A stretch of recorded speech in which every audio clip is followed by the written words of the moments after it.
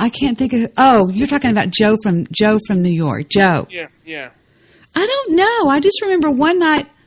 I think the first time he called in was in 2012. If you think about it, because I titled the show Debbie goes head to head with Mr. Solution, and I think that was when he goes. He was in the chat room, Debbie. Don't be an idiot or something. Wasn't that like one of the first times he ever called in? He got so mad. You know what? He got so. You know what? What? I would say this guy would be interesting to have on my show. He would be interesting to have on my No White Guilt show, because I actually thought he was a conservative black man, and he's anything. I mean, he's conservative now because. You know what the problem is that the left, the black left is so militant now that they're attacking. They're attacking they're calling anybody a coon. Yeah, exactly. Yeah, I mean, women sued just recently. I don't even remember why, but sorry, great. And that's right. Anybody says. I don't know where he is. Wait, let's listen. We're trying to find the call that Mr. Solution called in on, and I got in a fight with him. Not very many. Mullet. They like you. So you remember Lycus used to say a man is not complicated. He's hungry. He's horny. He's thirsty. Lycus made a lot of sense. No, they are. They're manipulative upon us by some form or... Because he's saying that... Wait, where is it? He was excluded based on his failing the PT test. Trying to assume positions. Hey, Debbie. What, baby? Are we on the air yet? Yeah, I just went on the air. I forgot to tell you that. What do we call this show? Mr. Midnight Movie and Debbie are going to meet. We should call this Mr. Solution. Oh, never mind. No, we should call it... I can change it. Let's change it. Let's call it... We should call it... Memories of Solution. All right, let me do that. Let's change it. Maybe we'll get him to call in. Mr. Solution, if you're out there listening, call us, you idiot. Stop being Yeah. Debbie, I have to go to the bathroom. Please, take your time. I insist. Okay, I'm so sorry. No, please, I insist. I'm sorry. I'll be back. Okay, I'm going to change it to... Go ahead. Debbie and Mr. Midnight... Wait a minute. Okay, go ahead. Debbie and Mr. Midnight Movie meet Mr. Solution in the bathroom. No, I'm going to say... Remembering Mr. Solution with Debbie and Mr. Midnight Movie. How about that? Okay. Let's do that. Okay. Go ahead. Go. You're not going to TT on the air. I don't have to TT. But I'm going to the bathroom and I'll be back. All right, Angel. Okay, so here we are. We're trying to find when Mr. Solution and I get into this fight. And it's on here somewhere. The new Big Bill was fixing to go ghetto on him. I could tell any minute. Wait, this is Yeah, because I hate my family. You tear apart every damn word I say. Wait a minute, you hate your family? Yes, I hate my family, sir. Let's go with that. Okay, what else? Let's say. What else can we say? Suppose that a free society is about, but you can't project the way Debbie Daly is on all other women because it just doesn't fit. That's You're sexist. projecting the way Mr. Solutions is on everybody. You're projecting your beliefs on me. Audrey, I'm picking you up, bitch. You better speak. Sometimes. Here's her intro. Hold on. While the sun is out, make hay. So she's not immense. There's a lot of sense in what little Audrey has to say. Audrey.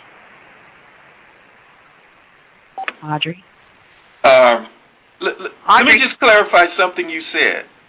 Now, can I just see if Audrey's on the line? Audrey, are you there? Damn it, she must be away from her. She has me on the speakers. She's doing laundry or something. That's what she does. I'm here. Help! I had my mute on. I'm sorry. Audrey's not going to back me up for the sake of backing me up. Audrey is not that way. Audrey, what do you think about anything that you've been listening to? Have you been listening, baby, for about the last 20 minutes? Hello? Have you been listening about the last 20 minutes, Audrey? Yeah, I was talking. I had my mute on. Sorry. Okay, go ahead. Did you have anything to say to Mr. Solutions? This is Audrey, Mr. Solutions. Hi. Okay, wait. Let's back up a little bit because I think the fight has already happened. Let's back up because I'm calling Audrey in for backup. This is really good. Okay, let's try here. Just recently to get opportunity to fight in combat, and they sued in district court, and they pointed out that they are attached to combat units. They're doing the same work as men in combat, but they're not getting credit for it. So they say that's impacting their performance, their promotion, and even their retirement. And so they're going to win that lawsuit.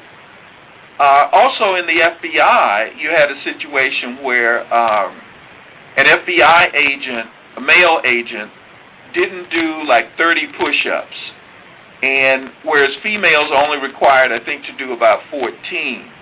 And of course, the male filed a lawsuit because he's saying that he was excluded based on his failing the PT test. And, of course, women are not required to meet the same standard. And, of course, I predict that he's going to win that lawsuit because he was discriminated against based upon gender. What the FBI has to do is get a standard that meets their qualifications without respect to male or female. And but at any rate, when you look at the law, you look at the 14th Amendment, it strictly talks about the personhood. All citizens, require equal protection under the law. And of course, you have your Fifth Amendment that deals with your federal rights. So the point, bringing up these personal peccadillos or foibles or idiosyncrasies or however you want to perceive it, is irrelevant to the issue of equality under the law. I mean, we can bring up all kind of little personal, specialties, as it were. But the law has said these are the standards: personhood, citizenship, responsibility. So that's what we have to look at, and I think that's the standard that should be in place. Well, there's nothing I can do about that. I'm sitting here reading about women's rights as you were talking. And it says, women's rights are entitlements and freedoms claimed for women and girls of all ages in many societies. The idea is that women should have equal rights with men. In some places, these rights are institutionalized or supported by law, local custom, and behavior, whereas in others, they may be ignored or suppressed. They differ from broader notions of human rights through claims of an inherent historical and traditional bias against the exercise of rights by women in favor of men. Issues commonly associated with notions of women's rights include, though are not limited to, the right to bodily integrity and autonomy, to vote, to hold public office, to work, to fair wages, equal pay, to own property,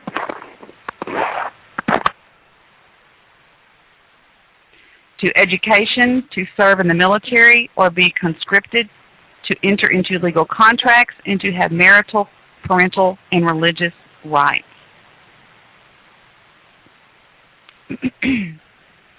So, there you go.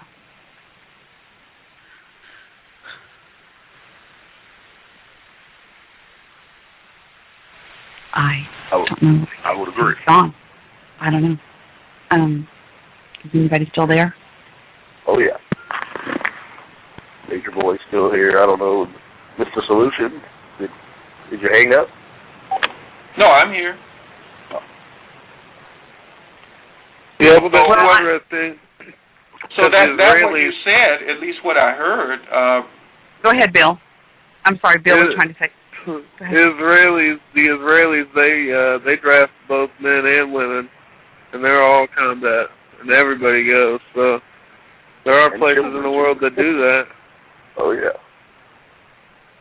I mean, think about some of the children who strap themselves down with bombs in some of these countries and, you know, are taught that they're killing people in the name of religion or, you know. Well, you know, I don't think that's fair. I'll be honest with you. Until about a half an hour ago, I mean, if somebody else were honest, they would agree. I didn't know that the young girls weren't required to register for the selective service. That is kind of bullshit, you know. I mean, I mean, all is fair. I mean, who wants their woman fighting on the damn battlefield? I mean, some women prefer that, but I mean, you know. Well, the theory is I'm sorry. Go ahead, Debbie. No, go ahead. All right. The theory is that women will carry on society with a lot of men.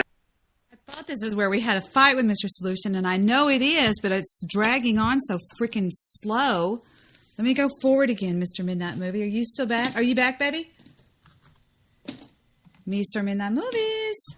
I don't guess he's back yet. Okay, I'm going to hit play again. Putting my makeup up. Hold on. All my makeup is all over my studio desk here. Hold on. Let me get all this back up. Sorry. Okay. All right, there we go. Let me go forward and see if we can find some good, juicy fighting. And end up dying in a war. Females just don't doesn't fit.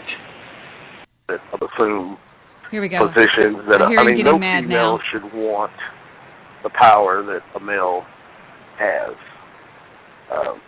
or power that's supposed to belong to a male. I believe. I think a woman should know her place and.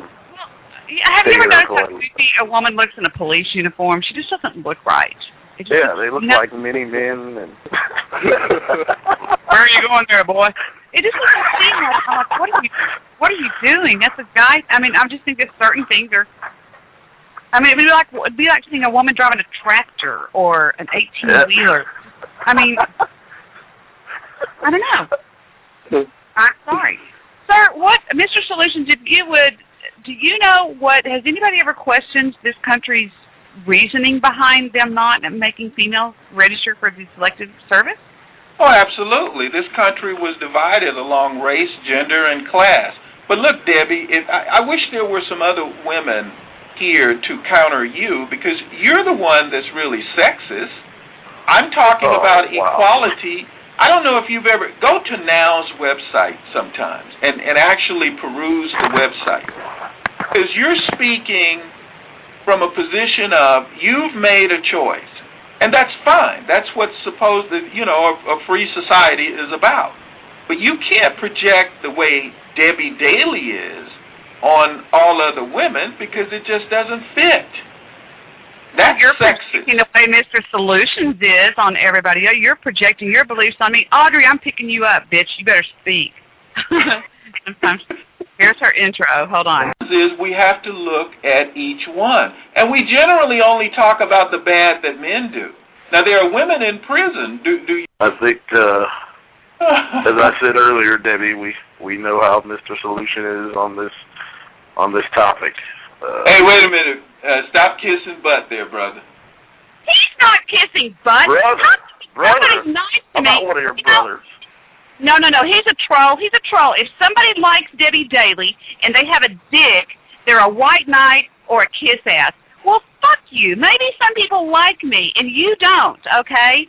Here's what I want you to do. Here comes my final fucking message. You just keep not liking me, you piece of shit. I hung up on him. Fuck him. Nice. And I bet he calls back. What do you bet? Oh, yes, he does. Does he? I forgot. Let's see. No, he doesn't. Okay, hold on. We'll see. I'm serious. Well, don't that start went well. that. Wait, what happened? Something happened on Skype. Hold on. What happened? Really? Oh, I added JP. I'm sorry. Oh, okay. Okay. I hope he picks up. Because it'll knock off. It's okay. It'll knock off my iTunes. I need to take. Oh, I'm sorry. No, I need to take that off my Skype to where it mutes the iTunes. Hi, JP. Hello. How's everything going tonight? Oh, you sound like you're in a good mood. Oh, am I right up on my mic? Oh, you sound great. Are you happy tonight? I'm happy most nights. I just have more energy tonight, I guess. Yay. I got a little energy in me. Yeah. JP with energy. JP with energy. JP with energy. We're You know going. what it is? Mr. Midnight Movie, he rips my soul out every day. God, why do you do that? Goes through his shit. And Yes. I go to sleep, I'm just wiped out. I hate when he does that. Yes. I'm the possessor of souls. I'm really trying to enable him and empower him to take this world by storm. I hope I can. Stop doing that, Mr. Midnight Movie. That's bad. What? Okay, it says pause iTunes during calls. Okay, doink. There, I took that off. Okay. We're listening to old Mr. Solutions fights. Huh? I am. I noticed that. Sounds good so far. Let me see if we get. Let's see if he calls back in. Do what? Fuck off my show. Shit. I'm serious. I'm sorry. What is that noise? I'm sorry. Listening to me pontificate. Is that you, Mr. Midnight Movie? But, and then Tuesday, Bad Hair Tuesday. Oh wait, I think I'm playing one of his. I think I'm playing one of his shows. Listen, I love you guys. This originally aired in June of 2012. Angel, We were kids. we were kids. And we basically came to the fundamental conclusion. And it's not don't understand how you could not trust a man like that. It's unbelievable. Pretty hard I can't believe the sound quality on Blog Talk Radio. Oh, how bad is that? It's horrible. It's still horrible. That Jew should give us back our shows that he ripped from us. Our long laborious hours. Alan Levy. Give him back, Alan Levy. Give him back. Yes. No Give kidding. it back, but it's No, not yours. No kidding. You never really knew. God, look at the Bible study with Mr. Solution. It's like 1, 2, 3, 4, 5, 6, 7, 8, 9, 10, 11, 12, 13, 14, 15, 16, 17. There's no telling. Oh, wait a minute. Here we go. Mr. Solution and Hendry's bitch. Remember? Hendry's bitch. Let's see what happens here. Tend not to be responsible in terms of taking birth control.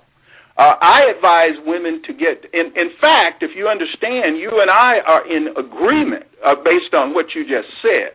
I encourage women to talk to men, not just go by their libido. You know, we were talking a minute ago, me and Mr. Midnight Movie, where he was really kind of a jerk, if you think about it. Guys. Yeah. Remember? I mean, he was an asshole. Yeah. I think he still listens to our talks, to our shows.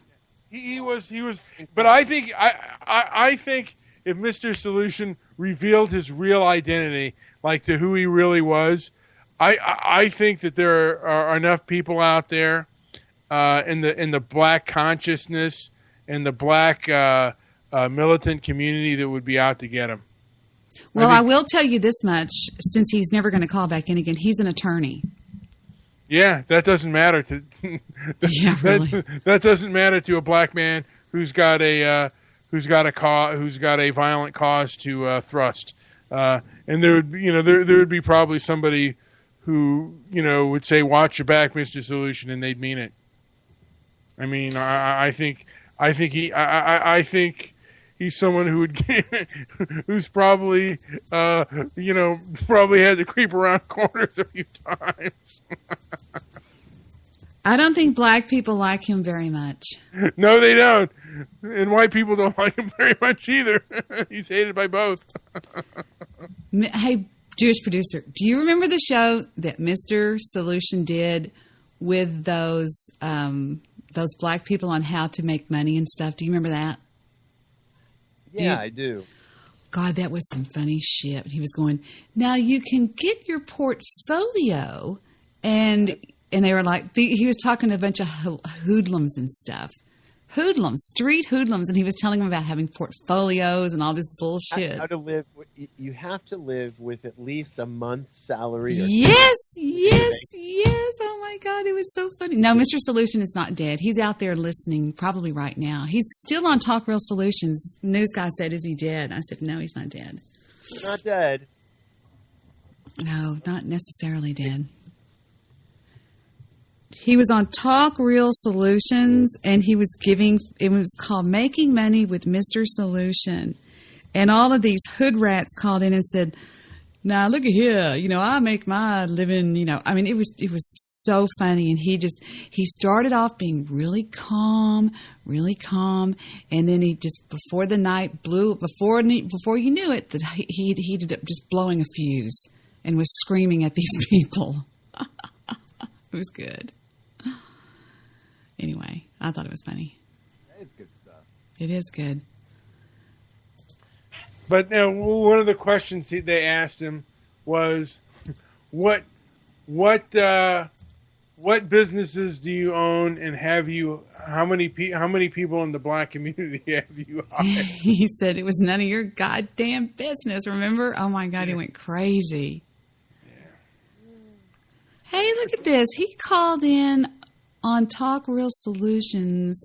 Here we go. Here's the one. It says. It says right here, oh my God, it says, the long-awaited, no, wait, see, this one says, I lost it. Okay, here it is.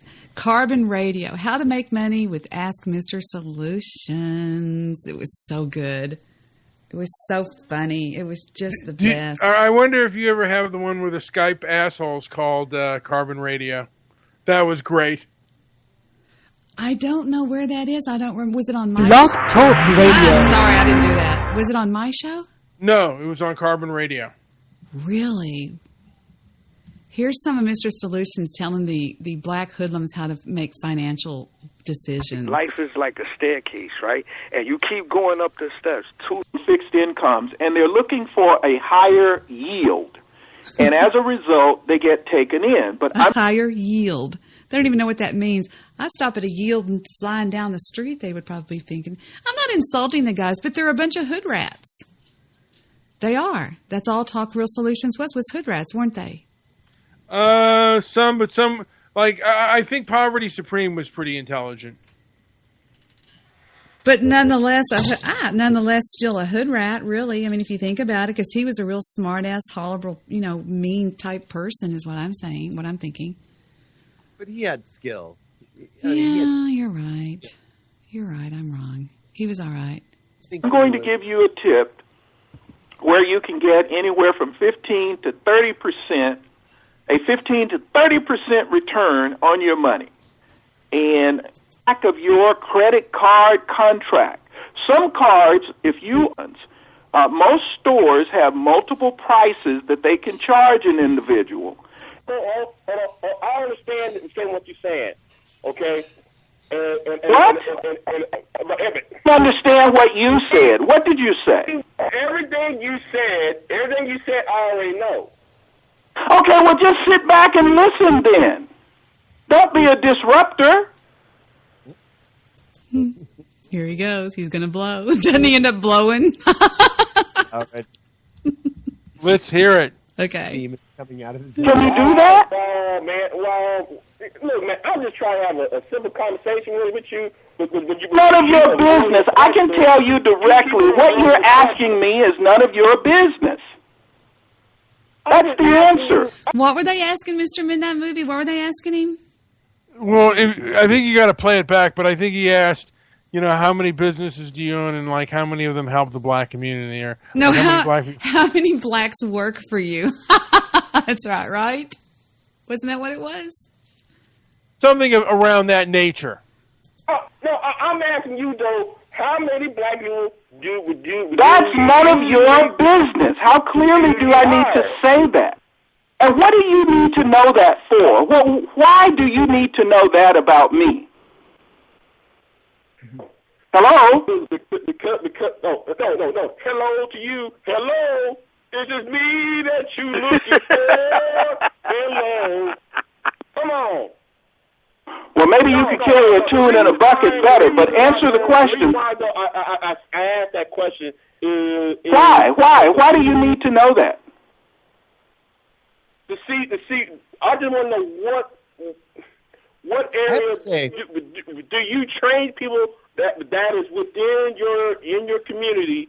This and that, because the way. Okay, I'm a pedagogue. I am into didactics. The way, man, like the way you talking to people. I'm a pedagogue. I'm into didactics. What is a pedagogue, JP? Hell if I know. I know didactics. What is didactics? Well, it's like playing opposites. So, I don't know if you're talking about policemen. You might also. I'm a porno dog. Okay. Let's hear some more of this. I love you, Mr. Midnight Movie. I have to say, this guy asks Mr. Solution a brilliant question, though. He really does. It's a great question to ask him.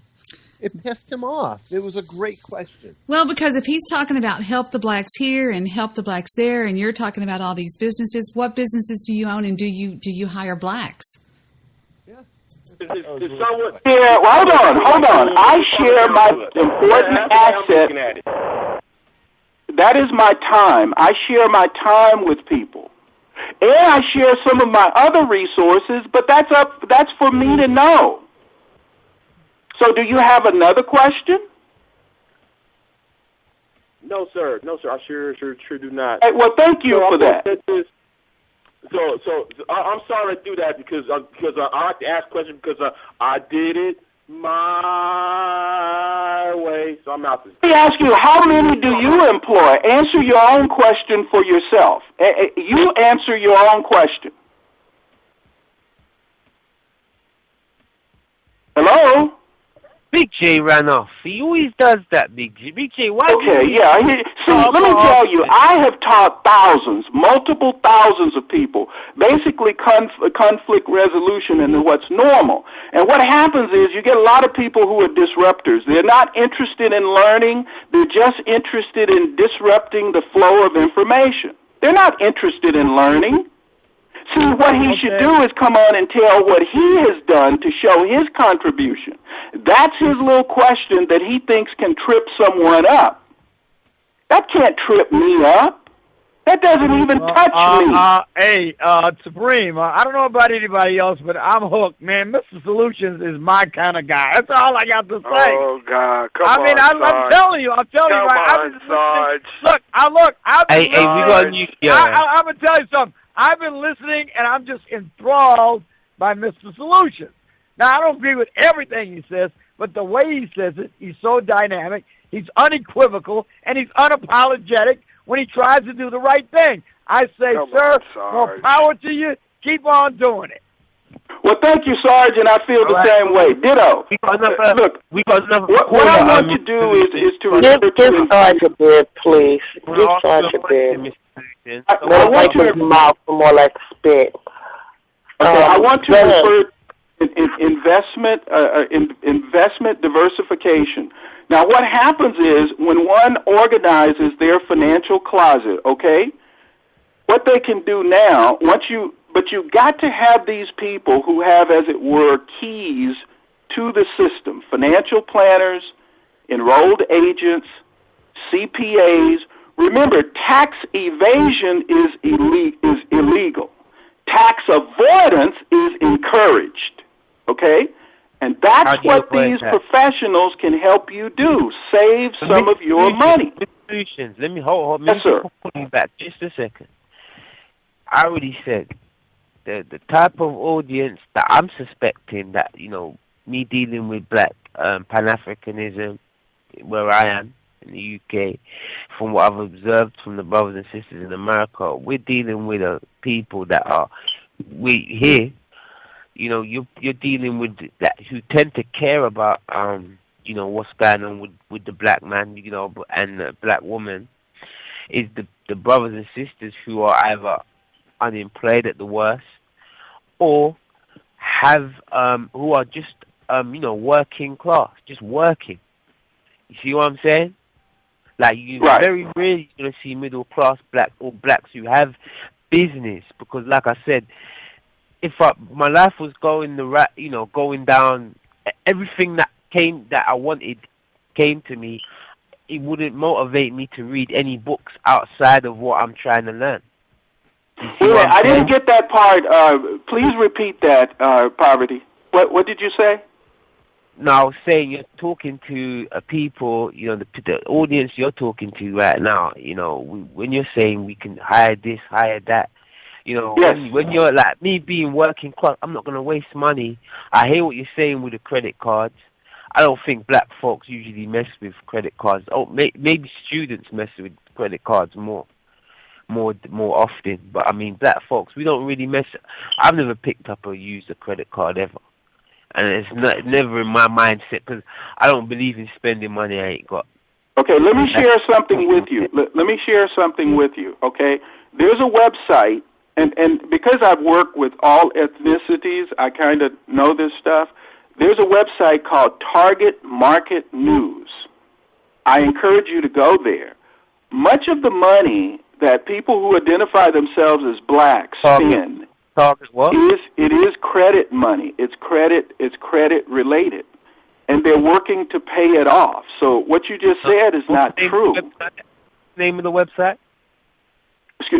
Target Market News. Yeah, okay. They are a trend tracker, on economic purchases. Are we bored with this? Because I have a question for Jewish Producer. Ask away. He's probably away from the mic. He's probably away from the computer keyboard, but he'll hear me.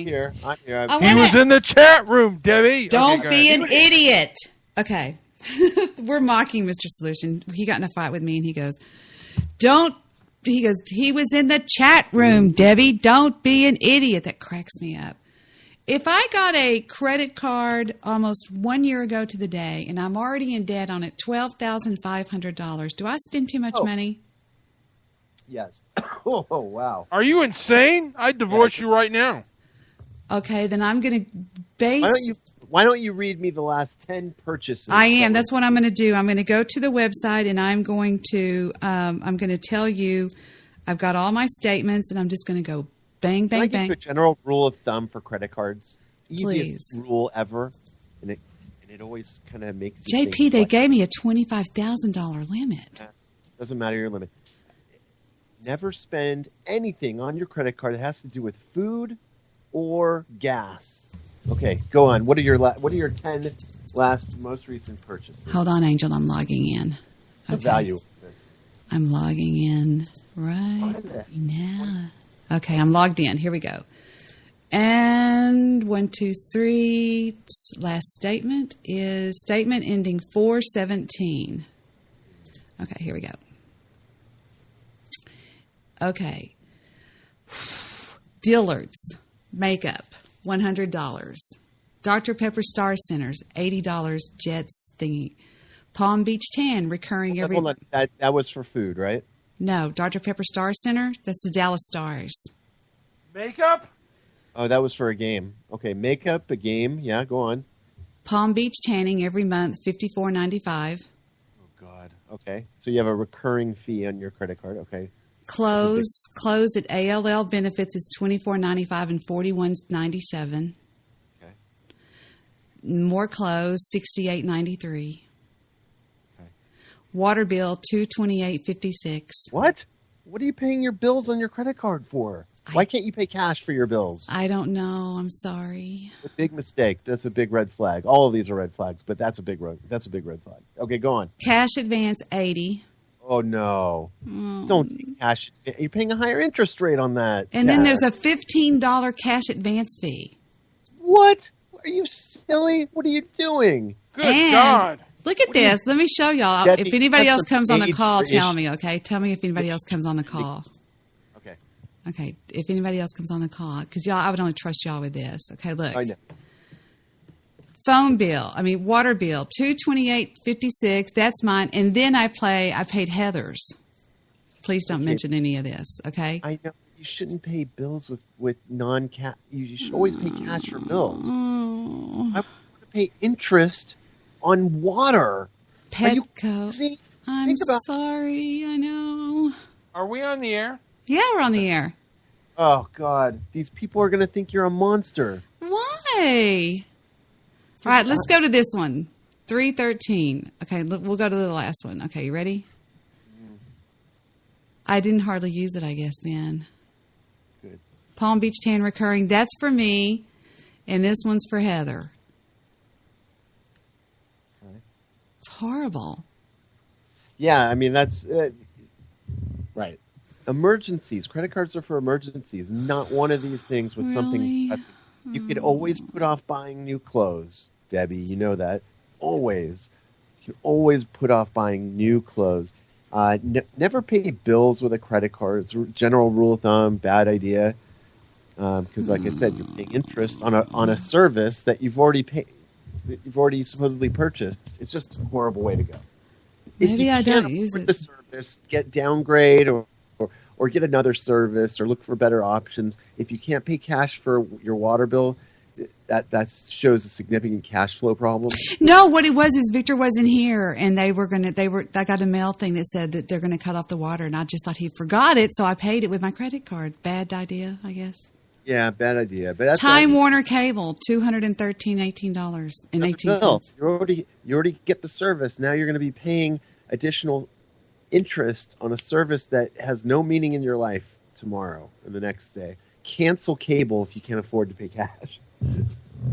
That's my theory. Well, Victor pays all those bills. He gives me his Visa, but he was obviously not at home during the time. I mean, during when it happened is what I'm saying. Now, if you're paying for these items to get points, like, are you getting points in your credit cards for like airfare and shit like that? Nope. Oh, that's another big mistake. At least have a credit card if you're gaining something. Am I spending too much? Look at this. Look. You're spending too much, but you're getting nothing, absolutely nothing in return. You're getting absolutely negative, net negative every which way you look at it. You're going to a tanning salon in this day and age? I love you.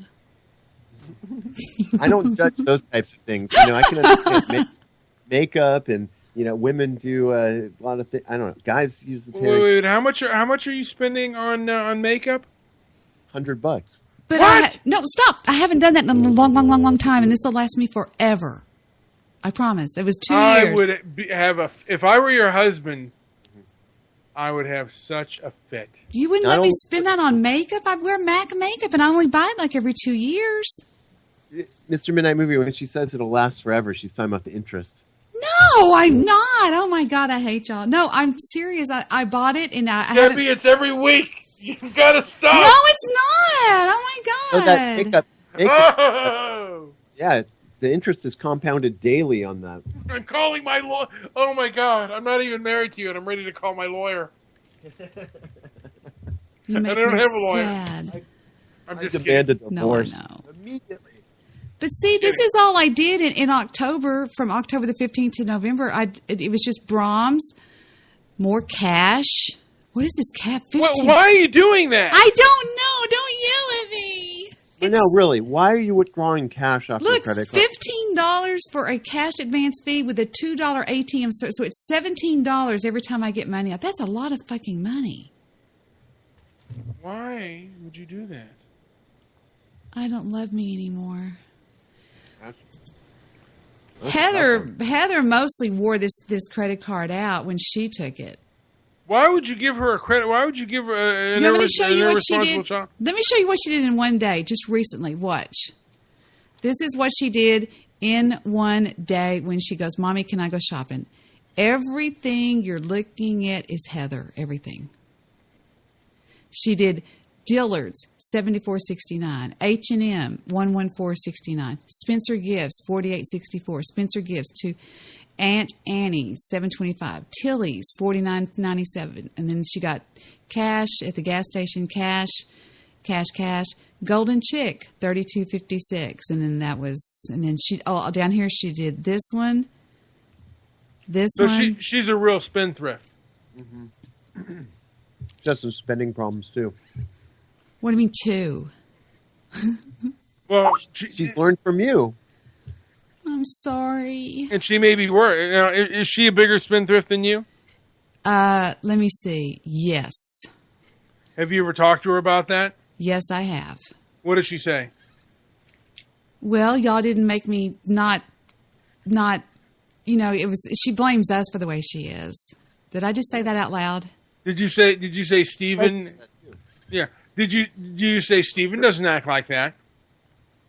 Oh, no. I'm sorry. I wonder what is ALW benefits? What is this?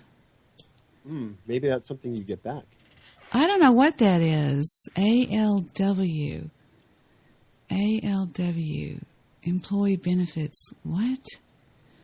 Diversity. What is this? Federal contractors partnering with CVEs. Call centers and what is ALW?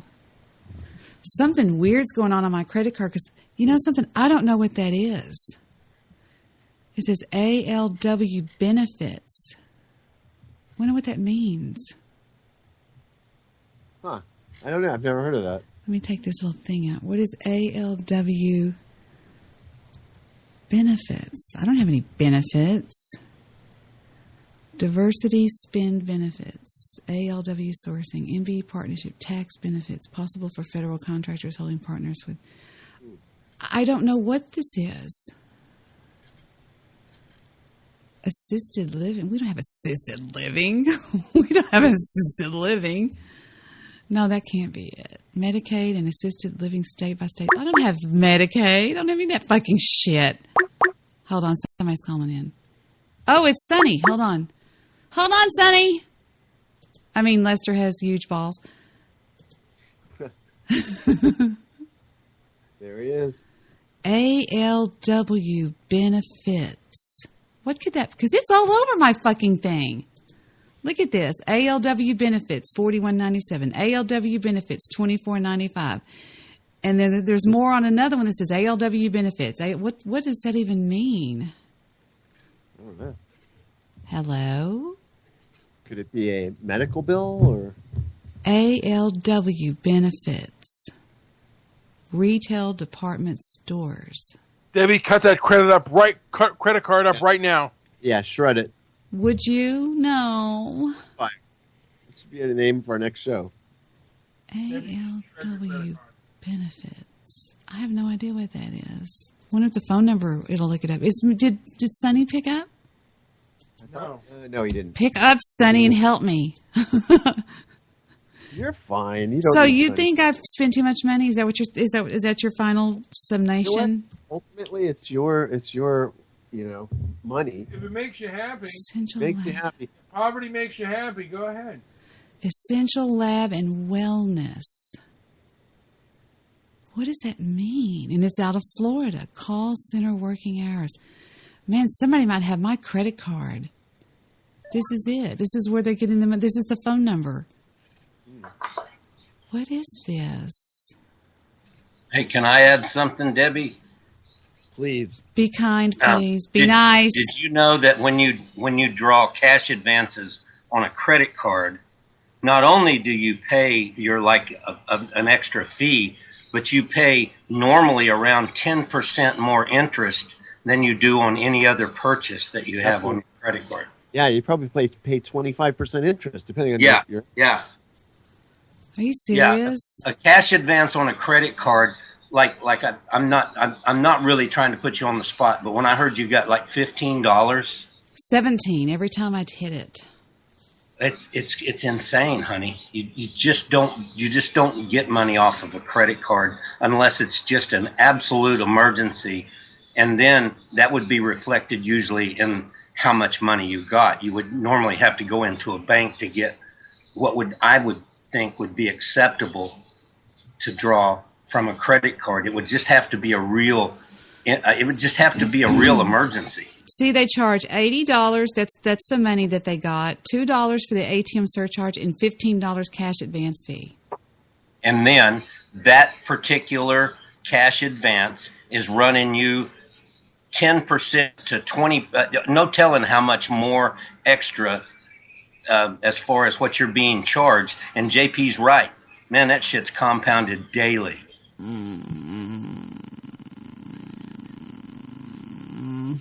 I can't get over this ALW benefits. What the hell is this? Somebody might have my credit cards. It's called Essential Lab and Wellness Plan. What does that even mean?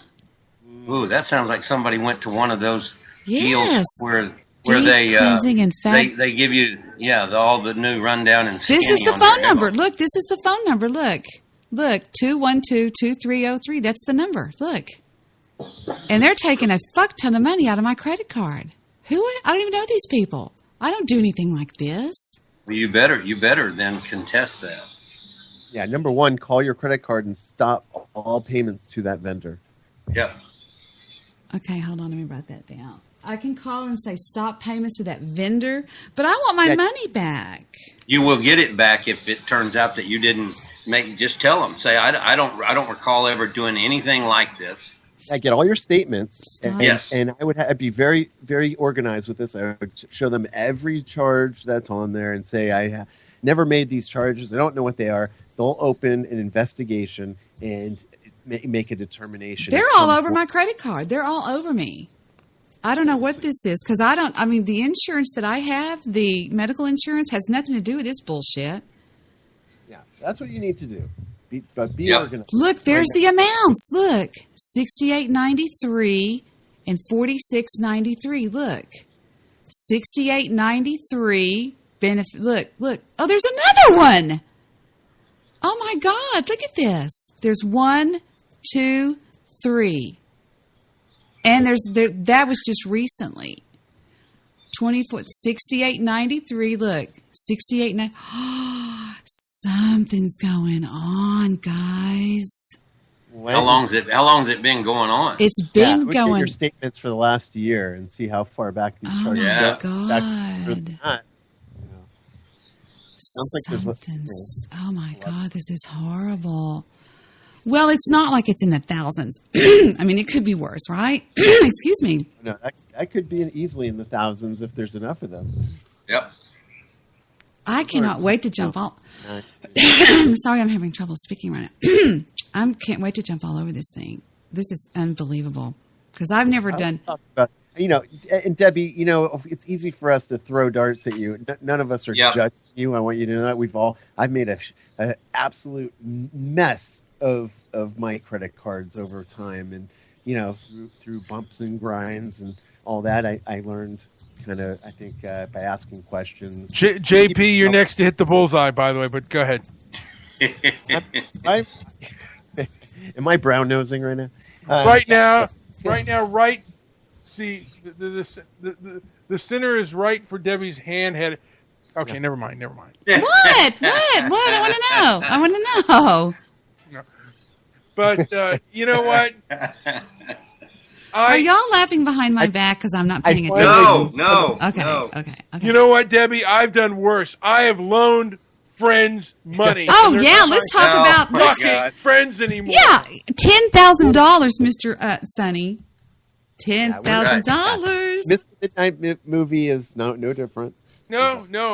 You know what? And you know what my philosophy on that today is? If a bank isn't going to loan you money, you're not a good bet.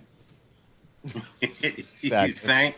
And what is that supposed to mean? Is that directed at me too? No, I'm talking about the friend who borrowed money from me. Yeah, Mr. Midnight movie. What an asshole this person is. This asshole that borrowed money from you is absolutely sick. I mean, he's horrible. He's a terrible person. He's a terrible person. He really is, because he has a brand new Mercedes-Benz, Sonny. Well, no, he doesn't have anything. No, he's gone nuts. And I do believe that he's got the spending habits of a bipolar person. He does. And it's awful. It's pretty shameful. But why don't you ask for the money back? I don't get it. I have, and he's broke. You can't get blood from a turnip. But he has a Mercedes. Take that. He doesn't have anything. He has nothing. Debbie, it's a 2007 BMW that doesn't work. Oh, never mind then. Yeah, no, he has nothing to his name. Oh, I'll get to you later, dick ass. Hold on just a second. You start. Oh, that's not you. This is you down here. Okay, never mind. Whoa. have to play. I play Scrabble with. You and I are engaged in war right now. Yeah. Have you gone? Wait, are you playing Scrabble, Debbie? Your Scrabble skills did not come in handy that day, that movie day. By the way. Oh no! Kidding. Oh geez, man, you have become really sensitive. No, I'm sensitive. This fucker. Okay, no, I don't. I'm not sensitive. You're sensitive. Yeah, no, I'm not sensitive. You're sensitive. God, What? What are you playing? I was just trying to get Jewish producer to. I'm going to kick his ass really quickly before everything. In Scrabble? Yes, I'm kicking his ass in Scrabble. Hey, Sonny, what did you think of those protesters in Berkeley? I just don't get it. Aren't they supposed to be the voice of free speech and all that shit? Not anymore. I guess not, huh? Who are y'all talking about? Who? Those Berkeley protesters. What did you think about that, Sonny? That was horrible, wasn't it? I just think it's crazy. You know, and it's not something. These anti-free speech people, and it's not just Antifa. It's BLM. It's right. You know, this whole anti-free speech movement. It's all over the Western world, not just in America. But there was a group called EDL, and the police will tell them that we cannot, basically protect you, and. They're a place also who fought hard for free speech, and it just sucks that it's being torn down in the and really in the name of anti-racism. I agree. That our free speech and our First Amendment rights are being torn down by people who think that they have the greater good. It just really sucks. It does suck. I agree, brother. I agree totally. 100%. I don't understand where people expect us to go after that. Yeah. Where we're headed. I don't even understand what's next. Well, Mark Levin was talking about if the police aren't going to do anything, then maybe we need to get the National Guard and start, having people's rights exercised that way, and we need to build and we need to maybe even have federal law and build federal prisons for these people and put them in for a while, because I think that would change their tune. A couple days in jail and a Joe Arpaio sort of jail cell, that might change their tune. I think that changed their tune quite a bit. I think I've said before. You threaten somebody with jail. In my experience, in my former career, I didn't find very many people that wouldn't turn on their own mother to stay out of jail. So now I wonder how bad, because everyone who says jail is really, because I think a night, like some people they think they want jail, but like a night in a jail cell, I think that has to be probably a really awful experience and bad enough where you change your tune, where you got to be a real militant to handle jail time. Well, honestly, you're right, because I'm going to tell you what, you're never going to win when you butt up against the courts. When you butt up against and you're threatened with jail, I can promise you, way back 100 years ago, when I was going through my divorce. I decided I was done. I was tired of all the fighting over all the property and all the money, and I told him I'm done. The judge told me to sit down and shut up. I said, fuck you. And the next thing you know, I got a place to go stay for the night. And not only did I stay for the night, I was held in contempt of court with a $5,000 fine. And I love that. I love people that get held in contempt. That means they stood up to the system. No, I'm dead serious. I could get out of jail as long as I apologized. So the first day I said no. Second day I said no. On the seventh day, this is just like the fucking Bible. On the seventh day, I gave in and apologized and still had to pay the $5,000 fine. They are going to win. They'll break you. Yes, they will. And how bad? Okay, so how bad was jail? You know what? Honestly, if you get over the fact that I think the whole idea is a person like me or you or Debbie or JP or anybody, we're used to our freedoms. Yeah. And so I had to ask them permission to do everything. I couldn't just go get a sandwich. They were going to bring me some bologna-looking shit with a little mustard stripe down the middle, and the bologna was all green.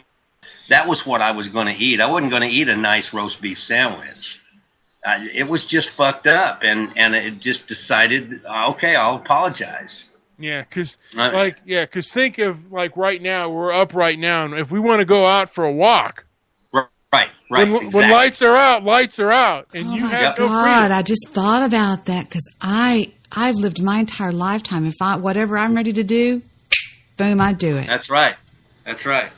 Oh, look, we have a fight. I truly lived the same way, Debbie. We have a fight. I always have. We have a fight on American Airlines. Look at this.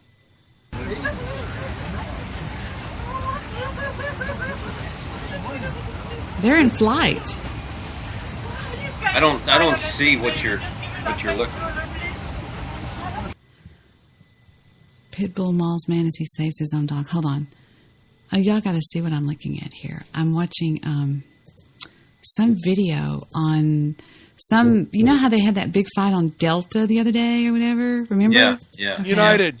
United. Was it with the Korean guy or the Asian?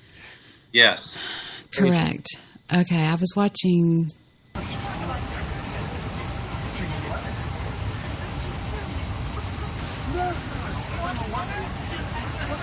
That's all that's happened so far. No, I'm not going to sit here and watch this stuff on my platform.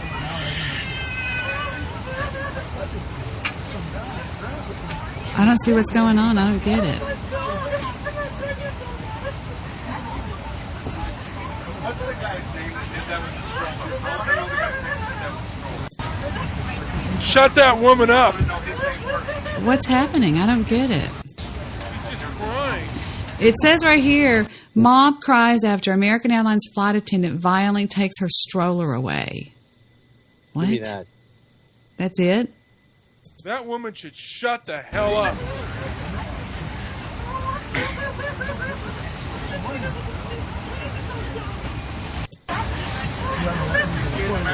Oh my God! I think I'm going to vomit. Somebody needs to shoot her. God. Shut up, lady. Put something in her mouth. Oh, what is Shut this? her up. Melania nudges Donald Trump to remember to raise his hand raise hand during the national anthem.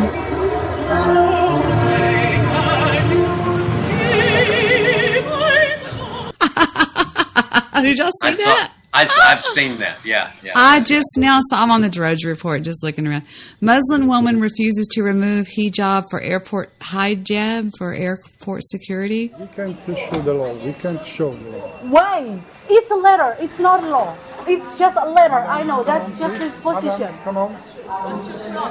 Show me the letter. I have shown it. Give if me you now. don't know Italian language, Let me think. No.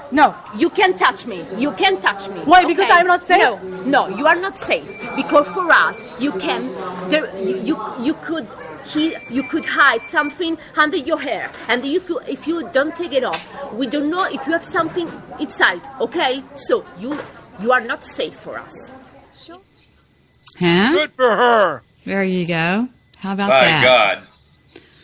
How about that? Good for her. You know, flying really is a privilege, not a right. Correct. Brutal footage shows bouncer punching woman in the face. Wait. This would be good. Oh, shit. Hey, she asked for it. Am I right? I didn't see it. We can't see it. Yeah. She hit a guy and he hits her back. What an idiot. I don't know why y'all can't see. I'm trying to show y'all my screen, but I guess... Oh, wait a minute. I'm so Let me ask you this question. Would that What? woman have been in a TRS guest? You mean Madam Whip-Ass? Yeah. Probably. Black? I don't know if she's black or not. Is my screen sharing? Negative. I wonder why. Somebody's on. There's a ghost on here.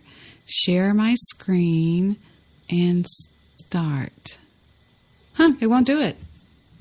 I don't know why. Somebody must have it blocked or something. That's okay, no problem. But that was just showing y'all today's top stories on the Drudge Report, It just says, an American Airlines flight attendant has been removed from duty after a shocking video emerged showing him challenging a passenger to a fight after allegedly hitting a woman in the head with a metal baby stroller during boarding. The upsetting footage filmed before Flight 591 departing from San Francisco on Friday shows the airline staff member goading a passenger and saying, "Hit me, hit me." The clip was uploaded by passenger Suryan Adiyathana, who explained that he started filming after the flight attendant violently took a stroller from a lady with her baby on my flight, hitting her and just barely missing the baby's head. The filming person went on to explain they just involuntarily escorted the mother and her kids off the flight and let the flight attendant back on, who tried to fight the other passengers. Okay, what is going on with these airline people now? But they've always been that way. Airlines have generally in the past, I don't know, 15 years have generally treated people like shit. So ever since 9/11. Yes, exactly. And this is because of political correctness. Right. I mean, let's just face it. Israel doesn't have this problem, and because they don't profile. Let's be honest. Who's likely to hijack a plane? And it's an Arab terrorist. Muslims. That's exactly right. Muslims. Clean shaven or not. I mean, hey, if you look like, you could have, you have a Muslim last name, you should get profiled. It's not Debbie Daly who's going to hijack the plane. Right. It's Debbie Punjab. She keeps spending on that credit card. I knew it. I was waiting for it. I watched my Rolex watch that I bought myself a few years ago. I'm quoting JP. I've become, the older I get, the more frugal I get. I hate spending anything I don't need. I don't spend that much money. It was Heather. No, it was you. No! You allowed her. If you gave your card to Heather, you spent it. Yeah. It's cold outside, isn't it, Sonny? It is cold outside. I like it. Feels good out there. Mm-hmm. I've got on a sweater and a pair of jeans that are tight, and I'm barefoot. I never wear shoes. Do I own shoes? I don't even know if I own shoes. Have you ever gone to school barefoot? I pretty much go everywhere barefoot. I mean, I'll put on something to go into the store, but I have cute. Do you drive barefoot? Drive barefoot, walk barefoot. I go running barefoot. I'm barefoot right now. I don't even know I don't even know the last time I had on shoes. And Didn't there used to be a law about driving barefoot? Was there really? I think there used to be a long time ago. Ooh. What I was feeling was the sweat of your foot could get stuck to the pedals. It's not true, but that was the feeling, that it could get stuck to the pedals. I've been told all my life that I have cute little feet that I have little white tipped. I keep them manicured, pedicured with little white tips on them and stuff. I think they're cute. You go out running bare like long. No, not long distances. No. But I'll take the dogs out walking barefoot all the time. When was the last time you stepped in a big old juicy dog patty? About 2 weeks ago. Shut up, Sonny. I did. I went, oh my God, I don't believe I did that. Isn't that the most gross feeling in the world? But aren't you afraid though that you're gonna that your feet, like, you're gonna get cut with glass and stuff like that? I got cut with glass about 2 or 3 weeks ago. I was out in the alley. I got a little bitty piece of glass in one of my feet, but that's all. It didn't hurt that bad. It's just so much fun because I hate clothes. I hate them. I hate clothes. Yeah, me too. So you get naked. Yes. Well, I live. Yeah, I guess I get told a lot. What? Can't you get ringworm from going barefoot? You have ringworm. No, I don't. I'm just asking. Can you? I don't know. I'm supposing you can, but I don't. If you go around doggy poo, you can. Isn't that right? If you go around a bunch of doggy poo and they have worms. I honestly don't. I heard it's hookworm. Hookworm. That's right. You're right. How can you tell if you have hookworm? What was that? I think JP dropped off the call. JP, get back on the call, you numbnuts. No, I think he left for the day. No, I live in cutoff jeans. That's what I am most comfortable in is cutoff jeans, and just some big goofy stupid looking shirt with my hair up on top of my head like they call me, what is it, Pebbles or Bam.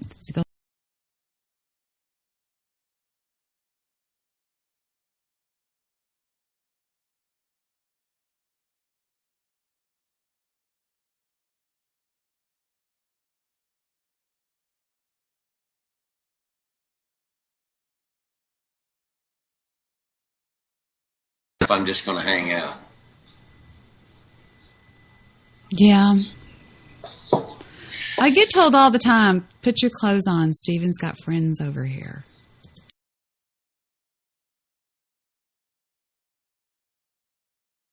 Not that. It's just, that's dumb to think of. Did Steven ever say, come on, Mom? Nope. Nope. Never. It's always been Victor. You ever catch any of Steven's friends giving the old cutaway look? No, but I catch them. They ask me out on. They'll ask me out or something like that. There's some of Heather's, not Steven's, but some of Heather's friends are always like, Heather's like, oh my God, Chris just sweats you so bad. I'm like, that's gross. Don't talk about that. Don't tell me that. You know, and it'll be just somebody that's her age or something like that. You know what I'm saying? Yep. I don't know. It's weird. I'm not very attractive. Here, let me show you what I look like. I'm turning my webcam. Here we go. Webcam on. Ding. Is it on?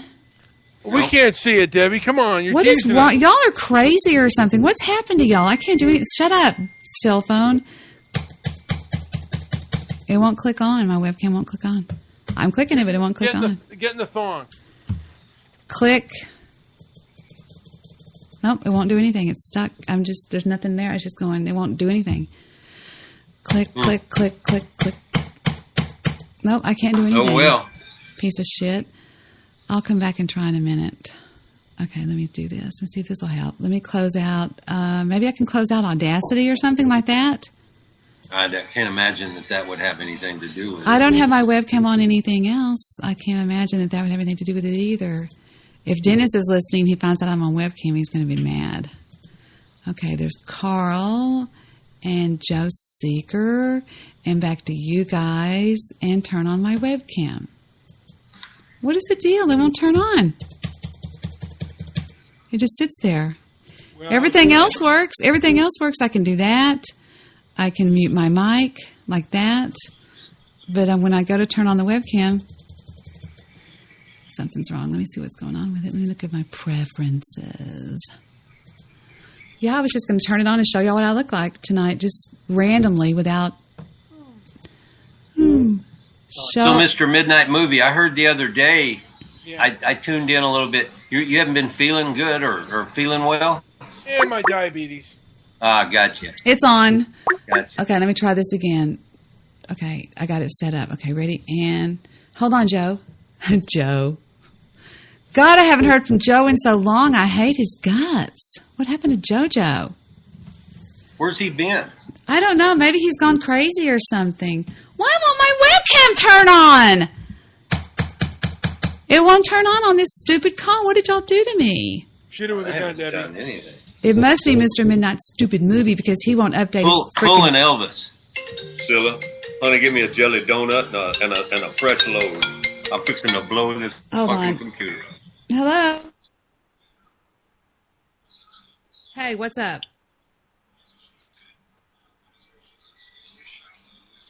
Okay, I'll tell him. Bye.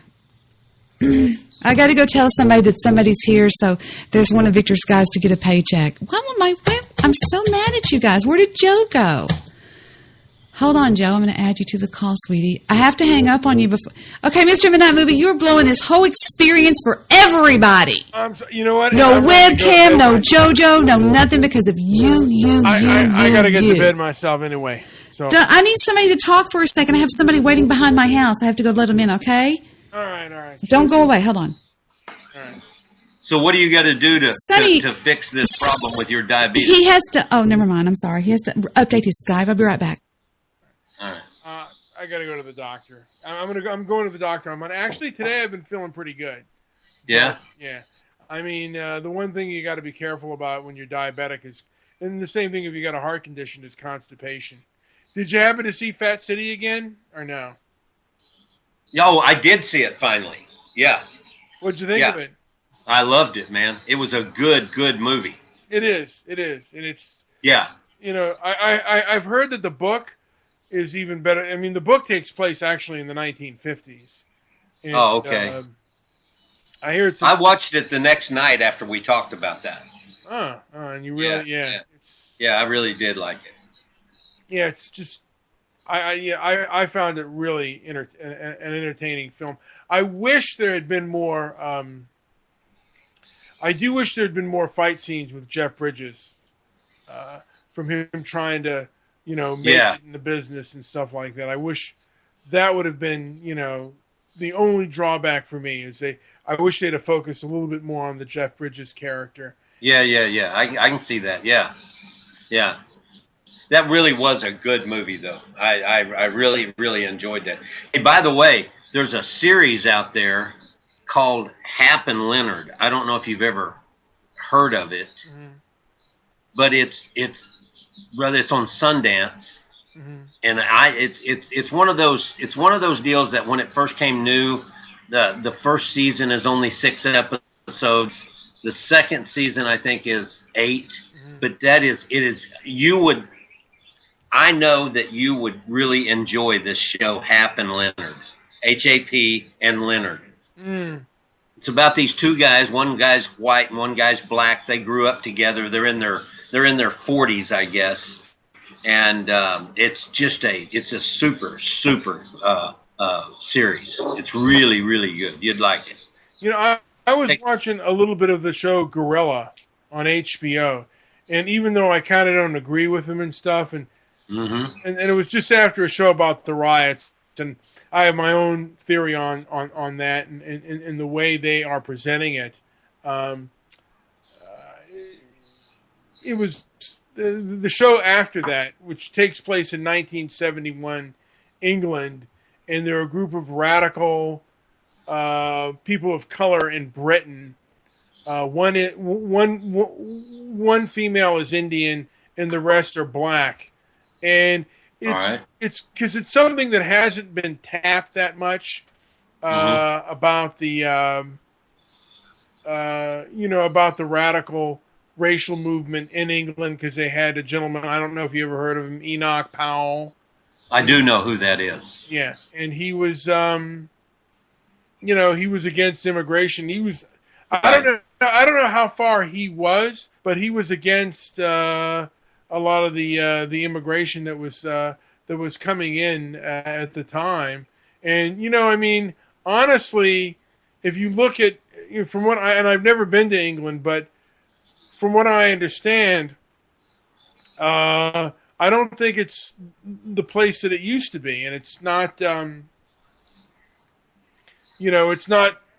it's not really England anymore. Particularly like London. And stuff. It's filled with a lot of it's like a melting pot. Yeah. And it should not, in my opinion, is it really wrong to think that that Britain should be primarily people of who were born and raised in Britain, I agree. We're back. And one of my friends I need to give y'all a commercial. If anybody out there, anywhere, especially you, Sonny, well, it would have to be local. If anybody needs an estate sale, That's what she specializes in estate sales. And she's beautiful. She's a blonde. She's right here. Say hello. Hi. Hi. And her name is, we call her Precious. No, I'm joking. Look at you. Well, that's not my card. That's my boss's card. But... Oh, this isn't your company? You work for somebody? That is the company. Is he like your partner or something? No, he's my boss's partner. Oh, okay. But I hear you're doing really good. And is it true? What were those hockey pucks that you had? They were signed by somebody or something like that? Yeah. It's just someone with a Stanley Cup. I can't remember who it was. Some stupid guy with a Stanley Cup. No, this wasn't a stupid guy. It was the guy that got the MVP. It was the MVP of the Dallas Stars. Was it Paul? Yeah, some weird name. I was trying to tell Joe Seeker who it was, and I couldn't figure out. Well, last week You have a chat message from Mr. Midnight Movie. Last week we had Tom Landry signed. Paul Dombrowski or something. Yeah, this isn't small potatoes. Well, I'm sorry you have to go, Mr. Midnight Movie. I know it's past your bedtime on Saturday night. And you have nothing else better to do, but we'll go ahead and let you go. Good night, everybody. Mr. Midnight Movie, I love you so much. Thank you. He always says thank you. Isn't he an asshole? He really is. He said thank you. He hung up me and everybody. Hold on, let me call back. I don't know if anybody's going to answer because I don't know. Joe Seeker. Wow. Hello. Hi, Joe from Canada. How are you? You know about the hockey guy? Not too bad. Okay, now my girlfriend is standing here. Now you tell Joe Seeker, who is in Canada and who knows everything about hockey in the whole world, what you had last week. Yes, at a estate sale that you just don't even remember what it was.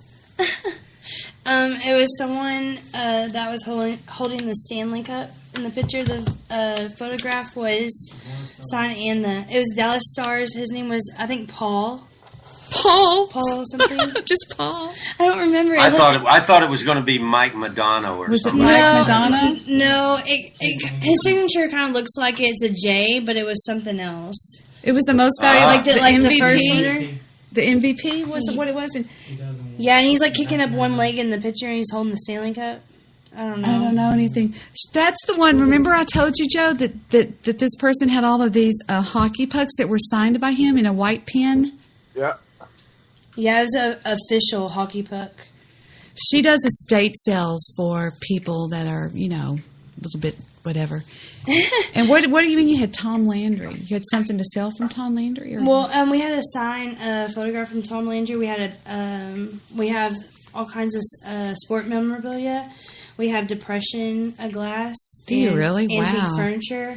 I mean, it just depends on who's having I wonder why when somebody dies that you have an estate sale, wouldn't everybody want to keep most of that stuff, No. Well, it's usually the stuff that the family don't want, so they're just trying to get cash out. Or they were left with debt from either their deceased significant or other. something. Yeah, I see what you're saying. Or maybe they split up because... Is that depression glass? Is that stuff that's usually like pink or green? Yeah, they have all different colors. You got to be careful when you buy it, though, Sonny. My mother collects it. Yeah. And you got to tilt it around in the light, and the real stuff looks like oil on top of a mud puddle. What? Oh, okay, gotcha. No, he's being serious. I know, but There's no lines. Yeah, there's no lines. There's no molds. You know how to tell real crystal? Real china. If you have a plate, you hold it up to the light and see if you can see your fingers through it. If you can see your fingers through it, it's real china. Oh, wow. Did you know that? I didn't know that. No, I didn't. Yeah, if somebody goes, that's my good china, just grab a plate, hold it up to the light, and because you can't. Yeah. Joe Neuendijk is who it was? Joel Neuendijk? Yeah, that's who it was. Oh, fuck, yeah. He's a great hockey player. Yeah, he was awesome. We had to sign a photograph, and I think about 15 hockey pucks, official ones, signed by him. And they're all authentic. He won a Stanley Cup in Calgary, too. He did? So, yeah, he was a great hockey player. Jet, I was talking to Jet today about you, and he wanted me to ask you, how much do you like Ovechkin?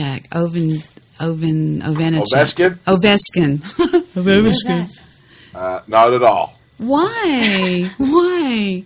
because he's from Russia and I'm Canadian, and we just don't hope for Russian hockey players here. My grandma's French Canadian. She's from Canada. Your grandmother's from Canada? I'm from Nova Scotia. We hope for Sidney Crosby. Yeah. I asked Jet because we were watching your Aunt movie, and after Those are awesome, eh? They really are awesome. That's one of my favorite YouTube channels I subscribe to. And now my video camera will come on, Sonny. See, it was Mr. Midnight's stupid movie. He had it all blocked and messed up. So I'll turn it on once these people leave. Once these people leave, because they don't want to be on webcam, do they? Nah. But now that we're on hockey, just for a minute, I'd just like to take a moment to send my condolences to the Montreal Canadian fans and to Goofy Bone for yet another disappointing San Jose Sharks season. Did they get knocked out of the playoffs? Yeah, they're all gone. Edmonton knocked them out tonight. About 10 minutes ago. So it's over, huh? Yeah. So. Well, wow. Play bad, you There you lose. go. Win some, lose some get and right anytime down. Montreal loses, that's time to start playing inline hockey. It's a good thing. What else has been going on with you, Joe? I haven't heard from you in days and days. Well, I've been normally when I have a little after supper nap to stay up for your show, I've been watching hockey games. You replaced me with hockey then, right? Sorry, Debbie, that's what happens in April, May, and that's just what happens. Now, what do you think about? What have you been thinking about my shows recently? Whenever Kurt has been on there and things along those lines. If you could put Kurt on his own line and turn him down in the background, it's hilarious. You know what? Kurt really is funny at times, but he doesn't mean to be. No, and he has no respect for the host of the show. That's why I said he's got to be on his own line in the background. Yeah. Okay, here we go with our first Stabby being mean tonight. Here we go with this is Stabby talking. There is absolutely no way I can combat Debbie and honest Joe who can do absolutely no wrong because he is nice to Debbie. I mean everyone. Here we go. See, he's slowly starting it. Just sneaking in there. He is he's still posting those chats, Debbie, from days ago where it says, Joe is nice to everyone, Stabby. Joe is more real than you. He really gets butthurt. He's been calling me Honest Joe for a week. Well, and you haven't been mentioning him a lot, and that's probably sent him into withdrawal. Oh, Debbie. Yeah, I wonder. Yeah, absolutely. I don't want to do that. See, I can't believe that Ronald is a Canadian because that's just not a Canadian statement. Which what, one? Playoff hockey looks like regular hockey? Yeah. It's like saying playoff football looks like regular season football. Yes, that's right. Here's another Debbie Downer moment. Debbie Dunn's own shoes. Gross. I got a question about your barefoot habits. I was in the chat when you were talking about Have that. you ever? Okay, answer me. Have you ever seen me with shoes on? Ever? No, and I've even come over to your house before without shoes on, haven't I? yeah, because Don't you get a slapping sound when you jog with no shoes on? No, I don't have flat feet. I have a high arch. I have a runner's arch. and her feet. I've seen you with shoes on. I don't see. I saw you with a pair of Uggs on. True. I bet she wears Crocs. No, I don't wear Crocs. You wear Crocs. You're lying. Got green Crocs. I do not wear Crocs. I wear Nike shoes or I wear Ugg boots. So shut up, all of you. I've seen that too. Yes, that's all I wear. What? I'm green Crocs. No, I don't wear Crocs. Victor wears Crocs. I actually like, Crocs sometimes. Yeah, really. What's wrong with Crocs? I like the rubber ones, though. Crocs are great if you're going out in the backyard to piss. Or to the beach. You don't want to wear flip-flops, I have flip-flops. I wear those Nike ones that just have the one big thing that goes over the top of your foot. That's all I wear. Somebody says this in the chat room. This is going to be the voice of the chat room. This is from News Guy. Stabby is the spawn of Satan. That is true. There you go. That's very true. Last night I had Apocales on the show, Joe. Can you believe that? I heard that. It was interesting. Oh, here comes something from Apocales. Apocales says... Apocales 23 minutes ago from SPREAKER.com. Fuck off, Stabby. Love going on in the chat room. And Apocales hardly ever tells Stabby to fuck off. Well, maybe he's growing a pair. Yeah. Sorry. What is this by you, I'll Joe? It says Debbie Dennis. jogging barefoot, jiggle, jiggle, slap, slap. What is that supposed? You're on the call. Now, don't laugh. What is that? Even That's hilarious. I was open to it. You know, whatever way you want to take that. You know, it's like your bare feet slapping on the pavement and your upper half jiggling with the motion. I guess. You better laugh. Apocales says running outdoors without shoes can fuck you up. Sure can. Hey, this is from Apocales too. Stabby is needy like my mother. Listen to her laughing at Stabby. Oh my God. Needy like my mother. He cannot get over that Honest Joe thing. When you and I were having that fight, or we were, what was it? Me and Stabby were having a fight, or what was it? I forgot. Who is the other Shitska? What? I think you just got called a Shitska. Now we have Jewish Stabby. That means she's the shit. I don't know. It's some Jewish thing. Stabby is just jealous because Debbie loves Joe more. That's right. True. I can hear Sonny whispering to his secret girlfriend. No, you can't. Ooh, he's being a mean man. No, you can't. No, you can't. I'm sitting here just. You said Chancellor? Tapping his knuckles. That's it. Uh-oh, we have another thing from the chat room from you-know-who, from Stabby the mean man. And he says to Joe... Because Joe is not honest trans funny. Oh, that was barbed. That was mean. Yeah, I think that one set the hook. Yeah. Remember the other day when I said they called Kurt's mother Titanic because she always went down on the first date? Y'all missed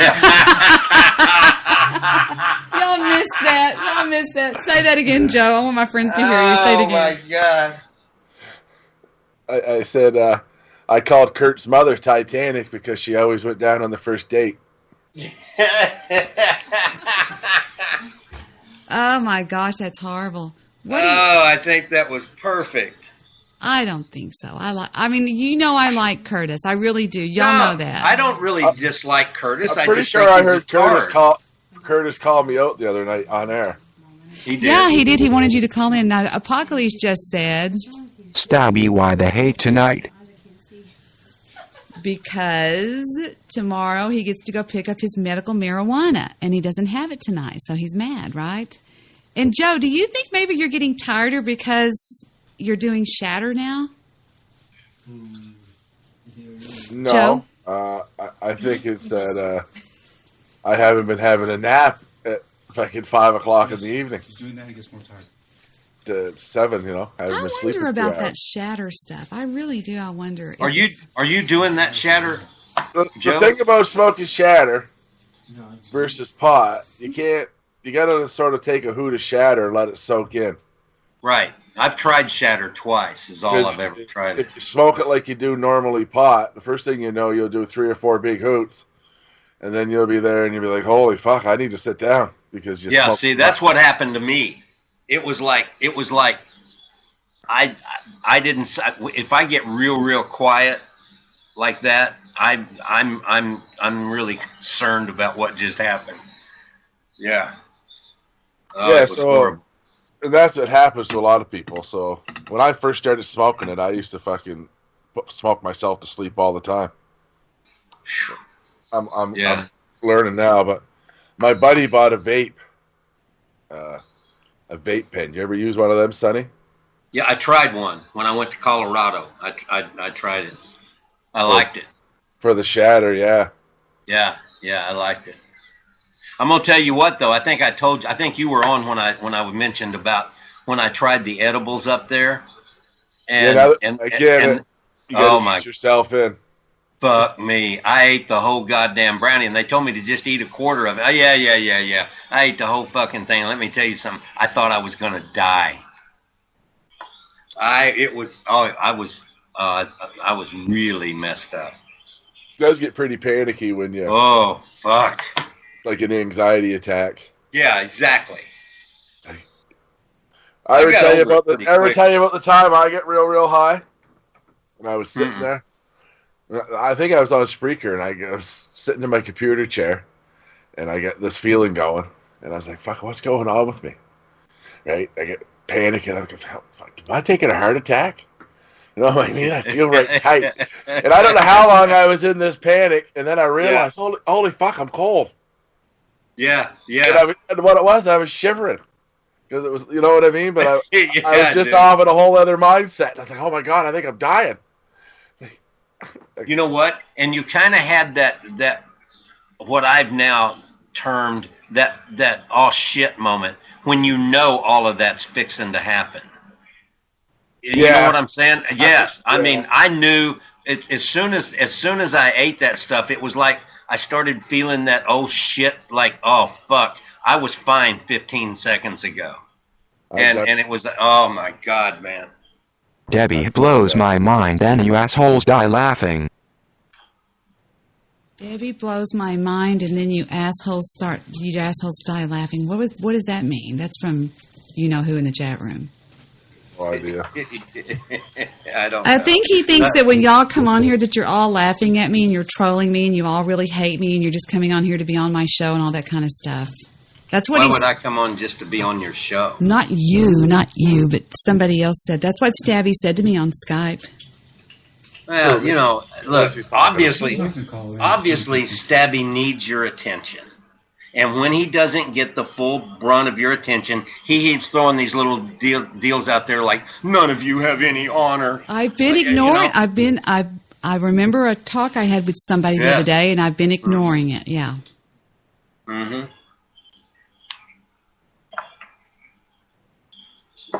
I don't know.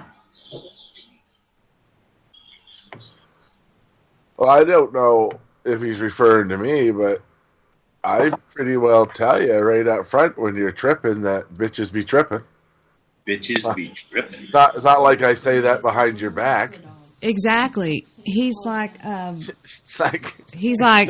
Joe doesn't hold anything back. Not many people do hold anything back. And why would anybody, I mean, he says, yes, make me a straw man, Stabby. Make a straw man Stabby. Yeah. Sonny, you don't know fucking shit, so stick to the redneck shit.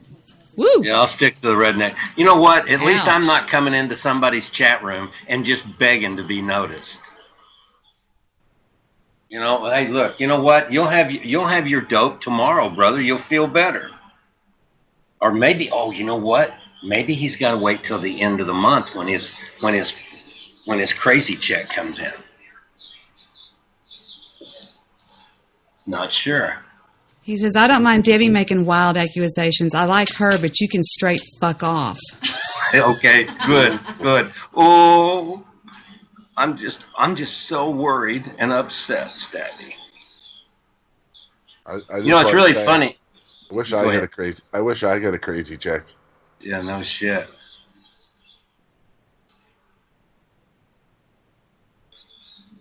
Oh, he goes there. I'm sorry, back to me. Oh my God. Did you know that ants have been around for 100 million years? No, I didn't. Are you serious? Yep. We've only been around. No. They came. 200,000. No. Listen to me. They came down in '69. They showed up 80 million years ago, 15 years before the dinosaurs showed up. I watched that video with Jed, and he knows that. See, they showed up in 80 million years ago, and the dinosaurs showed up 69 million years ago. What is that? Well, what is that? I don't know, but it's from then. You don't know what it is? It's from then, though. I did that in Florida one time. I was out at this jewelry shop, and I said, I have to have this ring, and I bought it. To this day, I don't know what it is. Well, it's from like the 18. Let me see. Is it? It's like a carved vintage or something? Yeah. Well, it's antique. It's carved in onyx.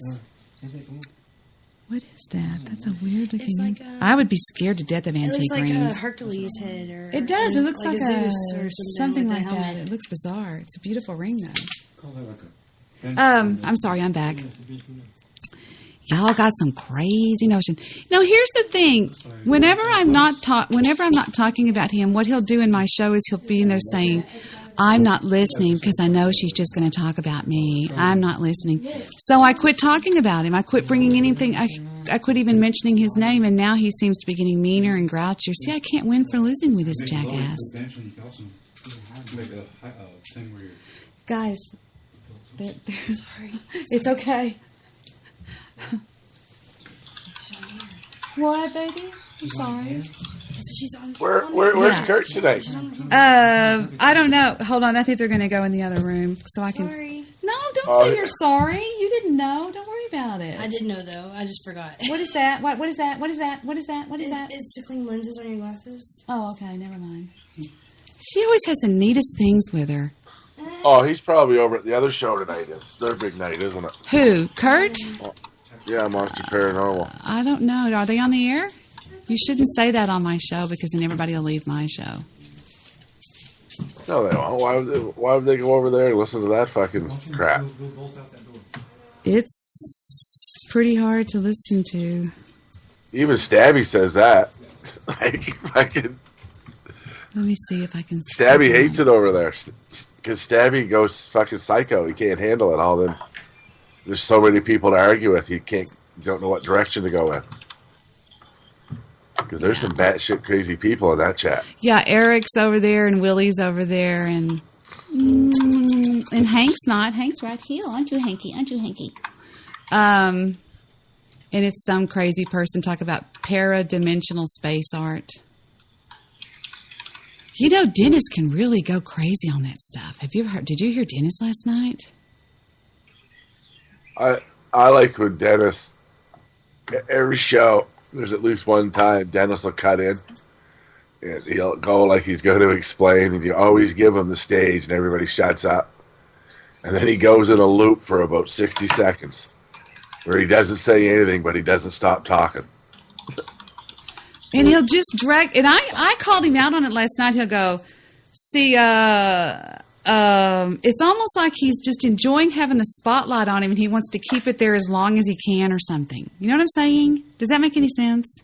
Maybe it doesn't. Mm-hmm. Well, what I think is that he's got a bit of a buzz on, and he's trying to be part of the conversation, and he's trying to bullshit his way through it. But last night, what he said so many times, it didn't make any sense. Hi, Rachel. Hello, Rachel Ozzy Jarvis. She looks like the kind of girl I would love to hang out with. She looks like the type of girl that would kick my ass,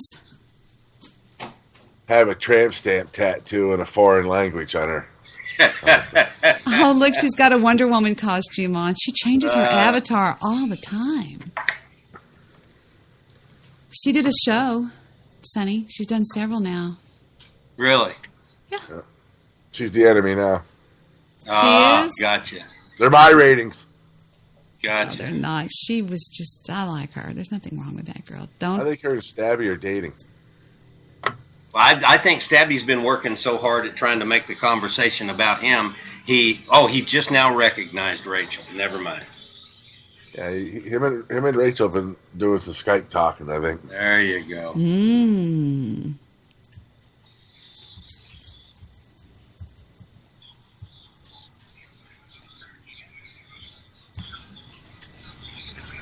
I have to give Apocales a hug, too. They're gone out of my chat. They're gone out of my office now so we can talk better.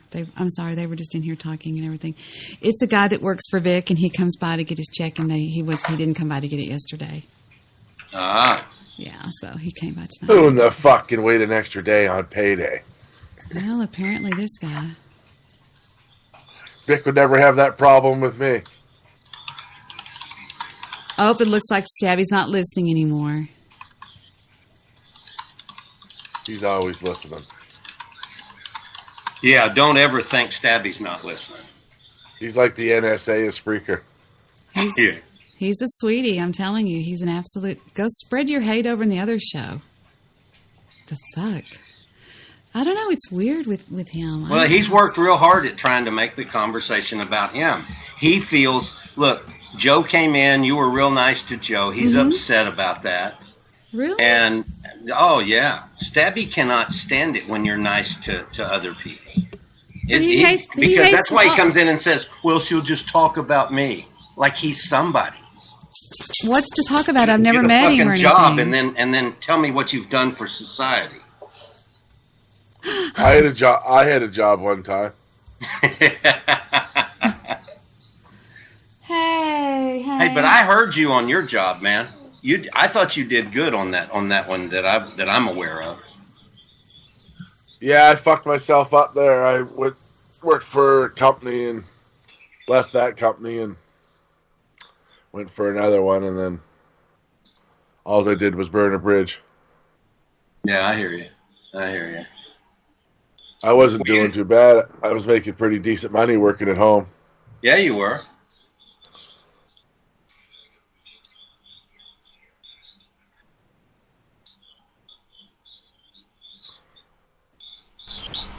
Isn't it funny how all Stabby ever does is say that he knows how I feel? Of course he does. Well, look what he just said. You all seem to know how I feel. See what I mean? These crazy people, they'll throw back at you what they do to you. They'll say that you do to them, or what it's not. You know what I'm talking about? They'll say that you do to them what they do to you. Of course, and see now he's trying to say why? Because I said barefoot is gross. He's looking for any excuse to be talked about, and we're giving him everything he wants to know right now. Because Joe is a fucker to me, as he said. No, it's because you said there is absolutely no way that I can combat Debbie and honest Joe, who can do absolutely no wrong simply because he's nice to Debbie. I mean everyone. You know what? He is now obsessed with the fact that I've quit sounding his trumpet. You know, I told you for a long time, for several years, I thought he was good for your show. Now I think he's just a normal piece of stalking shit. That's what he does. He stalks you. There you go. He goes, can't we just have a night of solitary where we're not at each other's throats? And can't we just have fun? I'm scrolling down to see because I haven't read my chat room. Oh, I'm reading the deal where he said or ban me if I'm a burden to dumb shit, Sonny. You're not no burden to me. You're a joke. I'm finding it pretty funny. Stabby, in all honesty, sweetie, without trying to be ugly or play favorites here or anything like that, you really do pick on me quite a bit in all the other chat rooms and in this one. You say Debbie's this, Debbie feels that, Debbie this, Debbie feels that, Debbie feels this, Debbie feels that, Debbie feels this. And then if somebody comes back at you, you throw a piss fit. You can dish it out, but you can't take it in. You could dish it out, but you can't take it in. So I'm just saying. And that is usually true with people that are quote-unquote bullies. People that bully people. I bet he bullies people in his real life. I bet he bullies like his mom. I bet he talks shit to his mom. What do you want to bet? I bet he does. I don't even want to talk about it anymore. I bet he's got a whole closet full of fucking soccer balls and stuff he takes from the kids in the neighborhood. Yeah. See, he walks in the show and the third thing he says was, is she talking about me? You're right, Sonny. You're more right than you even know you're right. Yeah. But I don't like... Hey, what is that? Come here. What have you got, Hank? I don't know if I would say he's a stalker. I think he... I kind of blew that out of proportion on purpose. No, I wouldn't say stalker either. But no, he's not a stalker, but he is obsessed about being talked about. Well, I think he likes being part of the flow, for sure. Yeah.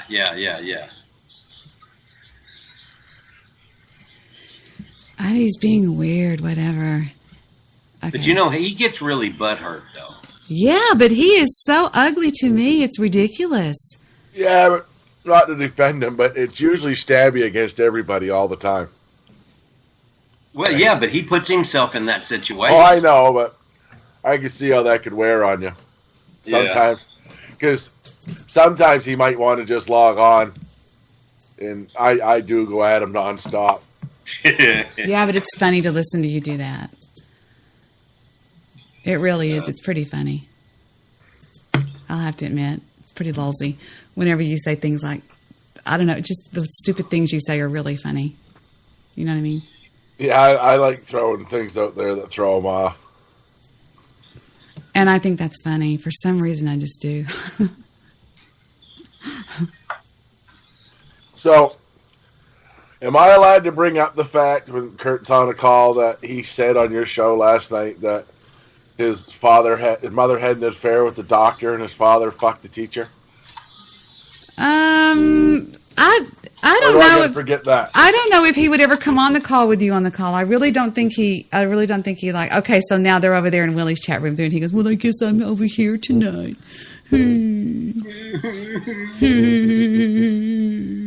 Debbie wouldn't let me completely take her show over and be mean in her chat room to her and everybody and call them names. Fuck you, stay gone. This is one of those, I could have been a contender. I could have been a Senator Colleon. I could have been a Governor Colleon. Rachel was so cute the other night when she called in. She says, hi, Debbie. I said, hey, Rachel. And she goes, I have a new segment for us. I said, what? She goes, it's called Google This for Debbie and Rachel.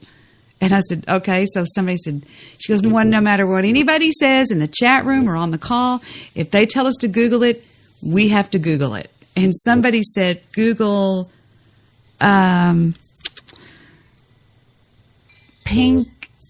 fingering pink penises or something like that, and that was the most disgusting thing I'd ever seen in my life. Because we had to Google it. It was really stupid and it was funny. It was a really cute little segment that she came up with, I thought. Anyway, so yeah. But why did you just delete your chat, Ronald? You don't need to delete your chat. I enjoy for some reason, just like there's people that you like that I don't really care for or I can't get along with or whatever, sure. I really get along well and I like Curtis.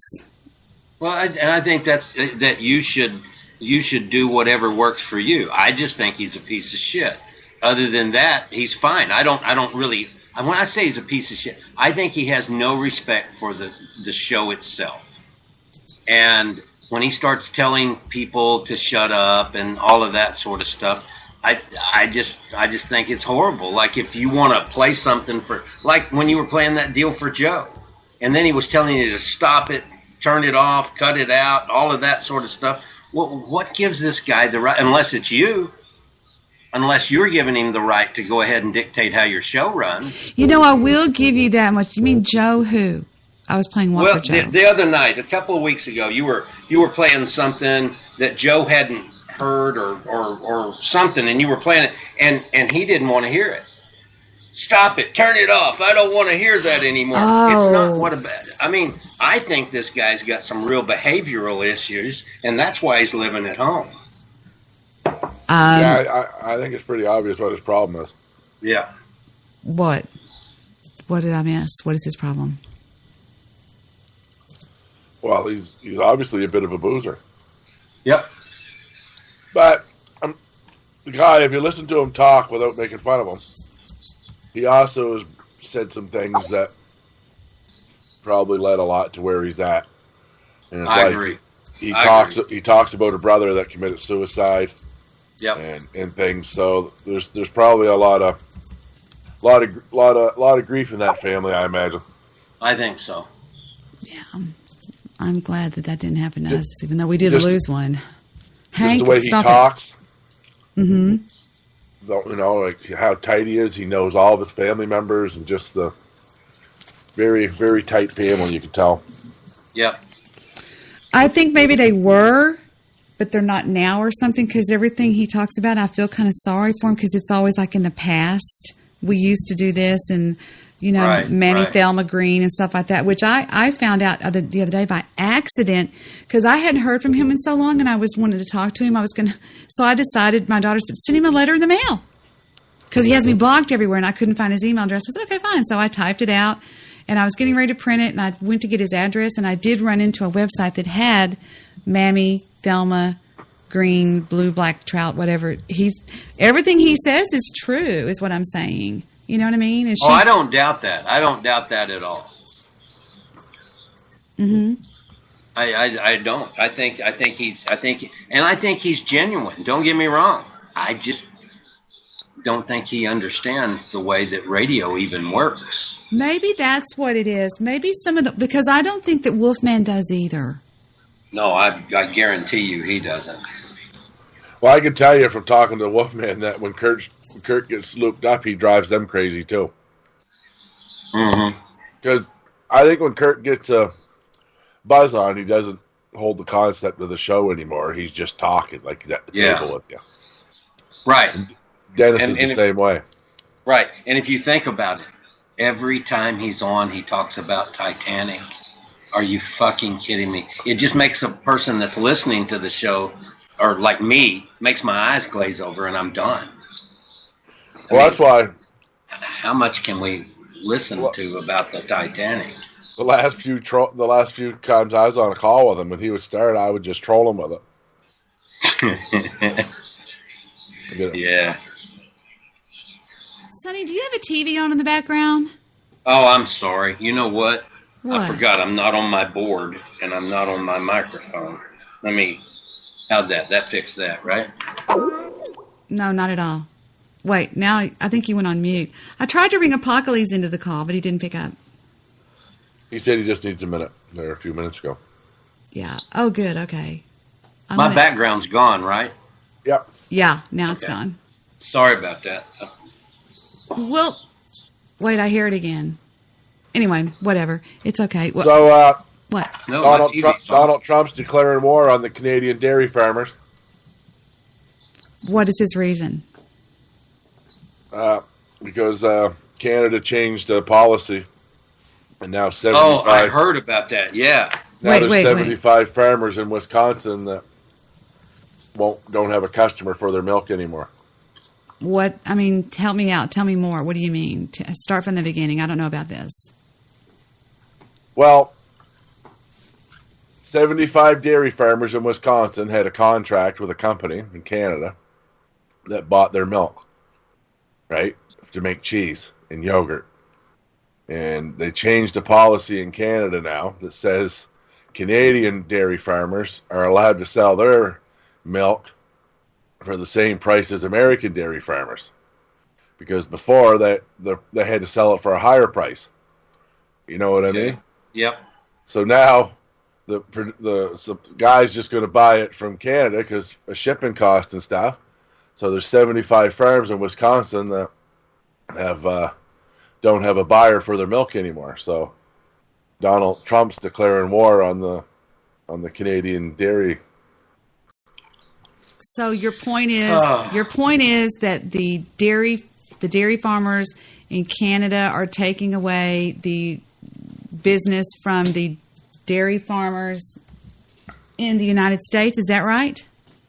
I think the point is that a Canadian cheese producer, up until the other day, could buy milk from American farmers cheaper than he could buy it from Canadian farmers. And now Canadian farmers are allowed to sell it for the same price as American ones. So why should Canada have a policy in its country that protects American dairy, 75 American dairy farms, when you produce more milk in Wisconsin than Canada produces in its whole country? Like, the problem with U.S. milk is that there's too much of it. And if you go look at the farm sites and stuff, that's what they're all saying. I don't understand. Why don't I understand this, Sonny? Well, I think what he's saying is Canada decided not to penalize themselves for being in Canada anymore. And they're not going to protect the prices of the United States. So they're now allowed to sell at these reduced rates, and they're allowed to buy at that rate as well. And Donald Trump doesn't like that idea, because so he's taken issue with that. Now you've got these guys that were selling to Canada, and now they don't have a customer anymore. But here's the kicker. if you go to the farmers that have lost a contract, like 75% of them blame the fact that there's too much milk. Like corporate farms, the big corporate farms produce too much milk. There's too much supply, and the small farms are the ones that are losing out. Wow, you know, we've got a lot of dairy farms out here, not far from Dallas, out east of Dallas, out in Greenville and Sulphur Springs, and there's lots of dairy farms, and the competition is just huge over there. And it's such a cutthroat business because you're right. There's more. I don't even know how they're all making a living at it right now because they're putting out way too much milk all over the United States. See, up in Canada, there's quotas. Really? If you have a dairy farm, you have a weekly quota. Okay. And you only get paid for your quota. So if you overproduce, whatever, it's on you. Yeah. And milk is way more expensive up here to buy in the store than it is down there because it's a protected market, milk and eggs. Really? Yeah, it's price fixed. So what is if you go to the store to buy a gallon of milk, what does that cost up there? $8. Oh my God. Fuck Canada. Gee. You'd like to. Oh yeah, some of the women. Oh yeah, let's go to Montreal. Bring you to the East Coast and let you meet some fishing women. Ooh, do they like linebackers? Debbie, what does milk cost here? I haven't bought milk in 15 years. $3.99, $3.49, $3.89, something along those lines. And it's $8 a fucking gallon up there. What? I heard that. Why? I'm up moving around. Why is it that high? That's stupid. What is that? Well, they have this quota thing going on. I don't. I mean, but not just anybody in Canada can decide they're going to open up a dairy farm. Right. You got to buy somebody's quota. What does that mean, buy somebody's quota? Well, there's only so much milk gets produced in Canada. They've got only so many slots available. It's not like if you want to go, if you and Vic decided you were going to be dairy farmers, and tomorrow you could go put yourself in a dairy farm out in East Texas, and the next thing you know, if you can find you some buyers, you're in business. But up there, they don't allow that. They've only got I assume they got some kind of lottery draw as to how much you can make. Well, I'm not exactly sure of the origins, but I think when they did bring it in, it was when the first were starting to gobble up all the smaller dairies. Mm-hmm, mm-hmm. And they brought it in as a way to protect smaller family farms, because if a company wanted to take over, they had to pay the farmer a fair price for his quota. Gotcha. Right? Or gotcha. Fuck off. Yeah. You know what I mean? And it sort of protected the small guy from the big guy.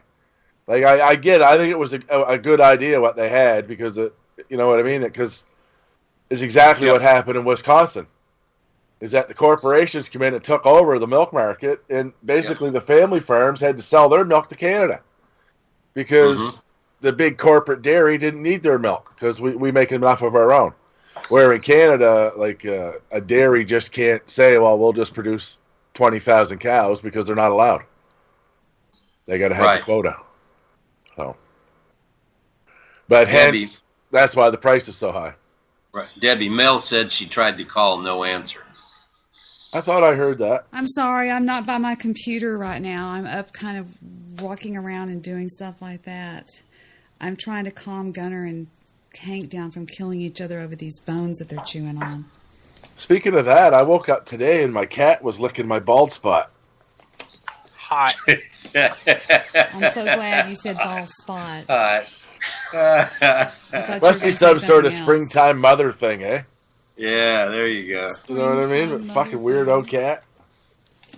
She acts like your mommy. Okay, so Apocales. I want to ask you a question. What is wrong with Stabby McHugs? Uh-oh. Since he's not listening. I don't know. He's kind of weird because he can't just show up and just kind of have fun. It has to be his perspective on everything.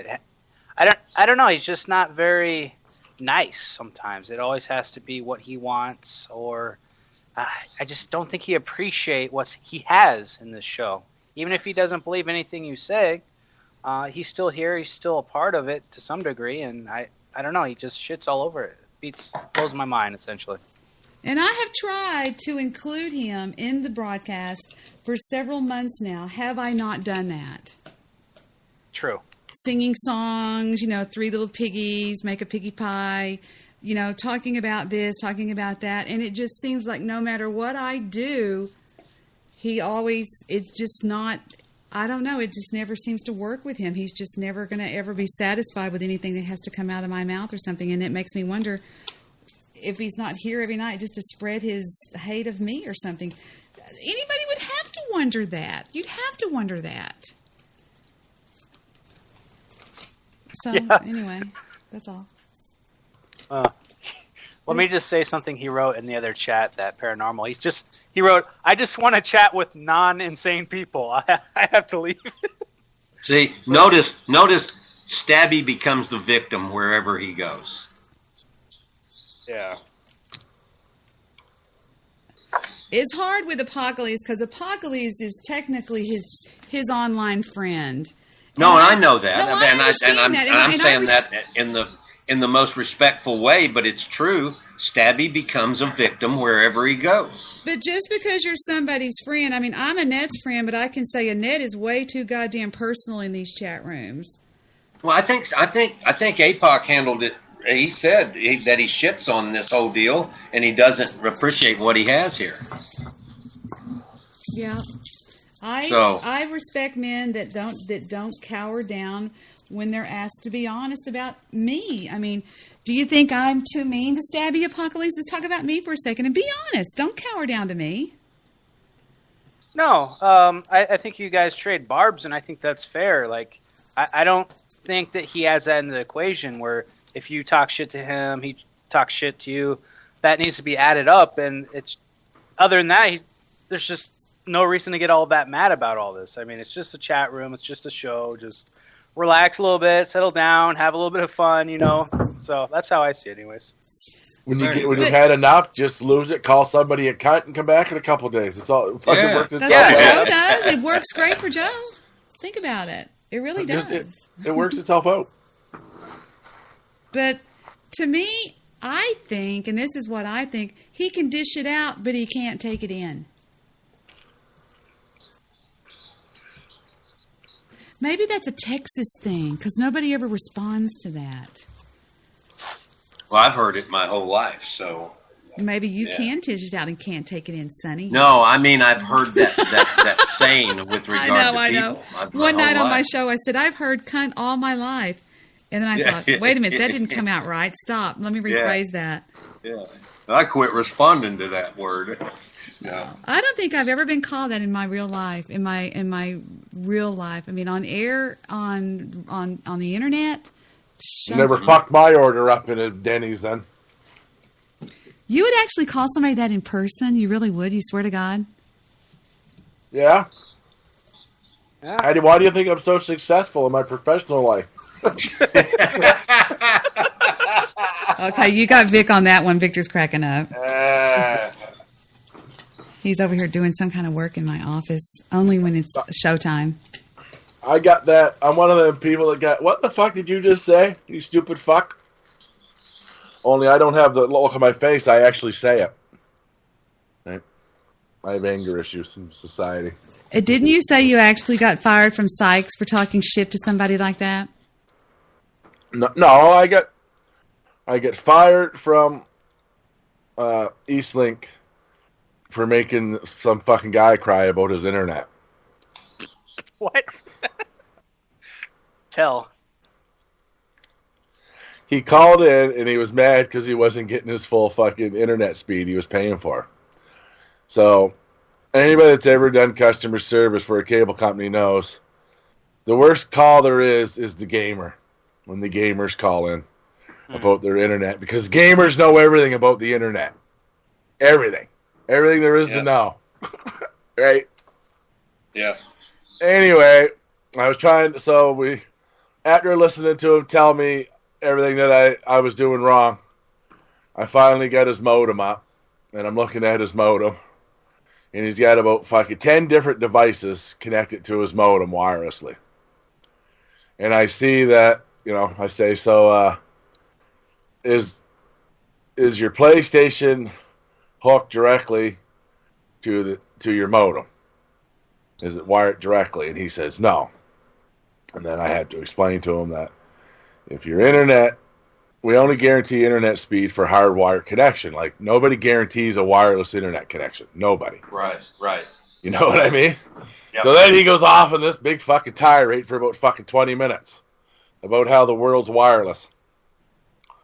And he come back, and I'm trying to explain to him about all the devices he has connected and everything, and about how those will slow it down. And fucking the next thing I know, he's fucking like he's crying. Right? And the first thing I think is like, I'm being fucking trolled.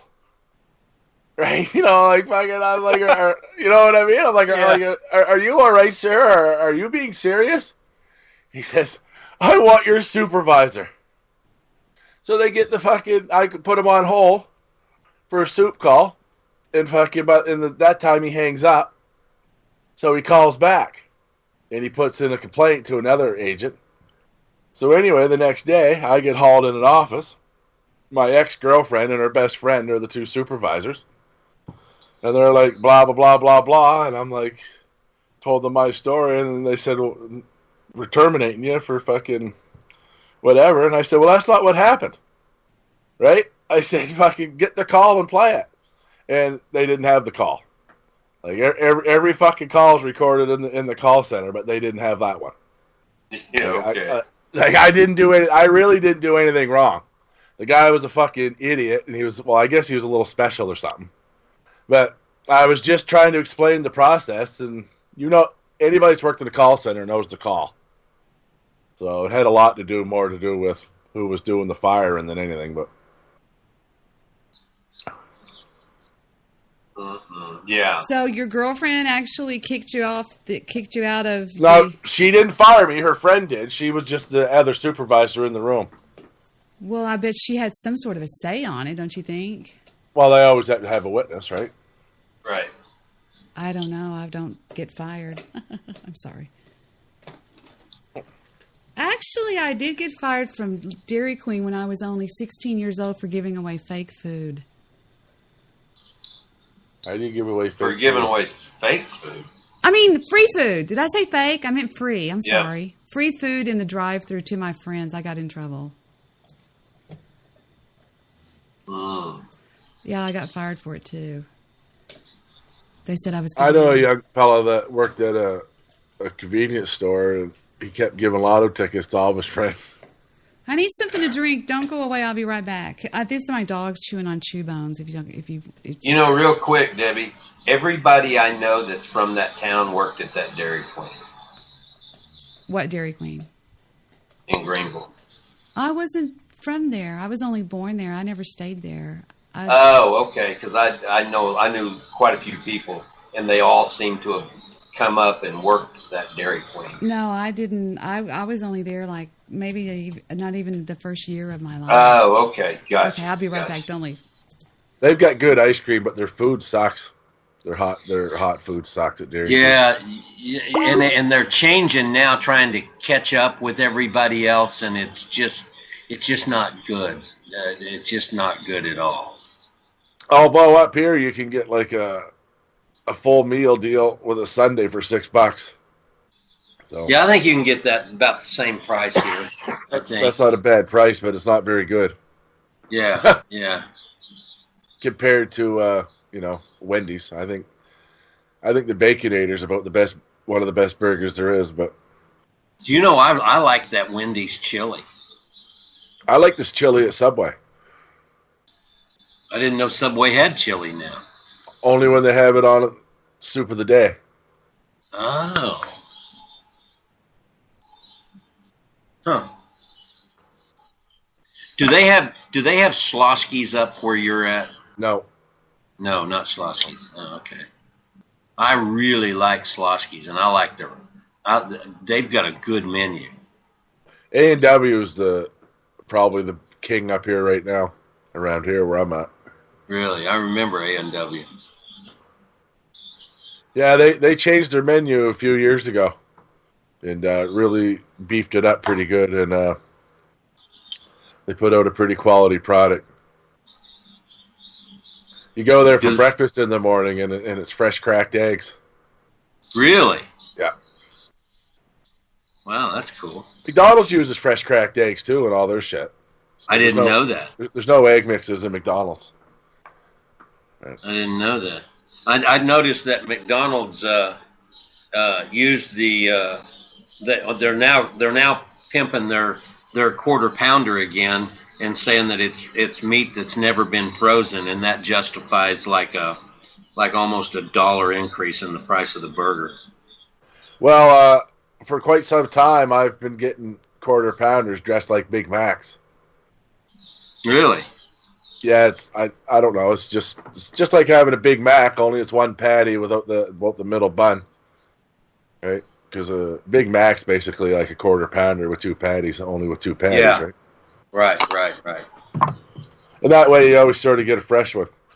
But it doesn't really matter much at McDonald's now the way they do things, because back in the day they used to make Big Macs and everything and then put them in the boxes. And now they don't do it like that. They keep the burgers in like warming trays and then they slap it together when you order it. You notice that? Or I guess if you haven't been No. in. No. Remember how before you'd go in and they'd have all the Big Macs and everything? Yes. Well, they don't do it like that anymore. Oh, wow. When you go in now, they've got the guys that do the assembling. They've got all these little drawers that have got Sorry, that was me. all the different burgers. Mm-hmm. And when you order one, the guy makes it right there. Now, that doesn't mean the burger patty's any fresher. Right. Right.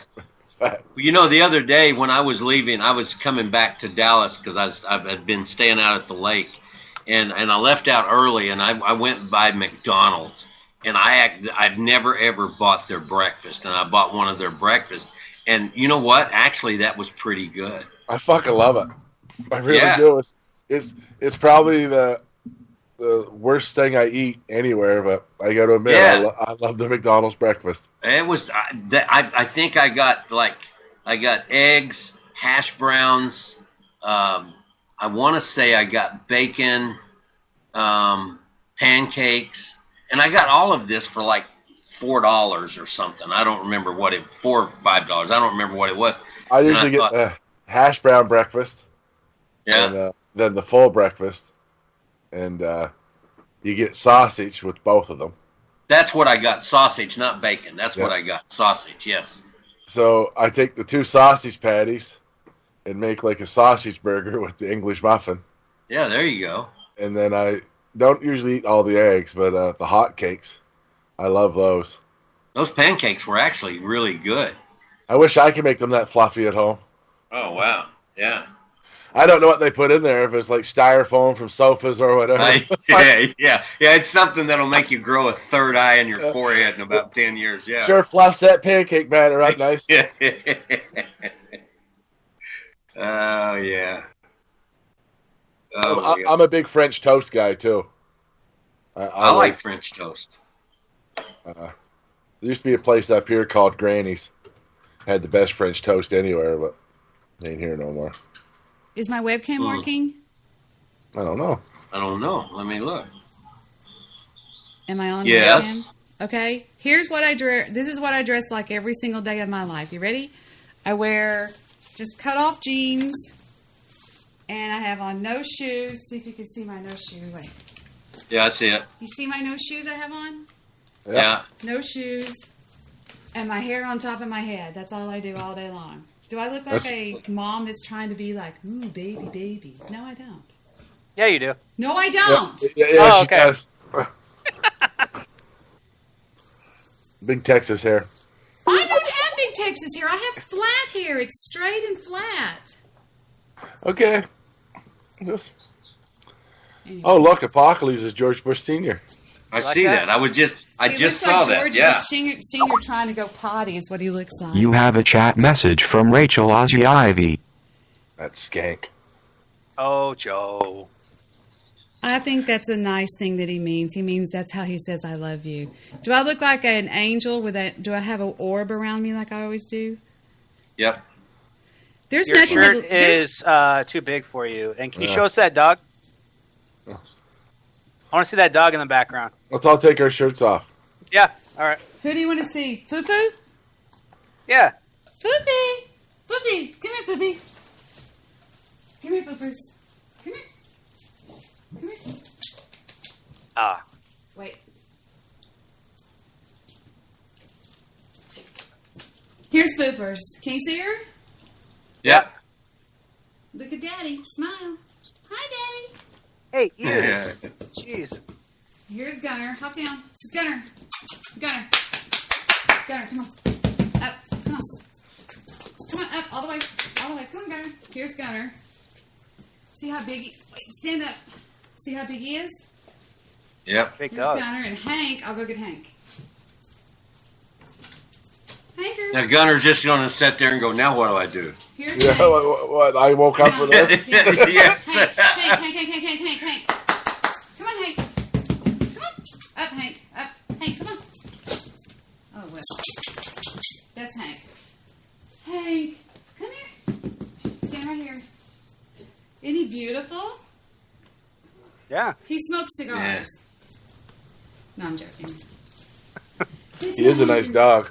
This is Hankers. So there's Hank.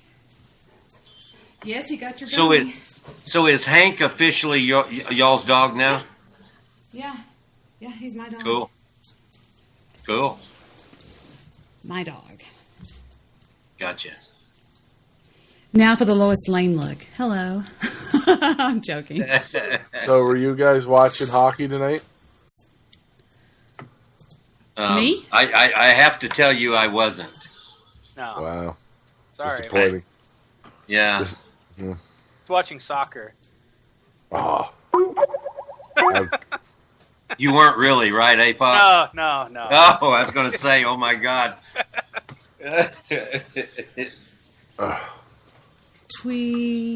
TW. You only watch Tweaker. soccer when there's no other sports Tweaker. on. Oh, true.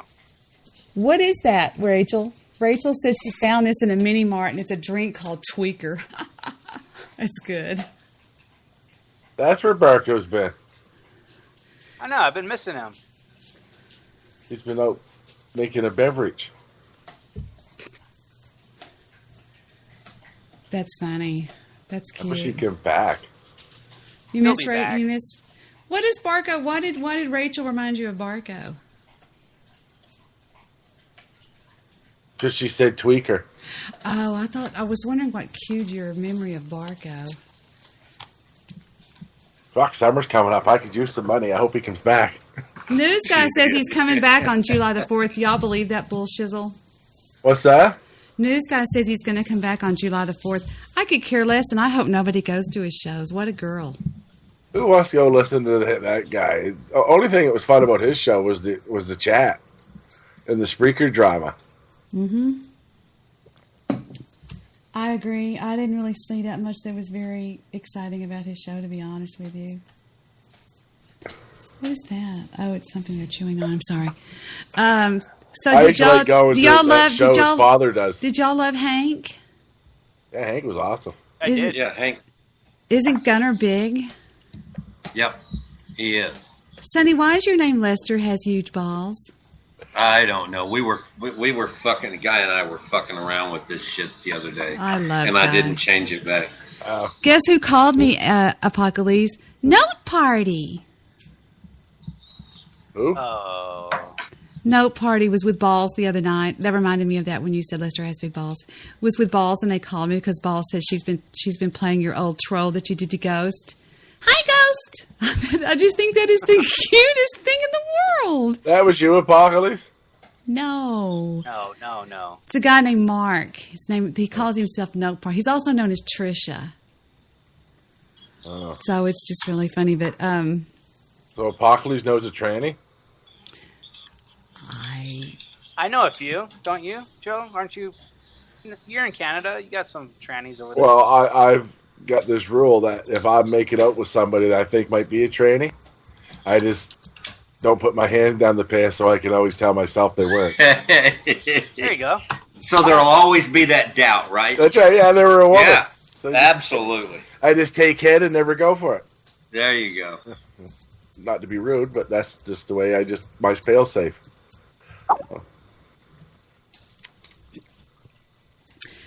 yeah, I have two Rachels on my Skype. Is Rachel Jarvis and Rachel Ozzy Ivy? Is that the same person? Does Apocales know? It shows on. It says on Skype is Rachel Jarvis and Rachel Ozzy Ivy the same person on Skype? I think so. Yeah. Probably. How could they both be online? I don't know. She's crazy. Spy. Bitches be tripping. I guess you could have two computers logged in. I guess. We have a message from Celtic Brony. I just want you all to know that we who know Jesus Christ literally know rationality. We know that the Holy Bible is logically all moral and loving true logical rationality. I have actually seen Jesus Christ. You have a chat message from Ron J. I swear on the Holy Bible in the name of Jesus Christ that though I am a sinner, I know that Jesus is my eternal friend. He gets really high sometimes. He gets in these Jesus moods. I'm sorry, Celtic. I love you, but that's crazy sounding. Okay, hold on.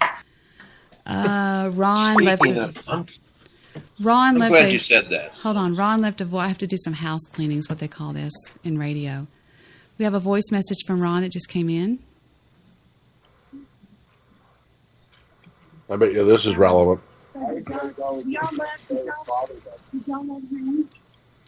Yeah, he's just listening to the show. Okay, I turned down your radio. We're ringing you in, Ron. Oh. And we get to watch his hands on webcam, I'm sure. Be nice, Ron. Apocales, so is there any advice that you could give us for your friend's step? See, there's his hands. Hi, Ron. Hi, Hello, Ron. Debbie. Hi, Ron. How are you?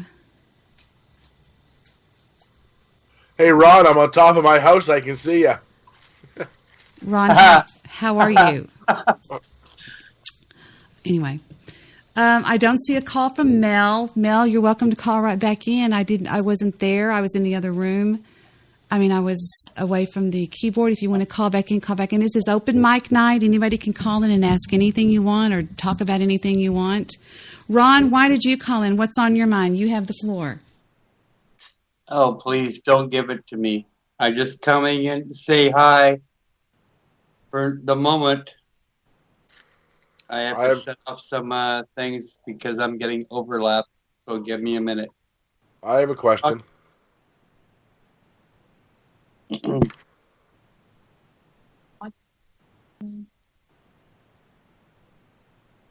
What's the question?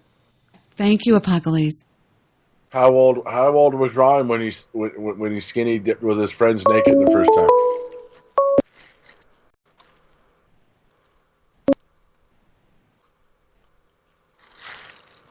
I don't know. It wasn't addressed to me, so we got dead air if I'm not talking. Hi, Mel.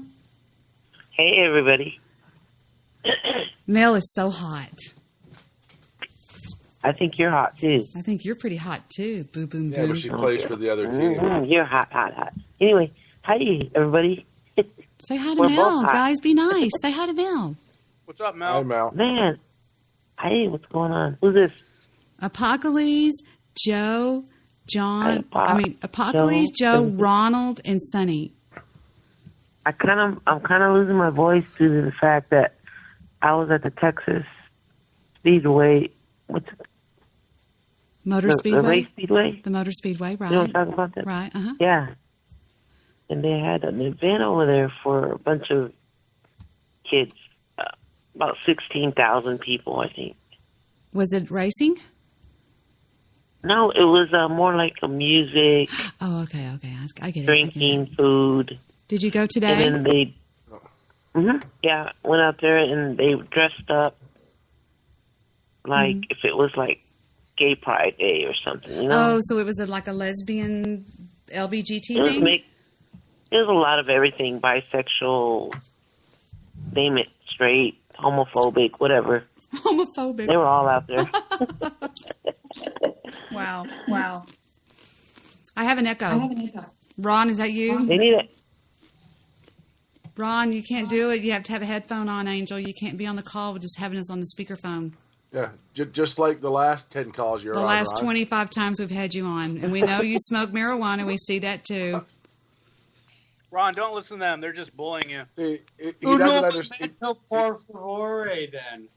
He's from the flatlands. He doesn't understand echoes because there's nothing anything to echo off of.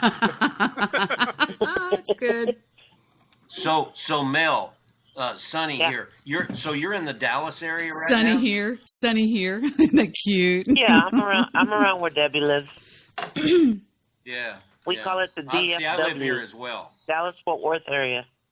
Yeah, I live in the Dallas-Fort Worth area as well. I love Sunny. Mel, I love Sunny. Well, we need to get together and have a steak where Debbie wants to go. I'm all in. Me and Mr. Midnight Movie are Yeah. going to get together and watch the preview of the upcoming. It's in July. That's when I was going to meet Stabby, but he said he didn't want to meet me. Why? He said that he thought I would be rude and mean. Isn't that horrible? Well, everybody's rude and mean. What did you say? Oh, I was going to talk about that. You actually, you brought this. That's why I called in. Why? My brother just lost his wife, his house, his family. Why? He's 56, 57. What happened? He had a stroke. He's a journeyman electrician, licensed. He had a stroke, okay, guys, everybody? And everything went downhill from there. So he's trying to recover, but his wife he doesn't want to lose wife, house, everything. So he's trying to get back to work, like there's nothing wrong with him, but he hasn't even recovered fully yet, Did he not have any kind of insurance, or can he not get any kind of disability or anything at all? He denies it. He's in denial. So he's out there trying to look for work, get contracts. He made good money at one time, but now, he's trying to do this one.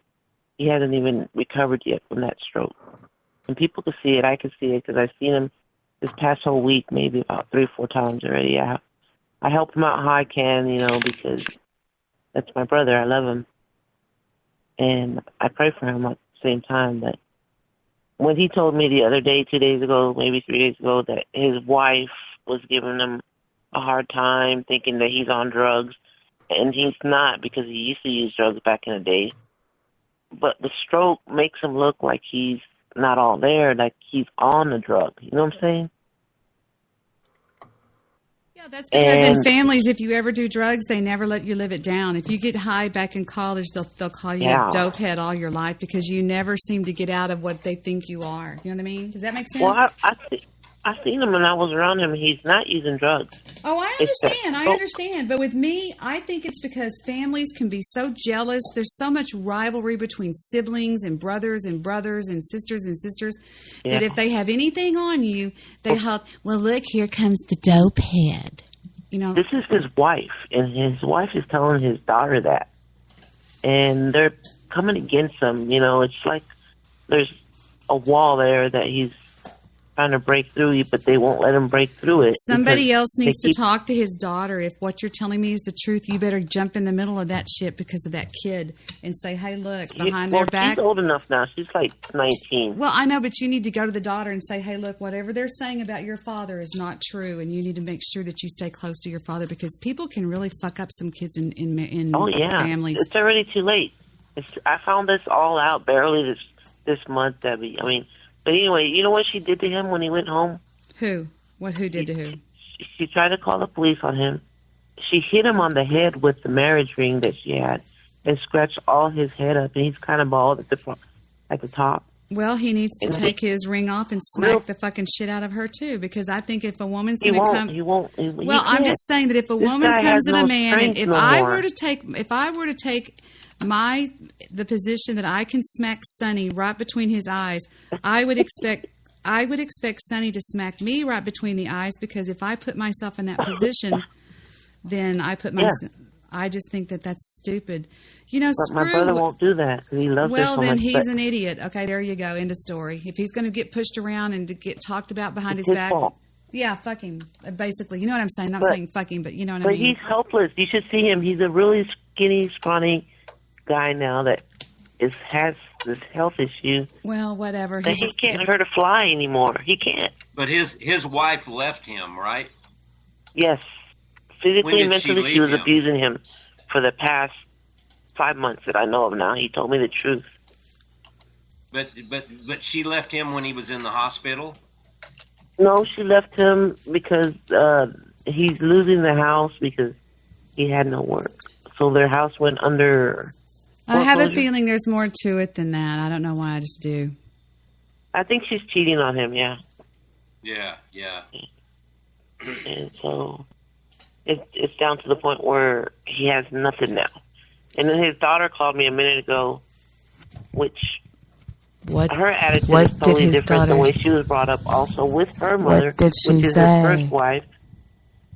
Mel, can you hear me? Uh-huh. I'm sorry, I'm just acting stupid. I've been doing this. What? You have to look on my webcam. What? You can't see? I see it. No, I'm not. I'm kind of doing the same thing, but in a different fashion. You should do it like that. It's much healthier for you, trust me. No, I understand. Much healthier for you, Sonny. Well, here's the way I feel about men that get abused by their wives. I don't have... Who's making all that goddamn noise?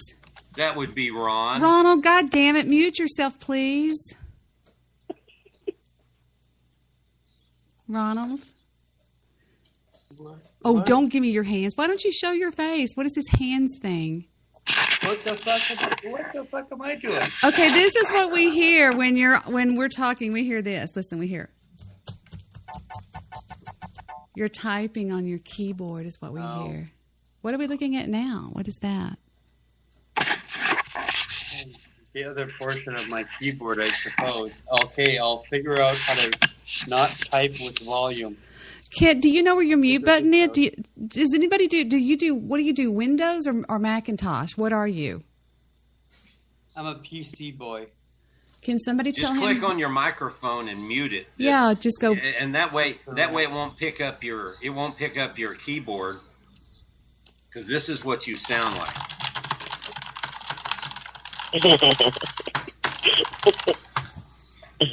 Okay. All right. Since you didn't really have anything to bring to the call, I don't know why you could be listening to the show from the chat room. Huh? How about that? I just went there. I don't understand people that call in and don't really have anything to say. They just want to sit there on the phone with us. I don't get that. Do y'all get that, or is it me? Fuck them. I get it sometimes. I do that sometimes. Apocales goes, fuck them. Yeah, I heard that.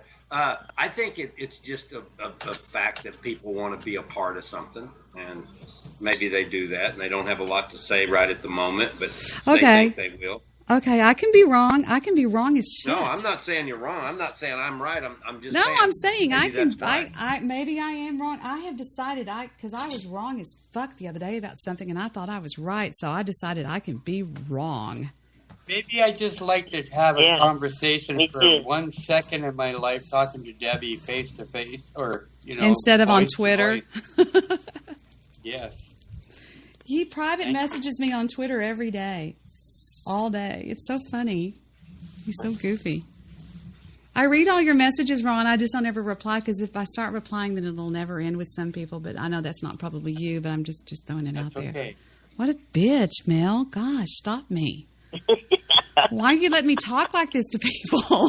Hey, I love that about you. It's I'm just blaming you. Mel. It's just Debbie. I'm blaming Mel for what I'm doing. I just wish that 50% of the women in Canada had the smarts of Debbie and her accent. Are they idiots up there? No, They're not? they just don't produce it like you do. They're smart women, but they just don't project it like you do because you're yourself and you say it like you mean it, and that's what I like in women that are, That's what I like in women. Not Shit. too shy if I can say what they want to say. Well, when I said I'm honest, no, don't say that. When I'm honest, You're I'm gonna honest. be real with me, or just get the fuck out of my way. All right. Whoever that guy is, shut up. Debbie was talking. It was Mel, and don't ever tell her to shut up. She's a Thanks, sweetheart. Debbie. She's a sweetheart. Apocales says that diet soda gives you cancer and regular soda gives you diabetes, and I believe that. I just drink water, Apocales. Yeah, drink that or tea. I mean, there's other stuff to drink. So. Yeah, tea's good. They've got a new study out that was on the news. I was driving somewhere and I heard it on the radio that if you drink even one diet soda per day, you've increased your odds of getting dementia by 40%. Yeah. So That's why I don't drink coffee I think anymore. there's some bad stuff with those sugar-free drinks. I stopped drinking soda pop for about 3 years already, on and off. Hi, So when I decided to Bloviator. drink one, Hi, Bloviator. I'm sorry, I just had to say hi to Bloviator in the chat room. when I try to drink one, forget it. It's like only drink maybe 1/8 of it. That was it. How could anybody drink I it? bet I haven't drank 3 sodas this year. How could anybody drink diet soda? And I'm not being stupid. I'm being funny. I don't That literally makes me want to throw up the taste in your That mouth. aftertaste is just crazy, isn't it? I'm fucking crazy. Is that what you said, Rachel? Rachel. It tastes like ass. Rachel goes, "Yay, Debbie is fucking crazy." I think she meant it's crazy. Well, Everybody's crazy. I love being called crazy. You're damn right. I'm crazy. Crazy like a fox, bitch. I'm talking to Mel. I know. Well, I'm laughing. Mel. Hi, Bloviator. So how long are you in the Dallas area for, Mel? I've been here since 1980. Debbie was born in Dallas. Really? I thought I was born in East Texas, but that's fine. No, wait a minute. I can be Dallas. I didn't know. In I Texas. thought you Okay, lived out. Debbie was born in Texas. I was born in Oklahoma, but I've been in Texas since 1980 when I was 15. I didn't know. For some reason I had you affiliated. You know what? I had her affiliated with. Who are those people? Those girls, Debbie. Hell's Angels. No, I had Mel affiliated with. I was right near Canada for 10 years of my life in Saginaw, Michigan. In Saginaw, Michigan. Wow, That's a song. near Canada. Hell yeah, I'm Canadian. You are Canadian? See, I thought you came from up there for whatever reason. I don't know why I got that idea. North Dakota or something. I was near a bunch of them. I brought up around a bunch of them, which was beautiful. I loved that part of my life. What is the main thing wrong with Canadians? Is Joe on the line? The main, Never mind. main thing. I'm joking. Um, Why does everybody start talking when I talk? I'm sorry. Stop not talking. Because you're the main one, Debbie. What is your main thing wrong with Canadians, Debbie? I love the fuck out of them. I love the Nova Scotians. I found some badasses finally. Because most of y'all were like pricks. We are pretty awesome. You are awesome, Angel. But most of them were just like, There's some- oh, I'm Canadian, Yeah, not you are. You know, they were just kind of like, I don't know. I never really liked them before I met Joe, and I found out Joe was kind of cool. Truly, I'm not kissing his ass either. Do I sound like Steve Rush when I say that? I'm not kissing her ass because I don't have to. Yeah, you are. You need to shut up. Sorry. Yeah, Apocales goes, sorry. He's so cute. See, and I don't find the Canadians that much different than the Americans. What? And I don't. And you know, one of my best friends in life for the past 20 years lives in Windsor. So, and I just don't see them that much different than us. The most I knew about him was that cartoon that went da-da-dun, da-da-dun, da-da-dun, da-da-dun, da-da-dun. I'm going to be honest. I think Canadians have a lot of American Indian ways, but more like moderate now, you know? You really think that? We're hunter-gatherers. Yeah. We're hunter-gatherers. Shit out of pot. We're hunter-gatherers. What do you think Indians were smoking back then?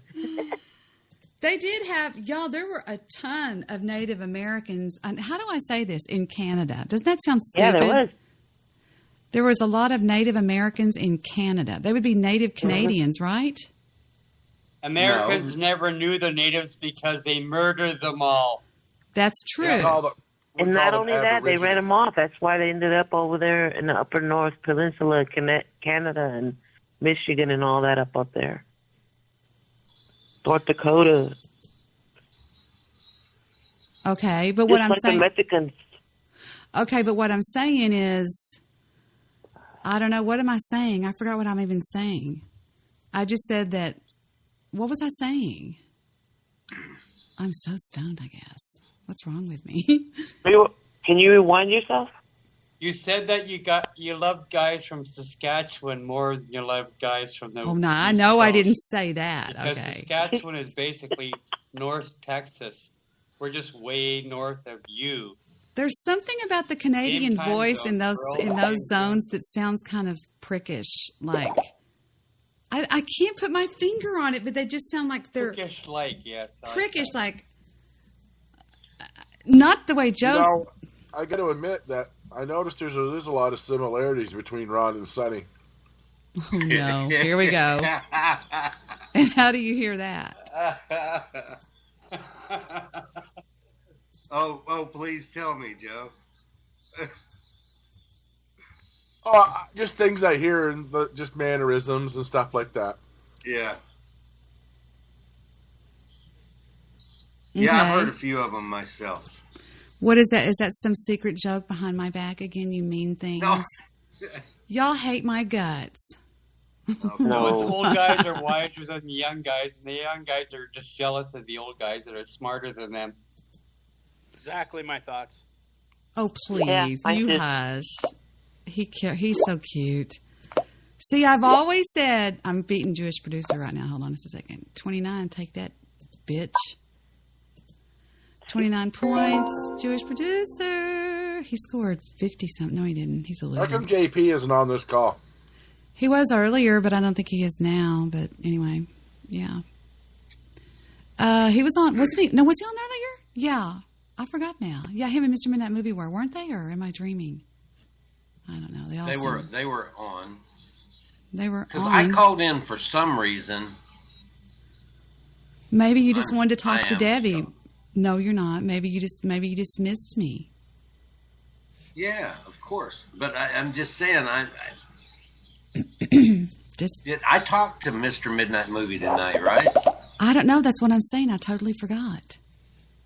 Were they on? Weren't they on? Were they? I think I'm losing my mind. They were. What were we talking about?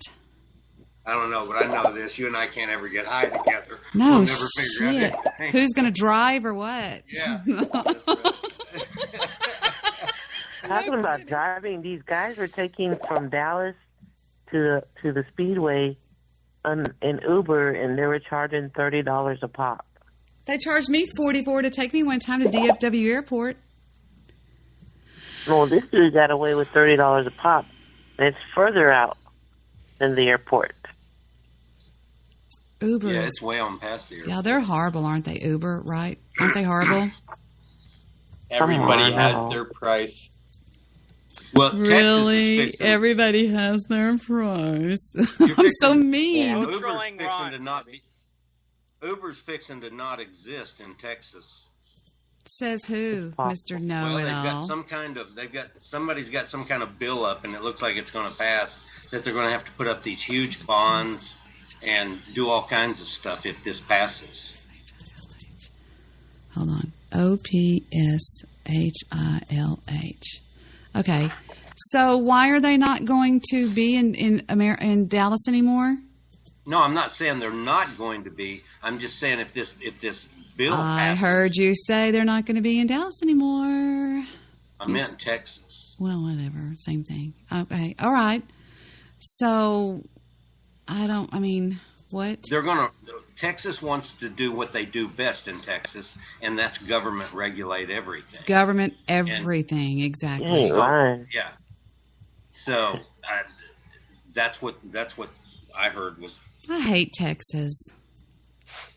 I just hate the fact that we are going to be probably the 48th Texas or is 49th Republican, state Debbie. to That's approve why you hate marijuana. it. Why am I an idiot? Did you call me an idiot? No, I said Texas is a Republican state. That's why you hate it. I do. No, I don't like it because it's a bunch of blue-haired, Bible-thumping. What do you think Republicans are mostly are? Undercover that.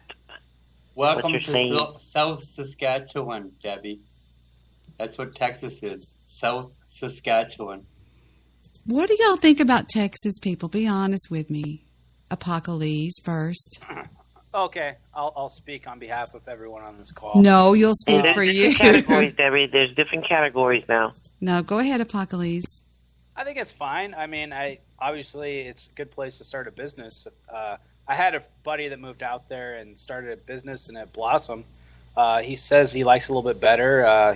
He says it's a little bit less taxes and a little bit less business regulations, at least in his field. So I don't know, but it sounds like that's not going to be the case in other departments. So it's probably more of a mixed bag.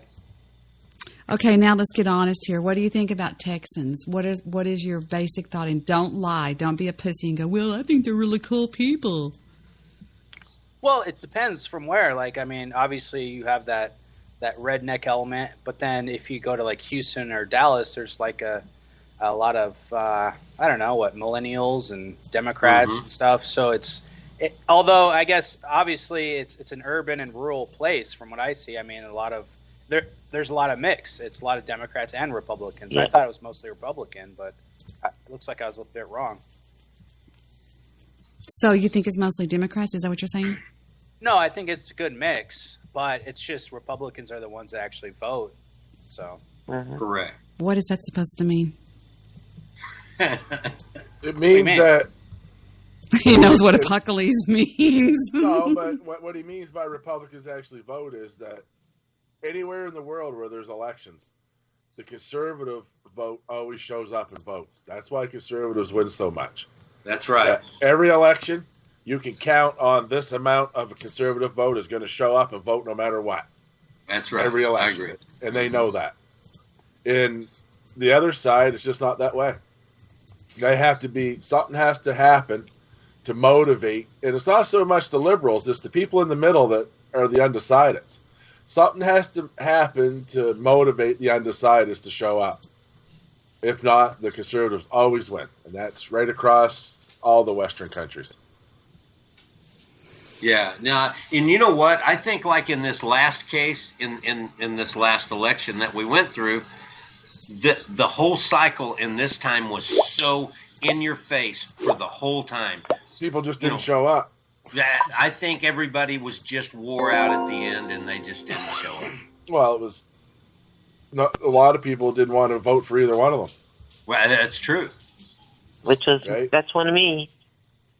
Like Trump won, and he got less votes than Romney or John McCain. Right. Like when you think about that, like fucking, that's sort of mind blowing, actually. But I must correct you on that. That's wrong because initially, but he started tallying votes from California because remember California, for whatever reason, they don't count their votes really quickly. So he started getting a lot of votes. I think he got maybe 3 or 4 million votes out of California. So he actually ended up beating both of them, but it took a while. So initially, but still, fuckhead Trump still got 3 million votes less than Hillary. So. Right. Yep. Right. You're on the Trump train, you little turd. You take that back. I am slightly, but I mean, I can still question. I know what you're saying. I'm just being. Yeah. Maybe I'm really mean when I smoke weed. Yeah, you're very mean. Stop. Am I mean, Sonny? Are you? Are you really? Maybe I'm grouchy because. Oh my God! With Debbie Stone, she's stabby.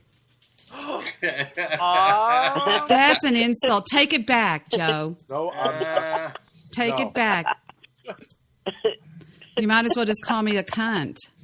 No. Oh, I'm sorry, I'm being mean. That's sort of hot. Do that again. You might as well just call me a cunt. Pull your pants up, Joe. Oh my God. Speaking of people with their pants down, where's Dennis? He's always with his whore on Saturday night. He calls her prostitute because mom and dad go to bingo. Did I just say that out loud? Go to curling. Yeah. Wow.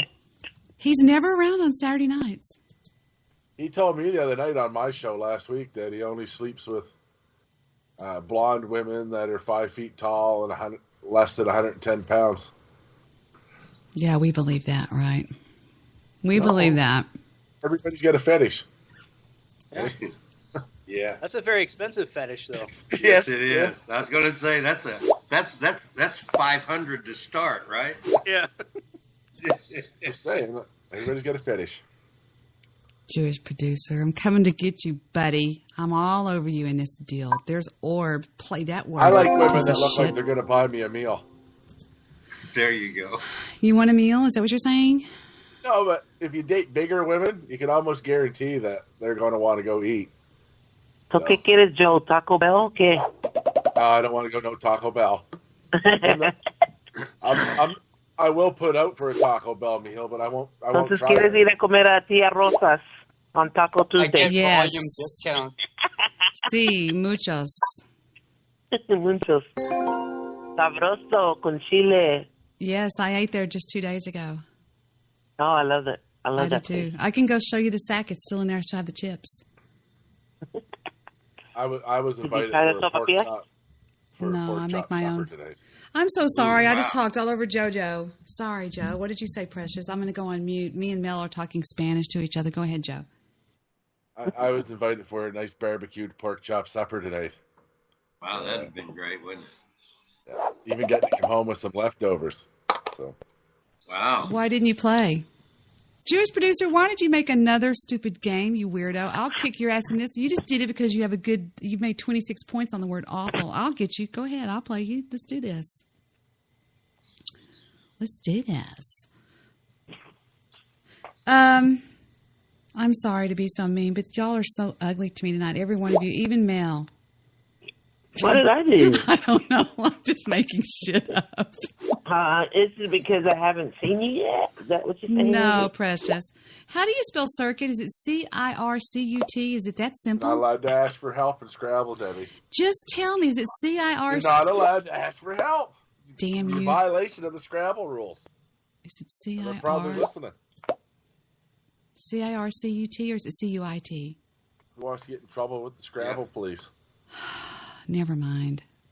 Who wants to get in trouble with the Scrabble police? Jewish producer's such a cheater. Cheaters never win, JP. Cheaters never win. I see my buddy Kurt's over in the What? other show. I won't let you be mean to Kurt on this show anymore, Joseph. You have to be nice. No. Yes. Kurt says all kinds of things to other people. He calls them Jew. That's right. Tells them to I've heard shut up. You live in a trailer. He says whatever he wants to anybody else. So until Kurt holds his horses and starts being nicer to everybody else on calls, he's fair game. So if he wants to get on your show, talk about how Mama Green used to blow the doctor and Daddy had to poke the teacher to get him to pass grade 4. He did not say that. He did not say that. Well, I read between the lines. Well, you're making things up, though, but I understand. Here's what we can do. I picture it like a Forrest Gump thing, like his father had to go in and get sex principal to get him into grade. Boy, your mother sure cares about your schooling, boy. Oh my God! Can you see Danny Green smoking Paul to get Kurt in fucking grade 5? Okay, we'll do this. If it's in defense of if he starts it, then I'll allow it. But if I don't want anybody to be bullied on the show. Seriously. No, it's not bullying. He's got a fucking callous upside. Bloviator's correct. Kurt bullies when he's drunk, which is 99% of the time. So, I mean, what's going to happen when you got a fucking drunk on all the time? I'm not, I'm always stoned, so I'm not judging. Apocales, I'm stoned right now, but it's true. Mm-hmm.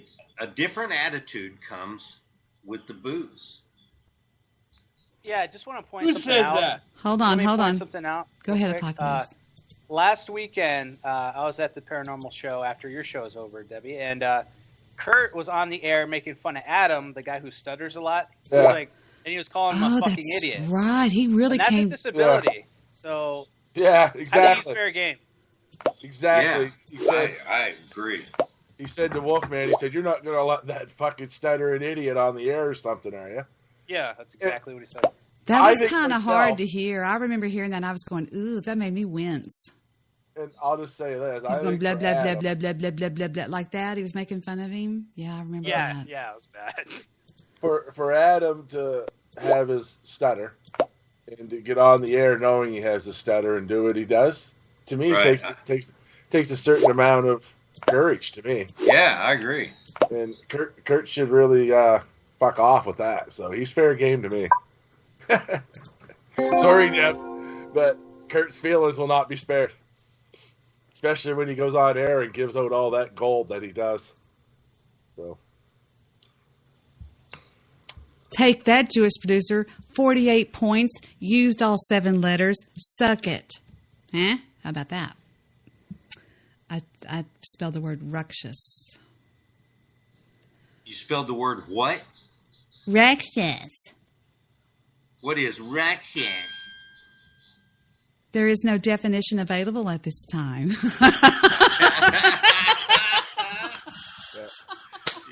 The only thing about playing online Scrabble is it doesn't let you cheat. Well, no, but I can go and put words in a machine and they can spit words out. Oh. Nobody said anything. Nobody made any rules. It's all fair in love and war. Besides, I like to play my fishing game anyway. What? That reminds me of that girl on that movie Suicide Squad when she's getting dressed and she looks around, all the guys are looking and she goes, what? Y'all don't like Suicide Squad like I do. Y'all are weirdos. I love you, Mel. Mel, we're better than all these mean, hairy-legged boys, aren't we? I think Mel's hairy-legged. I think it's okay. I think it's okay. Oh, these are some of my favorite boys in the whole world. Sonny. You shave your legs, Mel? No. I knew it. I fucking knew it. Mine are as smooth as silk, Mel. I'm related to Bigfoot. I'm related to Bigfoot. Who did that? Oh. That was Joe. God. No, it wasn't. I knew it. I know you knew it. He wasn't surprised at all, was he, Joe? You don't shave them legs. Oddly enough, Ron shaves his. Oh, Ron. Sexy Ron. Everybody in Saskatchewan does. I have too, because I mountain bike a long time, and you get shitted, you get cuts in your legs, and you don't want hairs in there because it's easier to pull the gunk out of your legs when you get stuck in your legs. So that's why he shaves his legs, because he doesn't want to get gunk in the cuts. Jesus Christ. When you think about it, it adds up. I cannot stand when I have to shave my legs. It bothers me. It makes them feel like they're almost hurting or something. I have to keep my legs smooth. I have to. I know it sounds like an obsession, but I do. I'm with you, Debbie. When summertime comes around, I'll get rid of the hair on the arms and legs. Sex life kind of falling on the wayside, I guess, sometimes. Did I just say that? Why am I so It helps- mean? Helps the tan. Something is wrong with you tonight. Well, don't lesbians just scissor stuff? Oh my God. Oh my God. What? That's- He says, don't lesbians just scissor anyway? No, like I mean, like, Oh, man, they another whack. lesbian around. Don't they They just like shave. scissors like the coach and shit? They wax, they shave.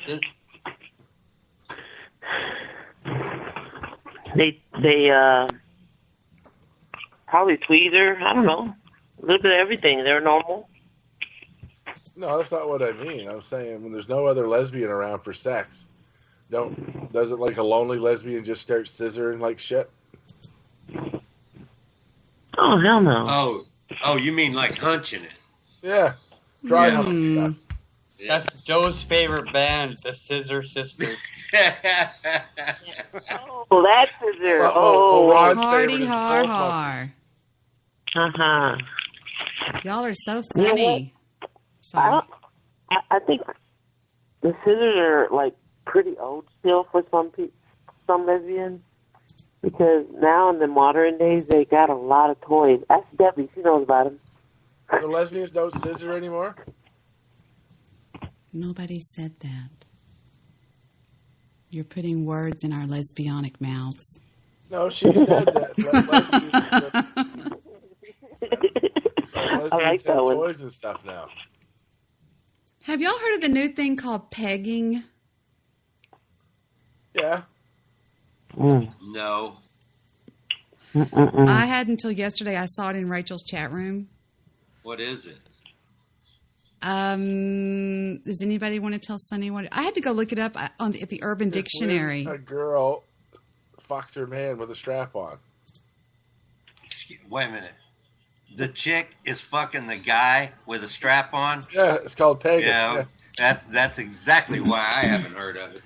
I know, and I never heard of that either. I had to go look it up, and some people were saying that it's not gay. Do y'all think it's gay? And they are arguing that it.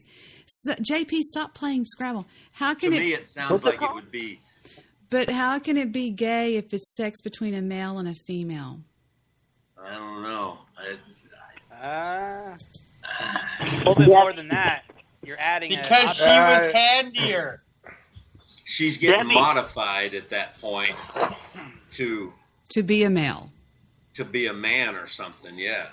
I just don't Oh, think that. What about the guy No. doing the girl on the back, on the butt?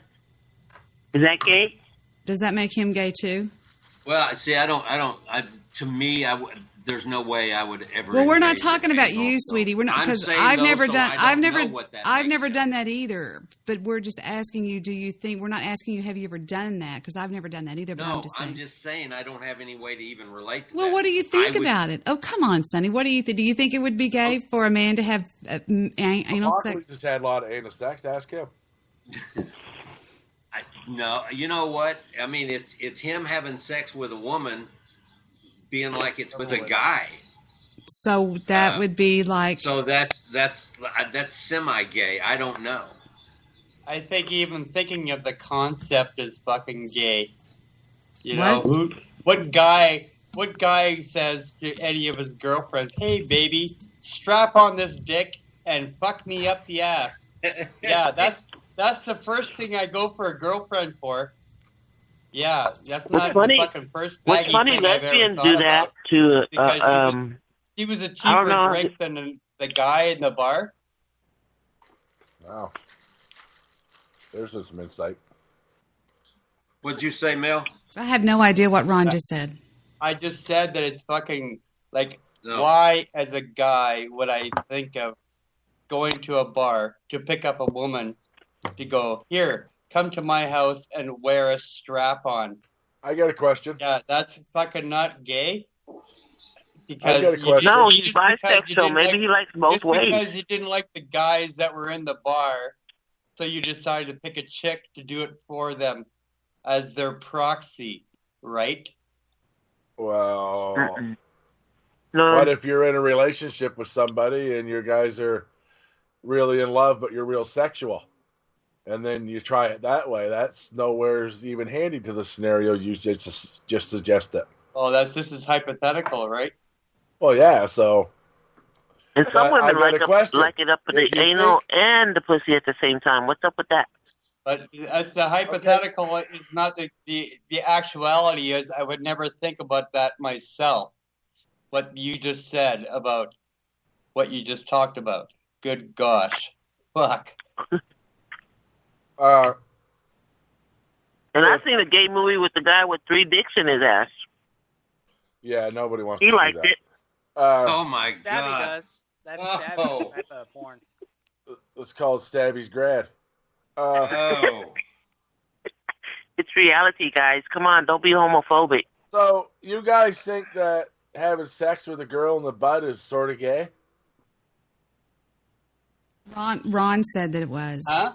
What? Sonny had no comment. No, Ron, no. okay, I hold on. said Wait. that you pick up the chick in the bar. Please don't go into that long story again. Ron, I was talking. Don't just chime in on me like that. Ron said that he thought it was gay because a guy couldn't find a gay partner, so he picked out a girl to go home and have sex with him. So apparently he said it was gay. Sonny had no comment, and I have not yet to comment. And I forgot, what was your exact comment, Mel? Was it that you believe it's not gay? No, I don't think it's gay. It might be like I think it was Joe saying that it's his fantasy. And maybe, What the fantasy? feel of it, because if I had a dick, I'm sure it's going to feel different going up the ass than inside her vagina after having 5 kids. Mm-hmm. Because Mel asked the question about what about having sex with a girl in the butt? Is that gay? Right? I've never had anal sex either way, so I don't know, but I can tell you what I think. It would seem to me that if a man wanted to have sex with a female and have her perform anal sex on him, that to me sounds gay. To me, it's no different than wanting her to give him head. Like, it would be a gay but gesture, wait. But to me, how's it any different wanting to put it in I'm her gonna mouth than put it in her explain. butt? I'm gonna explain it to you because technically, a woman doesn't have a dick. So if you're asking a woman to put a dick on and put it up your poop chute, that's gay. That's not what I just said. I never. No, asked that's that what I said. I said that's why. And I mean, a girl having oral sex on you, that's one thing. But for you to ask a girl to put a strap on and shove it up your rear end, that But to me. I never. No, I not never asked you. that No, question, darling, though. not you. I'm just saying. Well, Is you it me? answered Am I? I'll just go on mute if I'm not making any sense here. No, you're not. Going to mute? Why? All I'm saying is, to me, in my own opinion, this has nothing to do with anybody on the call.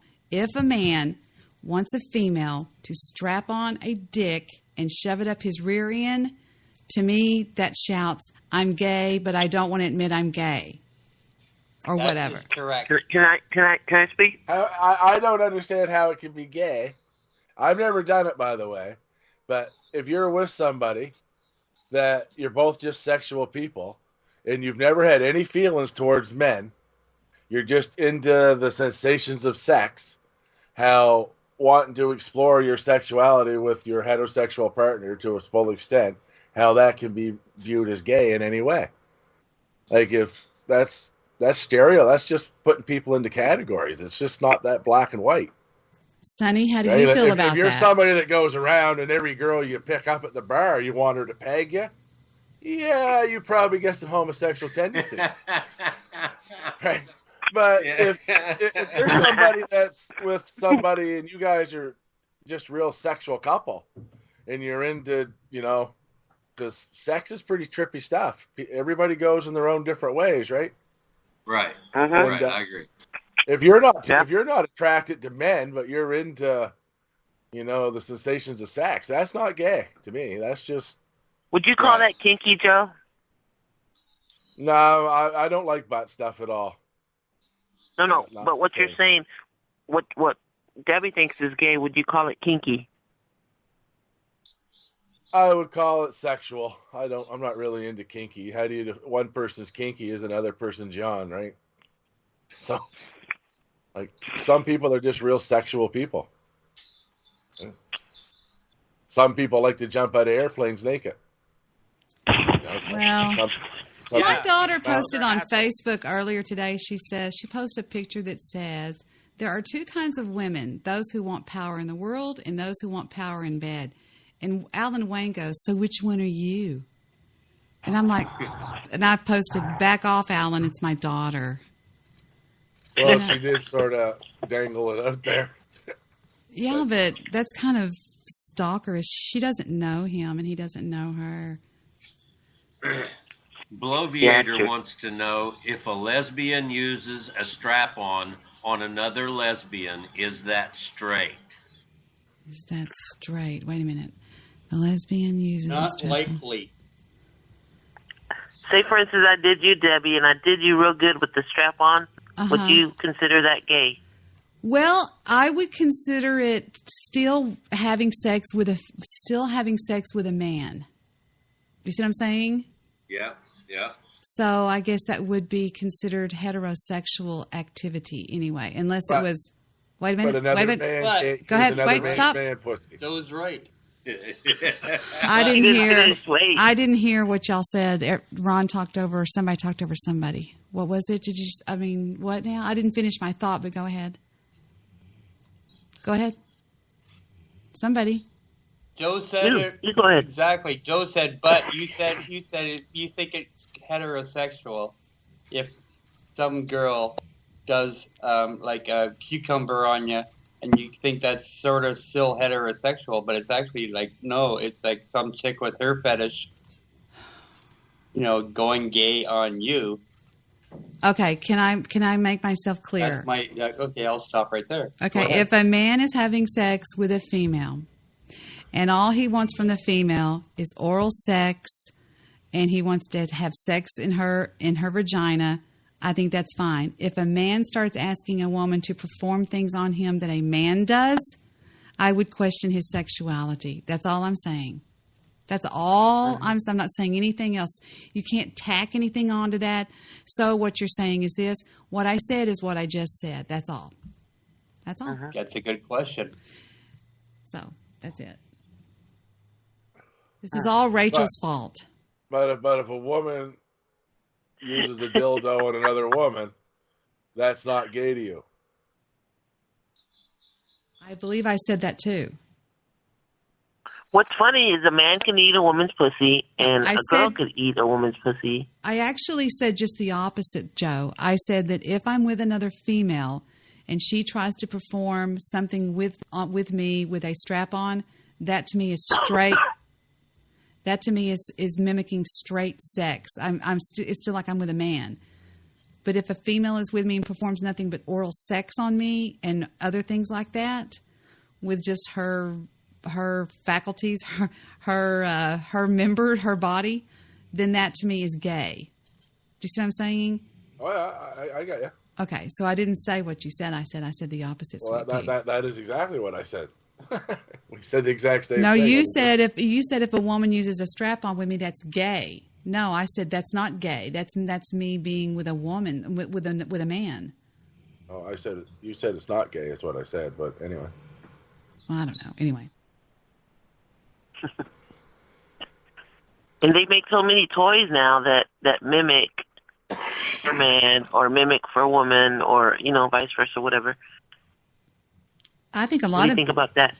I think a lot of people can just have sex with themselves nowadays. If you want my honest opinion, I'm joking. That's what I'm saying. I think men are uncomfortable talking about sex with females or something. I don't know what it is. They're too quiet. I'm just stoned all of a sudden. So. I get talkative when I'm stoned. I get like chatty Cathy. Can y'all hear Fufu snoring? Listen to her. But I hear birds. I mean, there's these stores that talk about toys. These crystals or these stores out there that sell these toys, or even online, if you order them, like you're saying, Debbie, now these days, who needs a partner with the baggage? You know, sometimes there's women out there like that. There's men out there like that right now in that stage, you know, they'll masturbate or with or without a toy, whatever, you know, because of the way right now how situations go in their lives, or the past lovers or husbands, wives, whatever they had.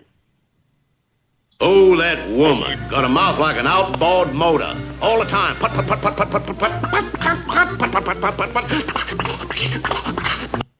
Moog Boy just said, this is what Curtis really thinks about Debbie. Oh, that woman got a mouth like an outboard motor all the time. Put, put, put, put, put, put, put, put, put, put, put, put. That's pretty good. I just realized Kurt does sound like Foghorn Leghorn. No, you realize that because I played that. Yeah. Now I'm thinking. That's what I said to Joe. That's what I said to Steve Rush one night. He said something, and he said, Debbie, even his bees are racist. And I go, now I'm thinking. That's a line from a movie. I'm always afraid I'm going to make Joe mad when I'm just joking. Are you mad at me, Joe? Why would I be mad? Yay, good, okay. He's pretty pissed. He's just being nice. Don't even start it, you. You know, Sorry. No, it's okay. I love Apocales. And I told y'all that Apocales was cute. The first minute I heard his voice, I said, he's got what's called a cute guy voice. Yeah, but he's got a little penis.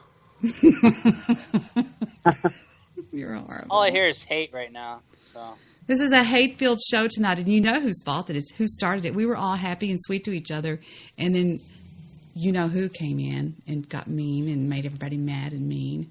yeah, he fucked off. And you know what he said in the other chat? He's like, "Yeah, you're lucky." He said he was this close to delete me off Skype. I was like, "For what?" Deleted you off. What a girl. Oh, my God. Like, what? I was like, I didn't even say anything bad. I don't know. Some people can dish it out, but they can't take it in. He's having a bad one today. Yeah. Oh, shit. Another hard night at Debbie's chat. God. I don't let him run wild anymore. Huh? Oh, I'm back. That's what he's mad about. I'm back. He said you're back? That's probably it. Oh, okay. I got it. Here's how Curtis thinks about Joe. Look, sister, is any of this filtering through that little blue bonnet of yours? Yes. Nice girl, but about as sharp as a sack of wet mice. Never mind. That was about wet mice. Yeah. One thing that we can all hear every time Kurt's on the call, that he's definitely an intellectual. Yeah. I like Curtis. He's got a good heart. A sack of wet mice. No, actually, All I right. disagree. I think Curtis has got a good phony. Curtis comes across as a very polite and nice guy.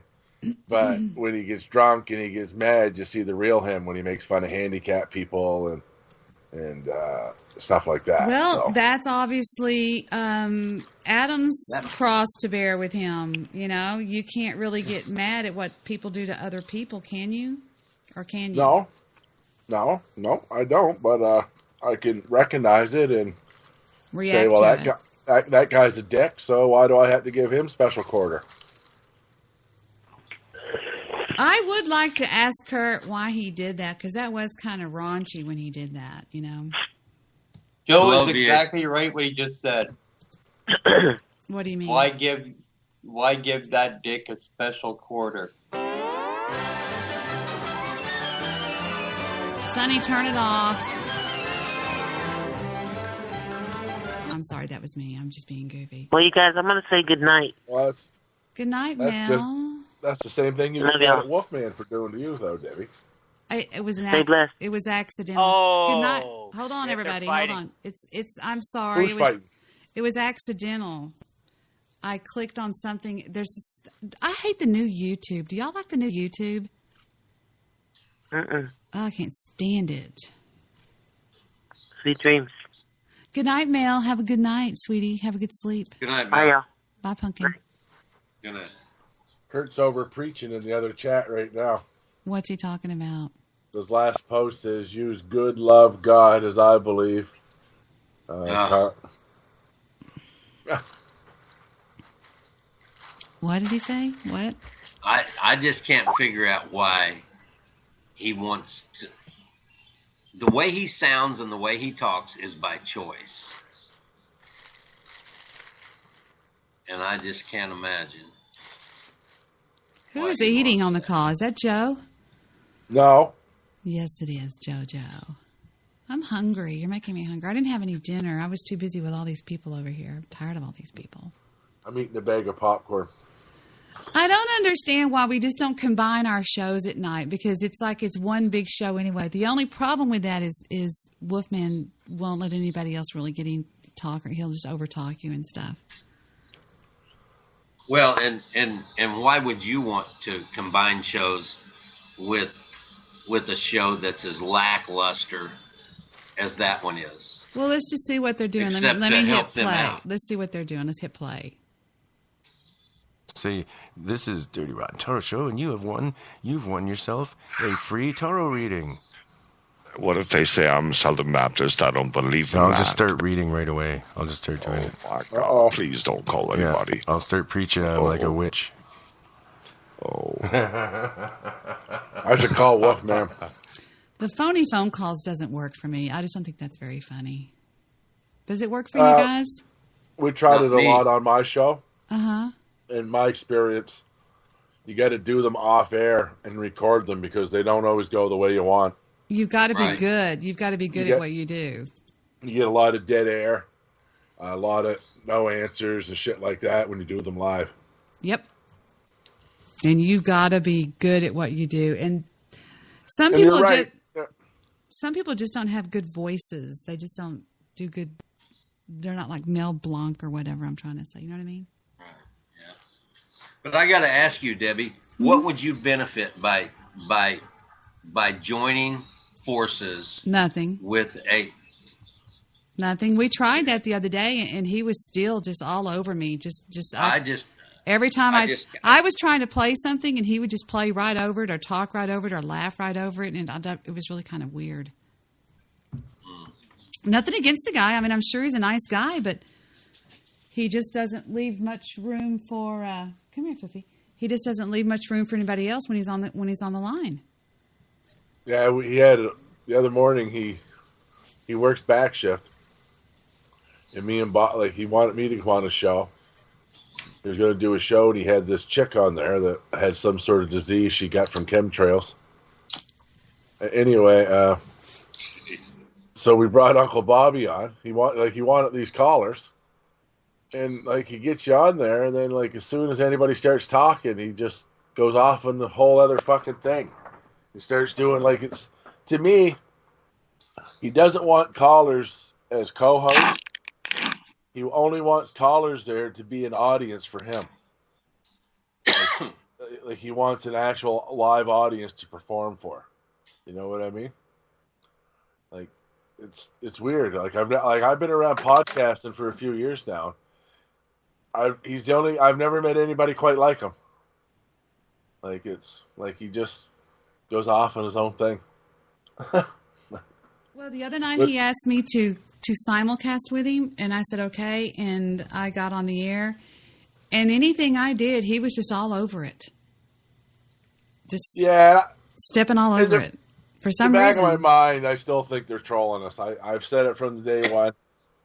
I still say that it's all a troll. Apocales, what do you think? Do you think they're trolling this show, my show? No, I just think they're just trying to have fun in their own way. I think it's probably a mild troll, the whole thing. I don't think it's like a devious troll. It's No, I don't either. I'm not saying that. Yeah. So, yeah, I just think they're having a good time. That's all. But the common denominator is troll. Yeah, well, we troll, right? Yeah. I don't troll other shows. Yeah, Debbie. What shows do I troll? Debbie. What everybody shows? know Debbie, you and your socks troll, Debbie. What shows do I troll? All I have is Mr. Midnight. You always think I have all these sock accounts. All I have is Mrs. Midnight Movie. Okay. You think I'm Reg. You think I'm this. You think I'm that. Okay. All right. Well, you can never prove who socks are, Debbie, but you and I both know you've got 4 computers in your house attached to the internet. No, I don't. You've got another one right beside you. Okay. You're socked up all the time. No, I So don't. Don't insult all of us, okay? If I did, why would I lie about it? Because I don't lie. I would say, yeah, I've got a ton of sock accounts. I don't. I have one. I don't use them. I don't have a reason to. I'm wrong. I apologize. Thank you. That's very sweet of you to say that. Nobody will talk about your bottle of liquor in the cupboard anymore, Mom. Your bottle of liquor in the cupboard. Actually, it's in the kitchen. In plain view. None of us know it's there. No, it's in plain view. Oh. Yeah, so, no, I don't have sock accounts. I have one, Mrs. Midnight Movie. I've showed you that one before. I don't have any other ones. I can get tons more, but I'm just not a mean person to people. But as far as trolling another show, going in on it while it's on the air and having people call in and do things and say things and then go and buddy up with all their listeners and their callers and say, oh, we love you, but don't love the host. And I think that's pretty trollish behavior. But I don't know. I could be wrong. Well, I've talked to Darren and I've talked to most of them, and nobody's ever told me not to like you or anything like that. So that's not the way they do business. They do business by snuggling up cuckoo to you and all my other listeners and callers and turning on me. I was always the bad guy. Always. I was the bad guy. I'm always the bad guy. Nobody else is the bad guy. Nobody's ever the bad guy. Just Debbie's the bad guy. They love everybody else. That's what I thought was weird. And I've been doing this a long time too, JoJo. Well, I thought you and Darren were playing Facebook games and everything together. Yeah, and then he banned me. And then he banned me on everything for no reason at all. He just banned me, dropped out of all the games and banned me. And said that I was this horrible person. I'm not Facebook friends with none of them, just so you know. So. Well, I'm not talking about you. I'm talking about me. He Facebooked me, and then he started all these games with me, and then all of a sudden he just backed out of all of them and acted like I was the most horrible person in the world. But the point I'm trying to make is I don't think anybody else is as close to them as you were, so they didn't really turn anybody against you. I didn't say they were trying to turn people against me. I want you to listen again to what I said. I said that what I thought was they were buddying up, kissy, love to all of my listeners and my callers and turning me out to be a bad guy. Not turning you against me, just going, oh, she's horrible. She's bad. She's this. She's not saying, hey, Joe, hate Debbie. No, they know they can't do that. That would be stupid. All I said that they were doing is I was the bad guy and all of my listeners and callers were precious angels, which that's what I couldn't understand. And I've talked to people behind the scenes and they all saw it too.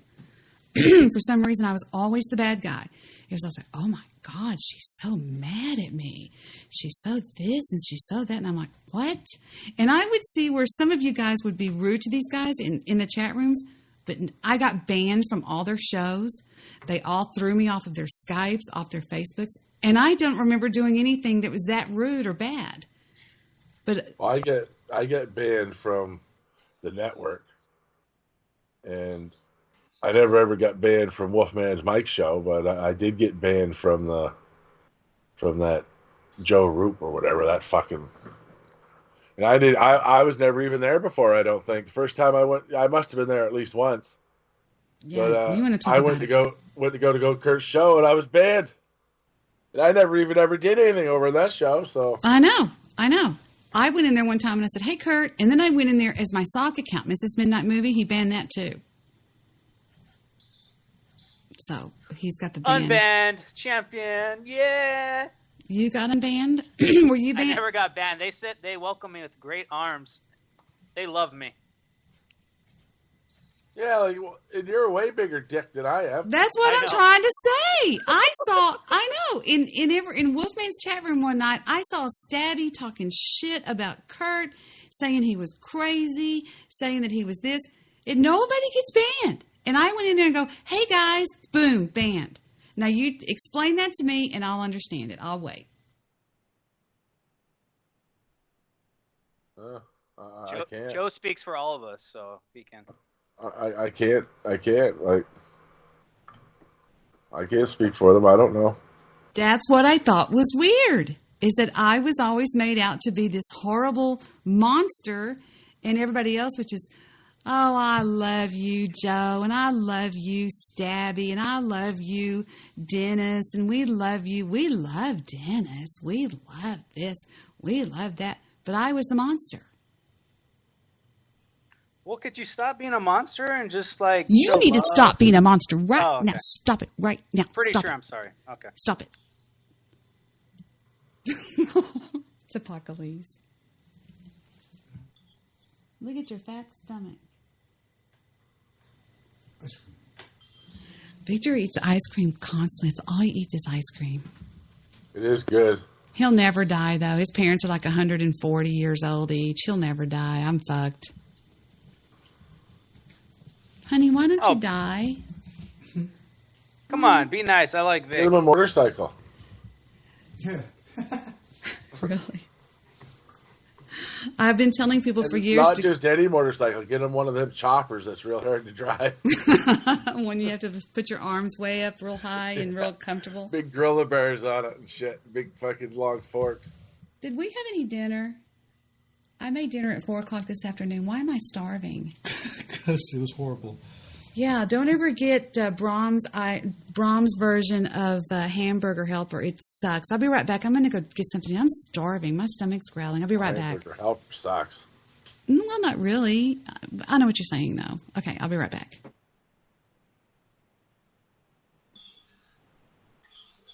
Joe? Yeah. What do you want me to do, Apocales? I want you to fucking dance, motherfucker. I was going to say tap dance. That's right. I wish Stabby was here to entertain us. I know, he got all butthurt and fucked right off. It's hard to have anything to talk about with no Stabby to bash. I know. I mean, I don't want to make fun of him or his situation, but I kind of miss him, you know? I do too. And it's only been like, yeah. I was going to let you know, I don't know if you saw what I wrote in the chat earlier. There's a Trailer Park Greasy Money app. I don't know if you have a smartphone. Yeah, it's a game. It's a game, yeah. Yeah, it's fun as fuck. You should try it out. Yeah. We're taking over the world. We're slowly taking over the world, bud. Nova Scotians. Sidney Crosby, Anne Murray. This game, it starts off with them throwing a jug of piss at Justin Trudeau, and so they're stuck in jail. So it's pretty funny. Well, there you go. Everybody hates Pretty Boy Justin. Yeah. They probably would have done it, whoever was in charge. So. Yeah, I know. I'm just saying. Yeah. I always say that. Good thing when the election comes, he'll just bat his eyes again and stick his butt out, and all the women will vote for him again. I saw that. I was like, God. I saw that. They fucking love him. They love him. Yeah. They always have, man. He like fucking, even when he was a teenager, he was fucking, they were always talking about him. Like,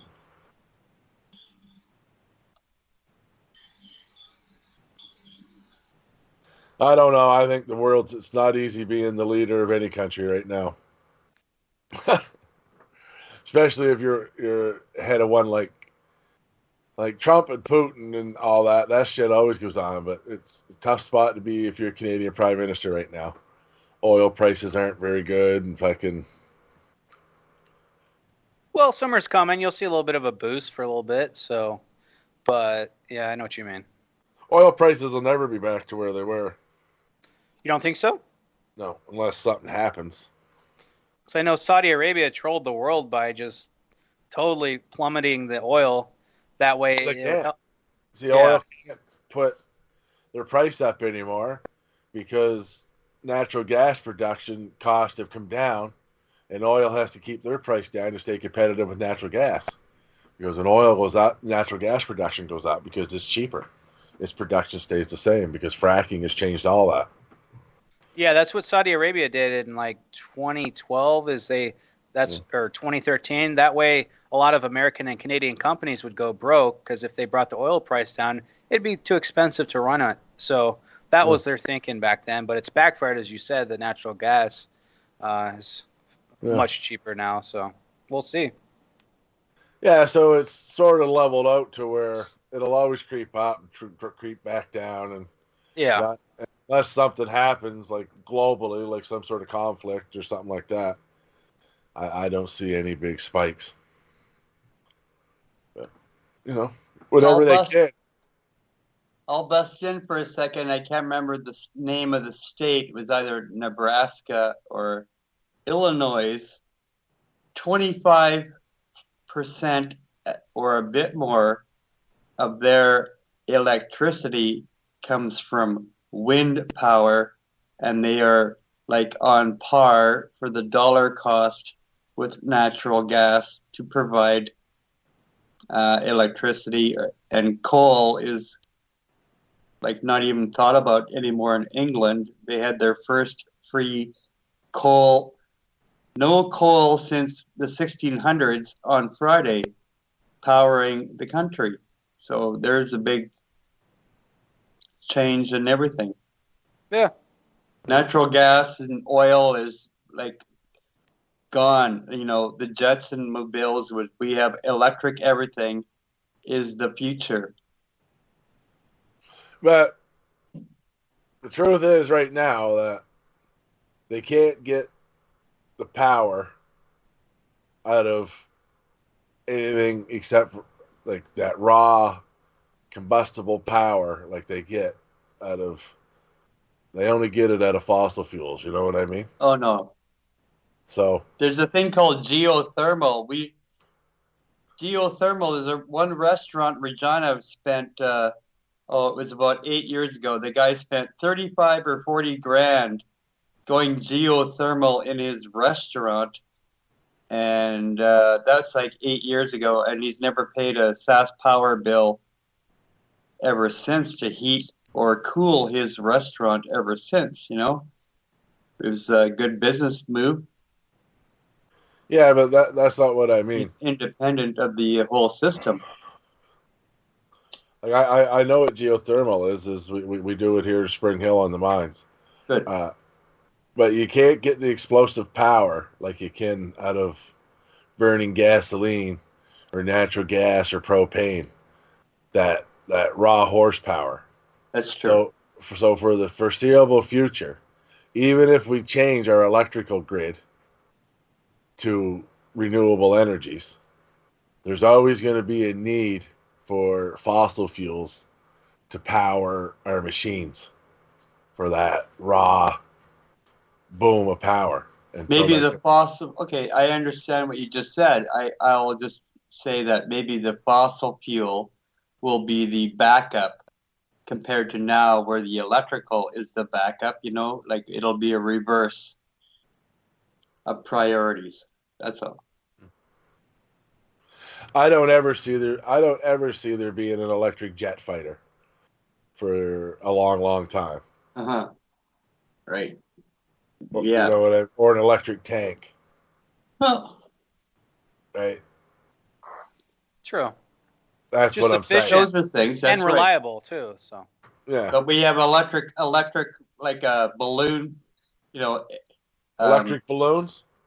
Well, the word I want to use is dirigibles. Like zeppelins, where they drive tanks into them and they carry them with electric planes across the ocean and then drop off the tanks.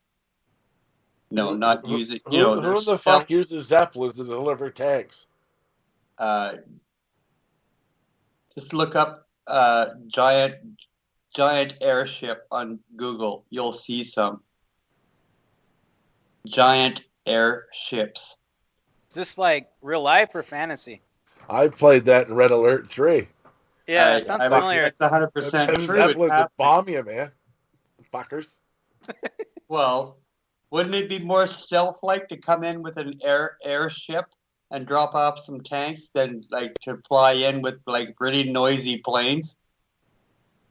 Sure. Well, there you go. It's called stealth. Yeah. And they're radar proof too because they're all curved. Yeah, because that's what. No sharp edges, just like the stealth bomber. You know. Yeah, no one will ever see them. Yeah. Well, look up on Google. That was their giant advantage, that they were airships. hard to spot. Yeah. Well, at nighttime you can't hear them coming, can you? If they're black and they're electric, you can't hear the motors and you can't see them because they're black. Hey, let's not talk about black people like that. Oh, man, We're not talking about black people. We're talking about black airships. Hello. All I heard is black people, man. Military stealth. Black people are stealth? Is that what you're saying? No, just shut the fuck up.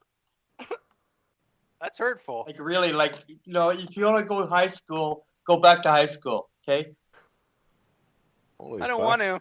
I don't like Flatlander, Dennis. Well, you don't want to, but you're gonna put yourself there if you keep talking like that. Yeah. You better fuck off, Apocales. Can I apologize for my rude behavior or no? Try. No, you got will one you shot. forgive me? Will you forgive me, please, this one time? Yeah, Just this once? you earned it. Just this once, though. Let's move forward with I our think I'm lives. gonna forgive you. Joe might forgive me.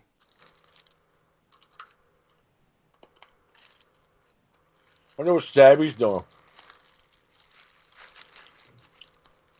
Talking with the other people he hates.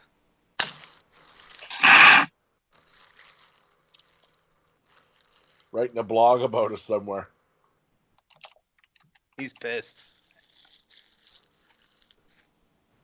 Is the show still live? I think so. Well, I'm here. I'm just eating some nachos, and I don't want to be rude and eat on air. Oh, thank you so much. You're welcome so much. Who else I still mean, on the call? I think Sonny hung up. Really? That's not like Sonny.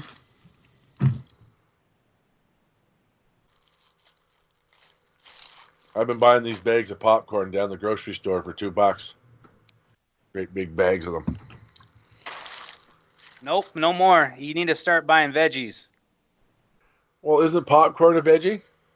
It's a really bad veggie. Corn's a shitty veggie, and you know that. What about if it's popped with butter and salt on it?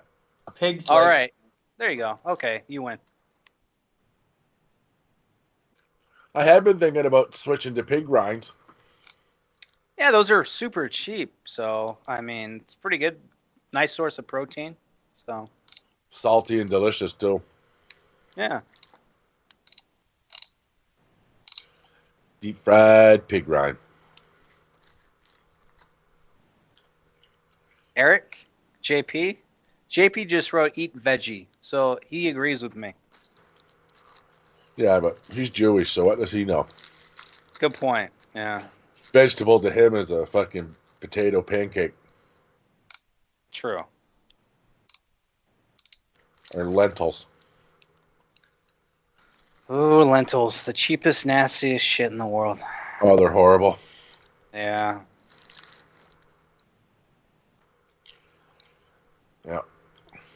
Y'all need to see there's a forum, it's on Reddit, and the rules are: do not violate site-wide content privacy or policy. Number 2, no trolling or concern trolling. Number 3, no racism or anti-Semitism. Number 4, no releasing personal information or doxing. Number 5, no vote manipulation, brigading or asking for votes. Number 6, this is a forum for supporters of Trump only. Number 7, no post about being banned from other linking to other subreddits no post about being banned from or linking to other subreddits. Number 7, ban appeals, suggestions, concerns, including sticky choices, go to mod mail. Number 9, no post about Trump assassination threats. Send all screenshots to this blank, blank, blank to the FBI. Number 10, please do not behave in a way outside of this forum that would reflect poorly on it. P.S. If you feel you were banned by mistake, you are free to appeal by sending us a polite message via mod mail. Have a good day. What is up with the butt hurtness going around in this world? I don't get it. So many rules and regulations. Why? I don't get it. Well, I think what you're seeing there is that's, I'm not a Trump supporter, but that's somebody that just doesn't want all the bickering, meme war, you know what I mean? All that bullshit. Just wants to have discussions in there of fellow Trump supporters. And I can see that happening a lot more because it is just there's no discussion. You can't even have like say we were going to try to get Apocales elected to head of Spreaker. If we started a Facebook group to talk about how we're going to do that for Apocales, it would automatically become filled up with trolls and people, the opposition, and it becomes a big, muddy, blurred nothing. You know what I mean? Like there's, you must know what I mean. Like all the political talk sites now, they're a whole lot of nothing. You can't talk about anything in there on anything, no matter what side you're on. Yep, the comment sites are basically the comments versus the author in many cases. So it's like, yeah, so just the way it is these days. So and then But now why would you post all those rules? Why not just do it? Well, that's also obviously somebody that wants to let everybody know they're in charge. Well, most Reddits are kind of like that too. So it's nothing. I don't know. I guess, yeah, it is what you guys were saying is that they do have those rules in place because of all the Trump hating and then all the insanity that kind of goes along with some of the Trump supporters. So I think they just want a civil discourse, but I don't know. It's their Reddit, so you can always start a new one. So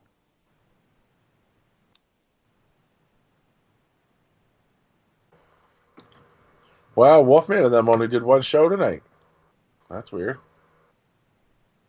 Space Tarot is on right now. Oh, is it? Yeah, that's where Stabby's at in exile. In the exile. Oh, there it is. Look at that. Self-imposed. Yes. Self-generated in his own That's where that mind. skank is too. Oh.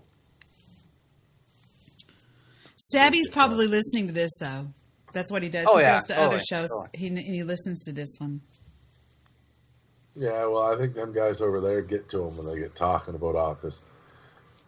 Stabby doesn't believe anything any of them people say over there, and I think it spazzes them out. But they don't ban him. They only ban me. Yeah, but I think they don't ban him because he doesn't listen and argue with them. Really. Because he will argue with them. But he puts some pretty shitty comments in the chat room I've seen before, and they don't ban him for that. If I was to say half the things, I would have been banned a long time ago. Yeah, well, they are looking for... yeah, he's listening because he just wrote in that chat over there, my ears are burning again. We see you, Stabby. You don't fool us, fuckface. You can't stay away, baby. You can Come on, try. Stabby. You can try, but it'll never work. It's time to come home. Come pumpkin. on, little butt hurtness. We'll let you be mean in the chat room. You can say anything on you over. want about Debbie and Joe. You can call him Honest Joe. Say I'm broke. Say he's broke.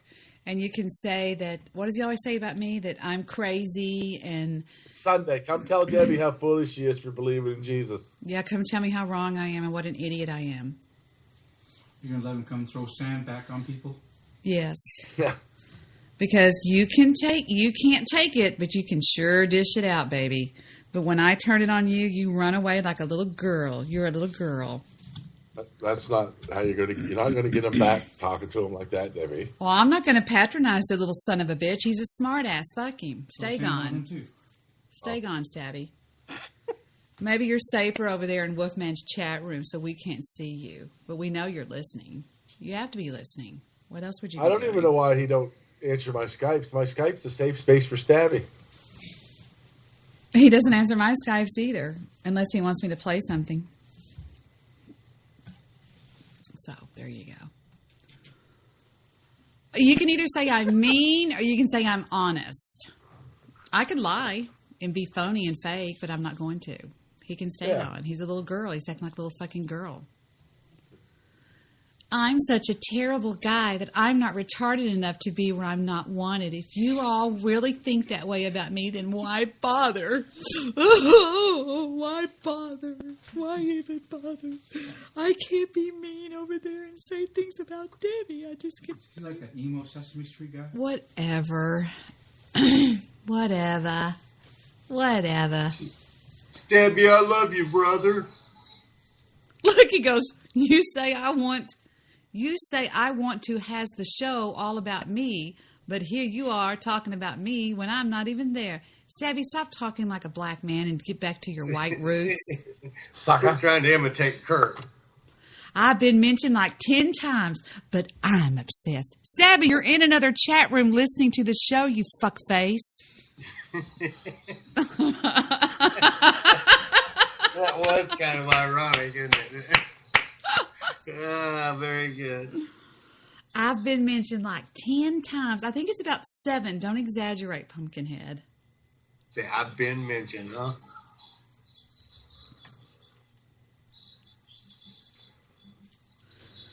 So what'd you have to eat, Lester? I just ate a sandwich tonight. Turkey sandwich with some avocado and some tomato and some lettuce, pepper and salt. Pepper and salt. Sounds good. Mm-hmm. Pepper and salt, Sonny. I just had bean and cheese. All those rich man groceries. All those rich man groceries. Yeah. I make sandwiches like that when I visit my parents. Joe, you're so honest. God, Joe said something funny on the show the other night. I forgot what it was, but it made everybody lose their shit laughing. Oh. He goes, it's kind of like Christmas. Whenever you go, hey, Dad, why do you always have to bring up the money that I owe you every Christmas with 364 days in a year? Why do you always have to bring it up on... That was some funny stuff, Joe. Yeah, Christmas dinner with Dad's always awesome. Well, there's my piece of shit son sitting over. Justin Trudeau is actually Fidel Castro's son. Is that true, Joe? Oh, that's what they say. What do you mean? That's what they say.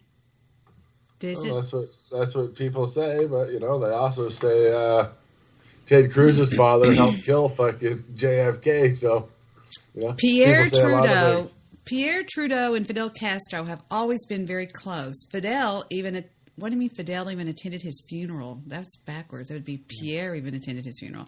The Trudeaus. Pierre's the father. Oh, Pierre's the father? I thought he was a young gay guy. Yeah, young gay guy. Yeah. I'm joking. Justin's the prime minister right now. Oh, okay. It says Father Pierre. The Trudeaus have visited Cuba on several occasions, and here's Justin's mother with Fidel happily allowing the tyrant to hold her 4-month-old baby.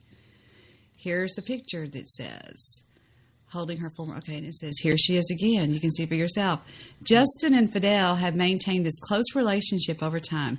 He was one of the very few to sing the dictator's praises when he died. And, of course, you've already seen Trudeau's remarks on Castro's death, and there's a link there. So with that established, here's the fun part. I've made some comparison images. So now that we've established a similar appearance, we need to figure out if it's possible that Fidel met with Margaret before Justin's conception. Turns out he did. In fact, Pierre and Fidel met for the first time 1 year before Justin was born. And there's a link to that. And it says in quotes... Oh, there's all the evidence there. It says, Pierre Trudeau's and Fidel Castro's paths crossed for the first time in 1970 when the Canadian government sought to negotiate the exile of members of the FLQ who had kidnapped British Trade Commissioner James Cross. Fidel Castro obliged the Canadian Prime Minister by providing a refuge, and in a private letter to Mr. Trudeau later extended his heartfelt gratitude, and there's a link to that.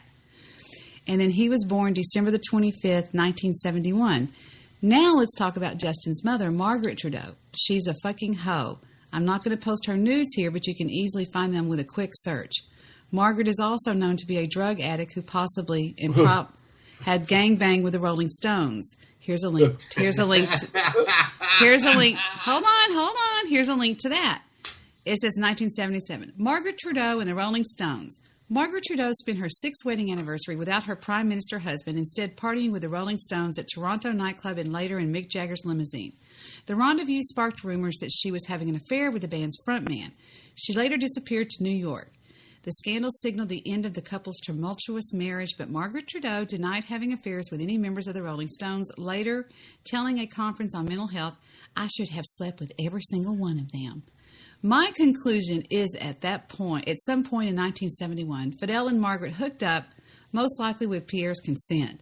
Given the decade... Oh, yeah, there you go. Fuck my wife, Fidel. Given the decade and her drug habits, it would not be so unusual. It's also no surprise that a globalist cuck like Pierre would also be a literal cuck, tolerant enough to raise his wife's son. There are still some... I just want to say the cock shows that it was at least done by an unbiased perspective. There are still some timeline issues, though. Anything that would place them together around the time of conception would seal the deal, but I'm confident of what I found so far. Then there's another link and another link. And somebody says, "I'm Canadian and I approve of this message." So the next person says, "So in conclusion, Margaret Trudeau is the female version of Bill Clinton is what you're saying."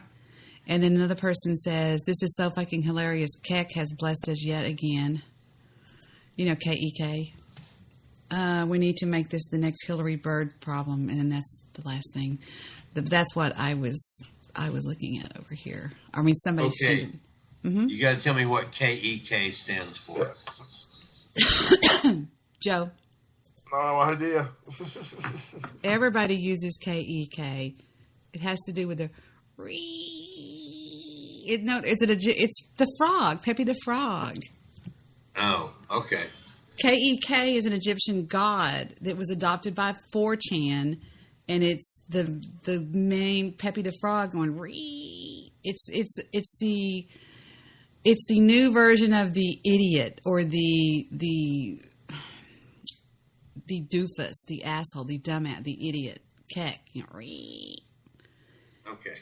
All right, you got it. Okay. His name was his name in the old Bible was like, I mean, not Bible, but in the olden days was the Egyptians called him Keck. Praise Keck. Oh, okay.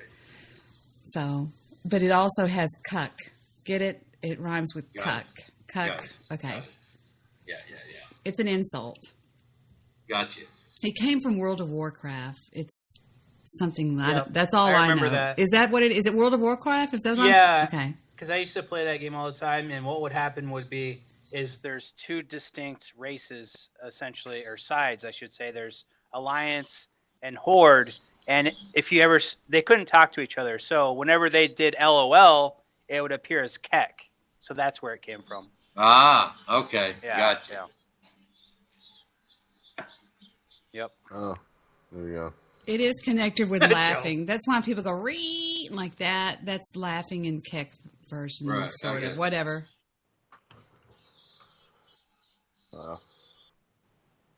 Now I know why I didn't know. For sure. Me too.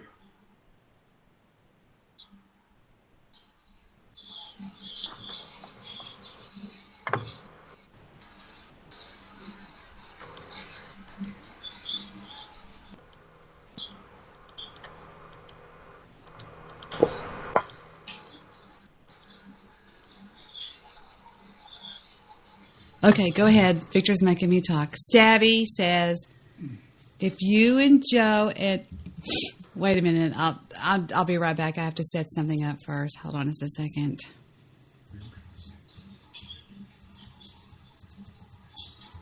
I've never heard so much dead air with so many people on the show. Well, I'm glad I know that now about Justin Trudeau. That sounds very factual and well researched. Okay, over in the other chat room, Stabby says, God damn it! No, it says, If you and Joe and Apocales really think that I act that way or feel the way Debbie and Sonny think, or I do, or the straw man shit that they make up about me after spending so much time with me, fuck you, idiots. And Debbie is too dense and convinced of herself to know that you're being sarcastic. If you are, which I hope to God you are. She's too stupid to know that you're just trolling her, all of you. Please hate Debbie, please.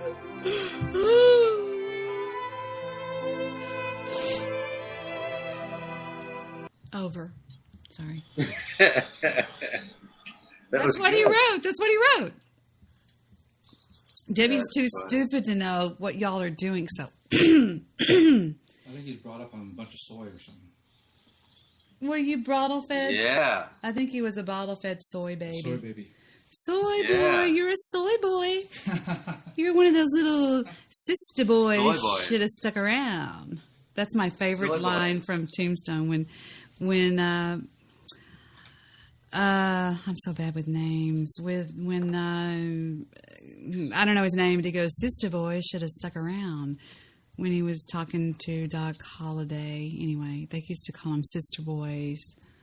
It's off of Tombstone. His name is Johnny Ringold. Oh, Johnny Ringo, yeah. Johnny Ringo's the fast guy. No, it was Johnny Ringo. Johnny Ringo says, "Sister boy should have stuck around." Oh. Sister boy.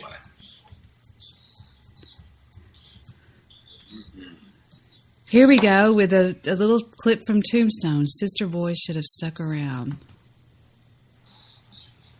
So, wait, listen. Stuck around. Wait, you missed it. Okay, be quiet for a second, everybody. Sister boy should have stuck around. Oh, that's when he killed the guy at his wedding, right? I don't know. No. So, who are your favorite people in the Tombstone story? Who are the heroes and who are the villains? Who's he talking to? Anybody. Go ahead, somebody. As far as who's like in my eyes the hero of that? Yeah. Well, I think I'm supposed to say that I feel like Wyatt Earp is, but I think Wyatt Earp was just an opportunist.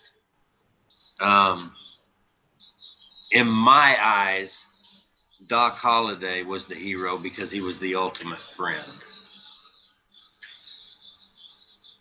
Okay, fair enough. Yeah.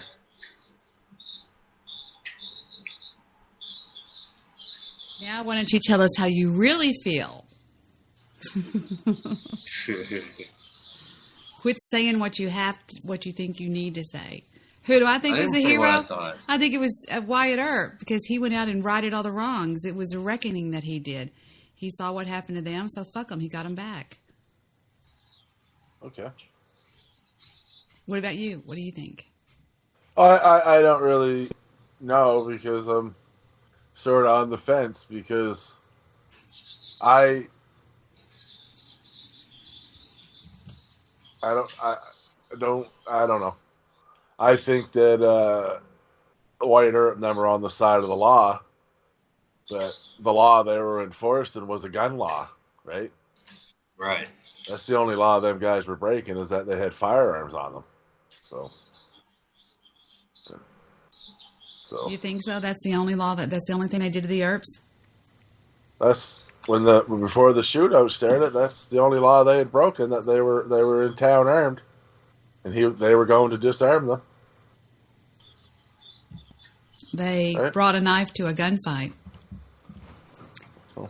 They should have never messed with Doc Holliday and Doc Holliday. To be honest with you, he was one of the fastest shots in the West. He was the ultimate of cool, though. Well, and in the old days, back then, I mean, because I know that all of you guys probably on this call have shot a pistol before in your life. And you either know how to shoot a pistol or you don't know how to shoot a pistol. You either know how to aim it and shoot it, or you don't know how to aim it and shoot it. And some boys were better than others. Some men were better than others. Some men were quicker. They understood the gun better. They just like y'all play golf better than some people. or maybe you play pool better than some people. Some men knew how to use a gun, and the ones were Wild Bill Hickok. He was one of the fastest. He was the fastest gun in the West, no doubt about it. So was Johnny Ringgold. So was Doc Holliday. Wyatt Earp wasn't worth a shit, but there were some pretty good guns back then, and they never missed. They could shoot, just raise their arm up and boom, just hit somebody straight between their eyes. And whenever the Clantons and McLowrys were smarting off to Wyatt Earp, see what happened is whenever Curly Bill Brocious, this is facts, this isn't from the movie, this is from the archives of the hearings and the trials that they had. Bill Brocious was a smart ass when he shot the sheriff. Okay, he shot the sheriff.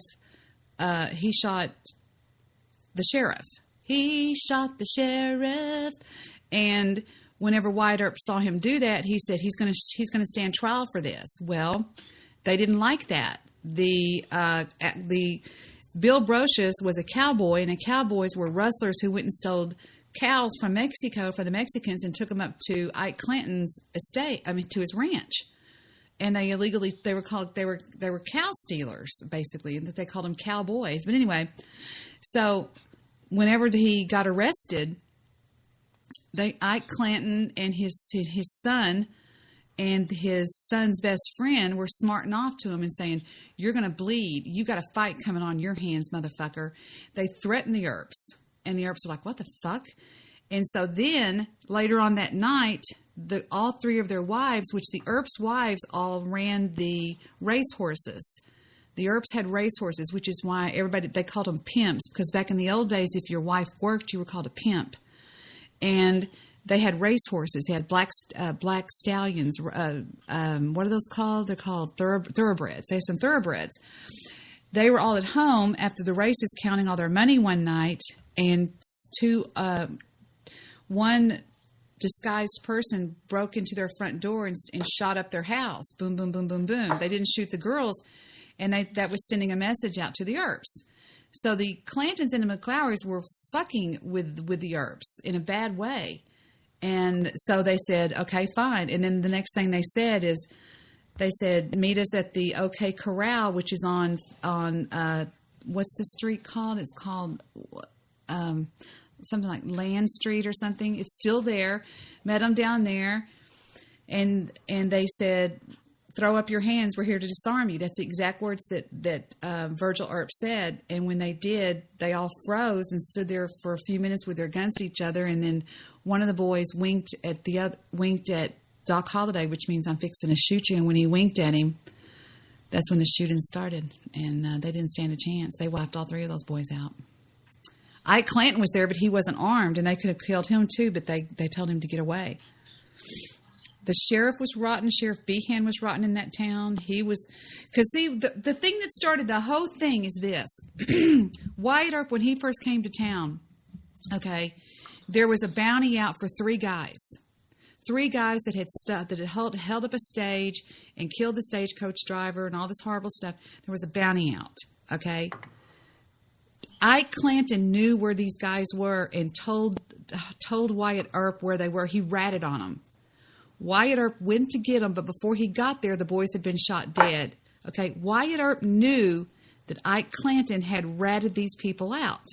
Ike Clanton knew that Wyatt Earp knew that, and when Wyatt Earp came to Tombstone and became the sheriff, Ike Clanton got scared that he knew this secret about him, okay? And so Ike Clanton set out to destroy Wyatt Earp's reputation before he could rat on him, even though Wyatt Earp would have known. Am I making sense? It's like if I knew a secret about Sonny, okay? If Sonny had told me, hey, man, I'm the one that ratted out Guy Shea and he got sent to prison, and Sonny knows I know this, and all of a sudden I become mayor of Dallas, it would be Sonny going, oh, fuck, she's going to tell somebody that I ratted out Guy Shea. Do you see what I'm saying? And so Ike Clanton set out to destroy him one night, got drunk off of his ass and started running his mouth. He'd been drinking for 2 days and started telling everybody in all these different saloons, we're going to get the Earps. And so basically what I'm trying to say to you is it was the Clantons and McLowrys that were coming at the Earps. They were playing defense. is basically what I'm saying. Now, I'm not saying they were choir boys by any means, okay? But I do believe that when it comes to the bottom line, it was a game of defense that the Earps were playing. That's all I have to say.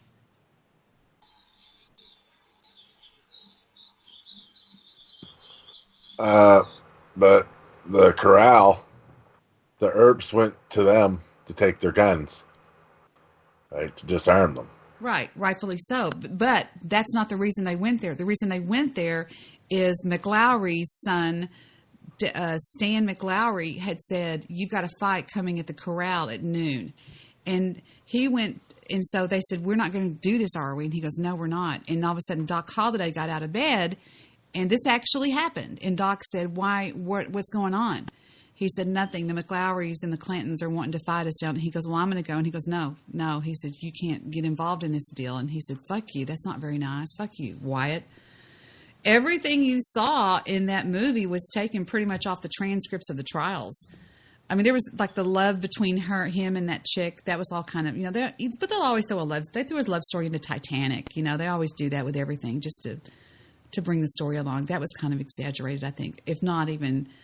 I mean, he actually had sex with that woman, the one that he ended up he never married her, but he stayed with her, the actress, what's her face? He stayed with her, but the night that he was with her, in the movie Tombstone, it shows him sitting with horses and stuff. He was out having sex with that woman. And wow. Yeah, he was they actually had sex, and they never left the, the theater that night, the Birdcage Theater. Because I've got books on this stuff. My grandfather was enthralled with the Old West. My dad's dad, and he had a bunch of books and stuff on it that I have now. But I don't know. I've never seen Wyatt Earp was a vigilante. Never more better was it said in this scene right here that took place, and this was actually what was said when he shot Bill Brocious. He had a double-barrel shotgun pointed 10 feet from him and literally blew the man in half. That's in the record books. Listen to this. This is the scene.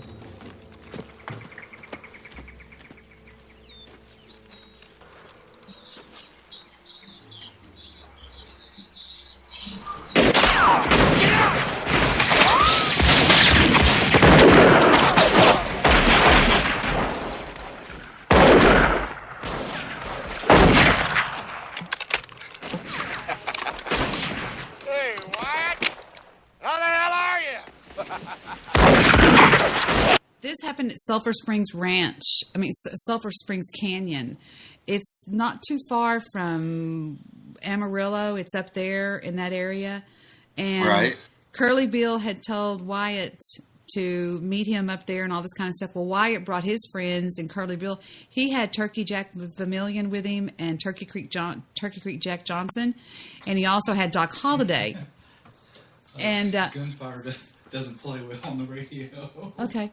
Well, anyway, and he gets him. He says, "We've got you in a crossfire," because Curly Bill had played shitty and put guys behind Wyatt Earp, so they were in a crossfire. But this is when he kills Curly Bill, and what gets said is amazing right here, which was actually taken off the transcripts.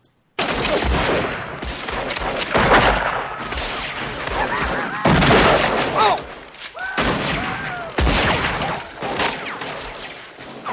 Got some boys over there behind you. Got you in a little crossfire. How you like that? Come on, think of something fast, would ya? And here's what Wyatt does. Hey, what? No. What? No. What are you doing?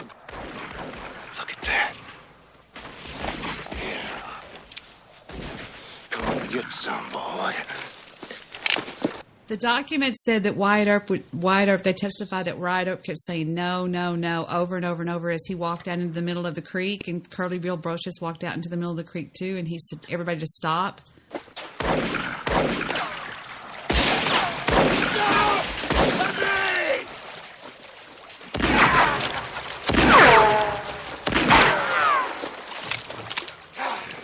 No. Son of a bitch. No!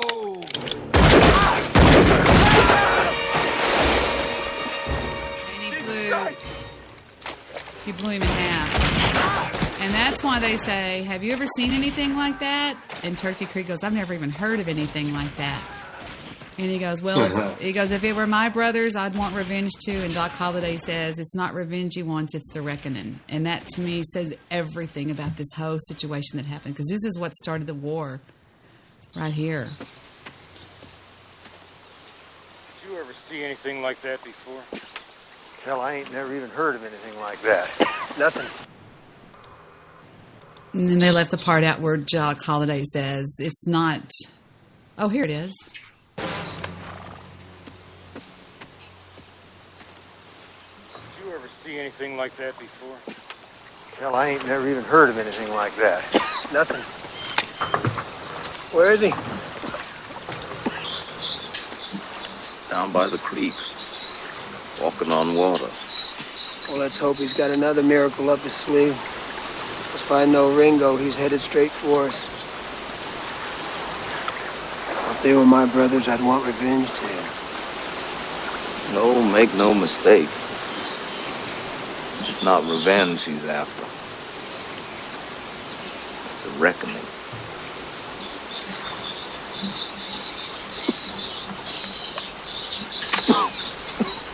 Now, here's the difference in men, even nowadays. One of the men goes, hell, I've got friends too, but I wouldn't do that for them. Or, wait, what does he say? I forgot. Turkey Jack says... Doc, sorry to be in bed. What the hell are you doing this for anyway? Wide up is my friend. Hell, I got lots of friends. I don't. Yeah, that has a lot, and that's one reason why I like Sonny so much. And I always say that Sonny's the most respected guy I have on the internet, because Sonny knows one thing that was bled into me, which I think everybody should know, and that's called allegiance. Right. You'll never hear Sonny talking shit about me in other rooms or talking shit. I mean, what he does in privacy, I don't care, because frankly, I talk shit about him sometimes. No, I'm joking. But it's just not cool if you're... And it's like they said that time when I told everybody the difference between a male and an alpha male, when I read that from AskMen.com. That's why I like to... People say I surround myself. Even Wolfman himself said, all those pussy motherfuckers that follow her around. I disagree. I think what hangs out around me are alpha males. And I think I think you have to be alpha male to hang around me, because if not, you're going to wish you were. But... excuse me, there are a couple. The characteristics of an alpha male, according to AskMen.com, which I think is one of the... I hang out there all the time because I think it's where you get a lot of really good stuff. But remember that night I read these, Sonny? It was like months ago, maybe even longer ago than that. But it says, what does it take to be an alpha male? There's 7 traits, according to AskMen.com. It is, number 1... is, hold on, to be an alpha male in the traditional sense simply means the most dominant within a group or the strongest in a group. Now, he projects a sense of confidence. In other words, the problem with the definition of alpha isn't really the assumed aggression or cockiness. It's the fact that the entire foundational principles for self-value, okay, and then it goes on to giving you the 7 characteristics of the alpha male. Number 1, he's helpful but not condescending. The drive to become successful isn't simply a means to a narcissistic and individualistic end. The alpha male understands that taking care of his primary goal is a part of creating the life that he wants. The other half is influencing and shaping the world that he lives in. It's taking what you've learned. Alpha trait number 2, confident but not cocky. The previous incarnation of the alpha was always thought of as a cocky son of a bitch who put others down to elevate himself. The new alpha male and the true alpha male is not characterized by some overt cockiness that is projected to hide deeper insecurities, but rather a true confidence, an honest assessment of his strengths and weaknesses. Number 3, vain but not conceited. Good-looking people can go a little farther in this world. It's not a hard-line rule, but it is a general observation that has been proven over and over again. English researchers found that men who are rated as more attractive also happen to make more money in their jobs, and they have higher positions. A little bit of vanity is a good thing because it's really just a manifestation of wanting to take care of yourself. When you look good, you feel good. When you feel good, you do good. Okay?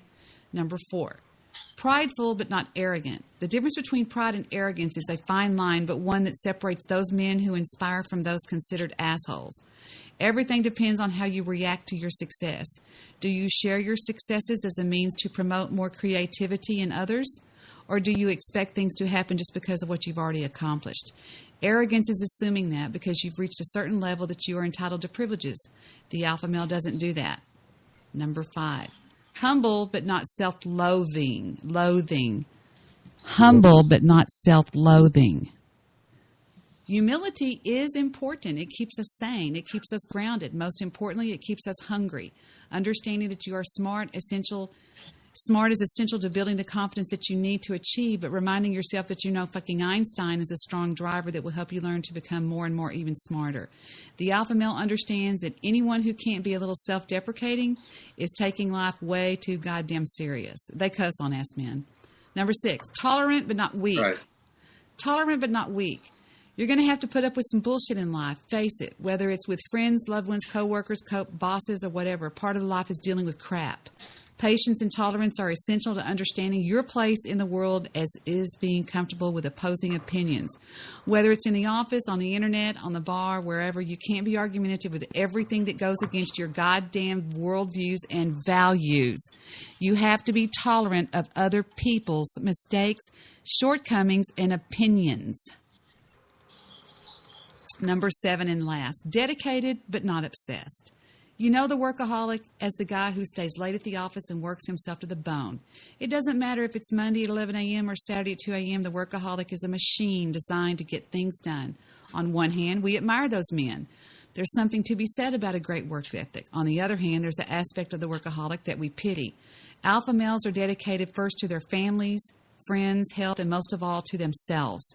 They are dedicated to improvement. They are not tied up in a narcissistic view that impairs their ability to create a rich, multifaceted existence. Comments?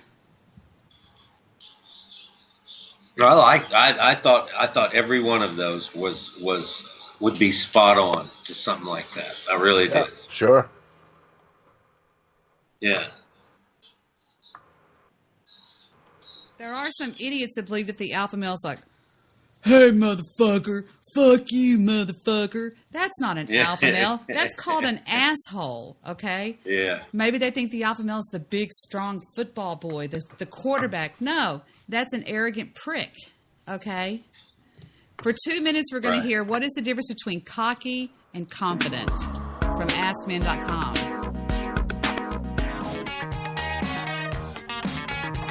Today, I'm going to dive into my mailbag and answer a question from Mitch. Dear Marnie, I know overly cocky guys can easily turn off women.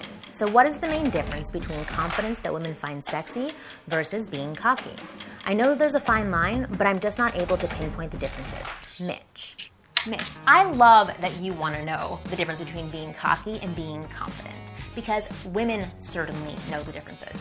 I consider cockiness the little boy version of confidence. Men use it when they're not really confident, but want to pretend they are.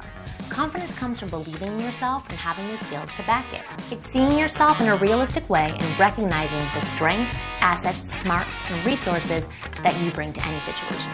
Cockiness, on the other hand, is bragging or showing off without actually having the skills or know how to back it up. I myself am not attracted to cocky guys, but I am super attracted to confident guys. Here is the Wing Girl Method's definition of a cocky guy versus a confident guy. A cocky guy is going to tell you about his whole life, what he's doing, who he is, but he's not going to ask you about your life or what you're doing, because he's too focused on himself to really listen to what you have to say. He thinks he's better than you. He stands slouched and jitters and can't look you in the eye. A confident man, on the other hand, will share about his life, ask questions, listen to what you have to say. He will state his opinion and be open to hearing what others have to say. He never thinks that because of his abilities, he's better than you. He brings out the best in you. He stands tall and makes eye contact every time that he talks to you. So which man are you? The guy who hides the insecurities through cockiness, or the confident man women fall head over heels for? For more tips on how to be a confident man women want, go to winggirldatingtips.com, or you can check out my other videos on askmen.com.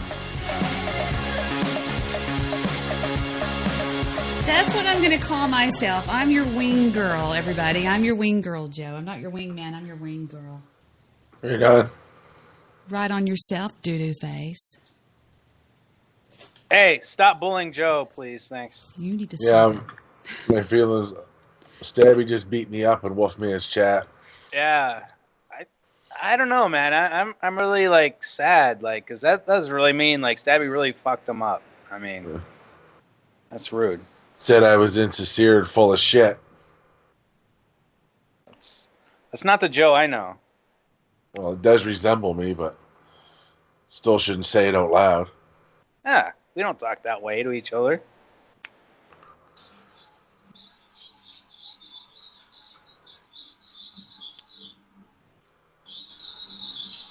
Kurt's talking to me over in Wolfman's chat. So what's Kurt got to allow? I don't know. I'm not listening to the show. You just... Oh, I thought you meant he was like responding to you in the chat itself. No, he just said hi. Oh, gotcha. He did say something about chili, but he deleted it.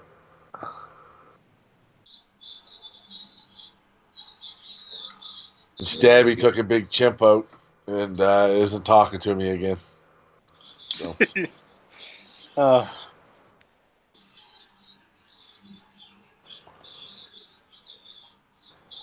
know, I don't know. I feel sorry for Stabby.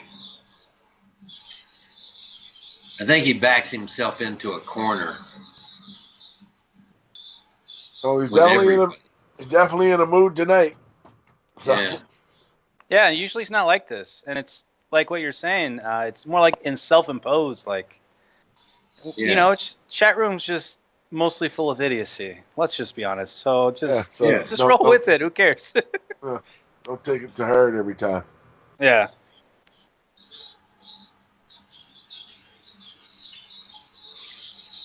Yeah, and I don't believe that anybody for 1 minute wants anything bad for one another, really. You know what I mean? Exactly. Yeah. Exactly. Although I wouldn't extend that to the Jew. Yeah. I really wouldn't. I got good reason to believe that the Jew genuinely hates my guts. Really? I've been talking to some people on Skype that he's been having some conversations with, and the Jew spends a lot of time talking about me offline. Oh, wow. So I must attach something deep inside that guy, Sonny, is all I know. Wow.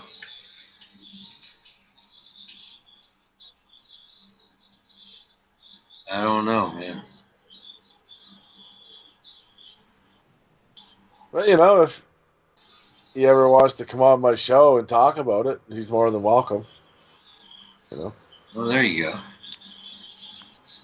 Does he have your Skype and all that? I'd add him. I know the Jew hates me. I don't think he loves me at all. Either that or he's just a real jaded situation person. I don't know what's wrong with him. Yeah. I don't agree. I think the Jew likes you too much, and then it just turned into what it is now, like the fox and the grapes type thing. Those grapes were probably sour anyway, type deal. Well, I've seen some of the stuff he said, like about your brother, and I'm just thought, as mad as anyone ever gets at each other on here, that should never go to that level. It's like that's just creepy as fuck. And to keep playing it, to keep writing it over and over and over all the time. Yeah, just shows a side of who he really is. You're right. Like it's sort of very dark. That's all I'll say. Yeah, I don't think that needs to be even brought up. Yeah, that's going. Where I learned about the Jews' hate was in the news guy's show last year. Whenever he tried to screw the news guy, when he fell in love with the news guy, wanted to be gay buddies with him, and he was like, "What?" And then he turned on me like a viper with the news guy, and I brought him to the news guy. You know what I mean? I think the Jew wanted to be part of that whole He wanted some. I know that. Shamil and Schmazel show, didn't he? I don't know about that. All I know is about the news guy. Well, he I was calling there. in all the time here for a Excuse while, trying to. I know he He trying would to be call like the a. news guy whenever he'd get upset. He'd call him Peter. He'd go, "Well, Peter." What would he go? Well, Peter, I don't know. Why don't you hang up on her? I mean, it was just really gross listening to how. Do you remember how giddy he would get with the news guy? His voice, he would squeal like a little pig talking to him. Do y'all remember that? Do y'all don't remember that? I only ever used to listen to the Spreaker drama. I didn't listen to the rest of that. Well, that was the part. He was in the Spreaker drama, which was always just about me and what was going on my show, because the news guy couldn't say my name and was completely destroyed over the fact that me and Joe got together, and he threw a fit one time over me and you. He goes, "There you go. Don't be nice to him. I'm right here. You know, quit being nice about Joe." It was weird that night. It was crazy sounding. Yeah, I really chapped his ass a couple times too. Did you really? Remember the time I did the news dude show, Apocales? Oh yeah. Fuck that.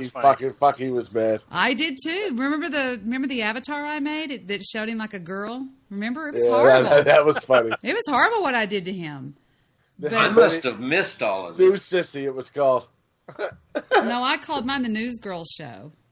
Oh, well, I thought it was News Sissy. No, it was a News Girl. It had big red pigtails on. Yeah, he had his lipstick. avatar. He had lipstick on and a pigtail and pigtails, and oh god, he got so fucking pissed off at me. He started it. Somebody made one on the news joke. Fuck with her, you better eat your Wheaties, because if you fire one, she's going to fire back, and when she fires back, she fires. He got real mad about the news Jew avatar. Whoever made that one. That was pretty good. Put the Jew head on there. And what really pissed the Jew off was flour cookies.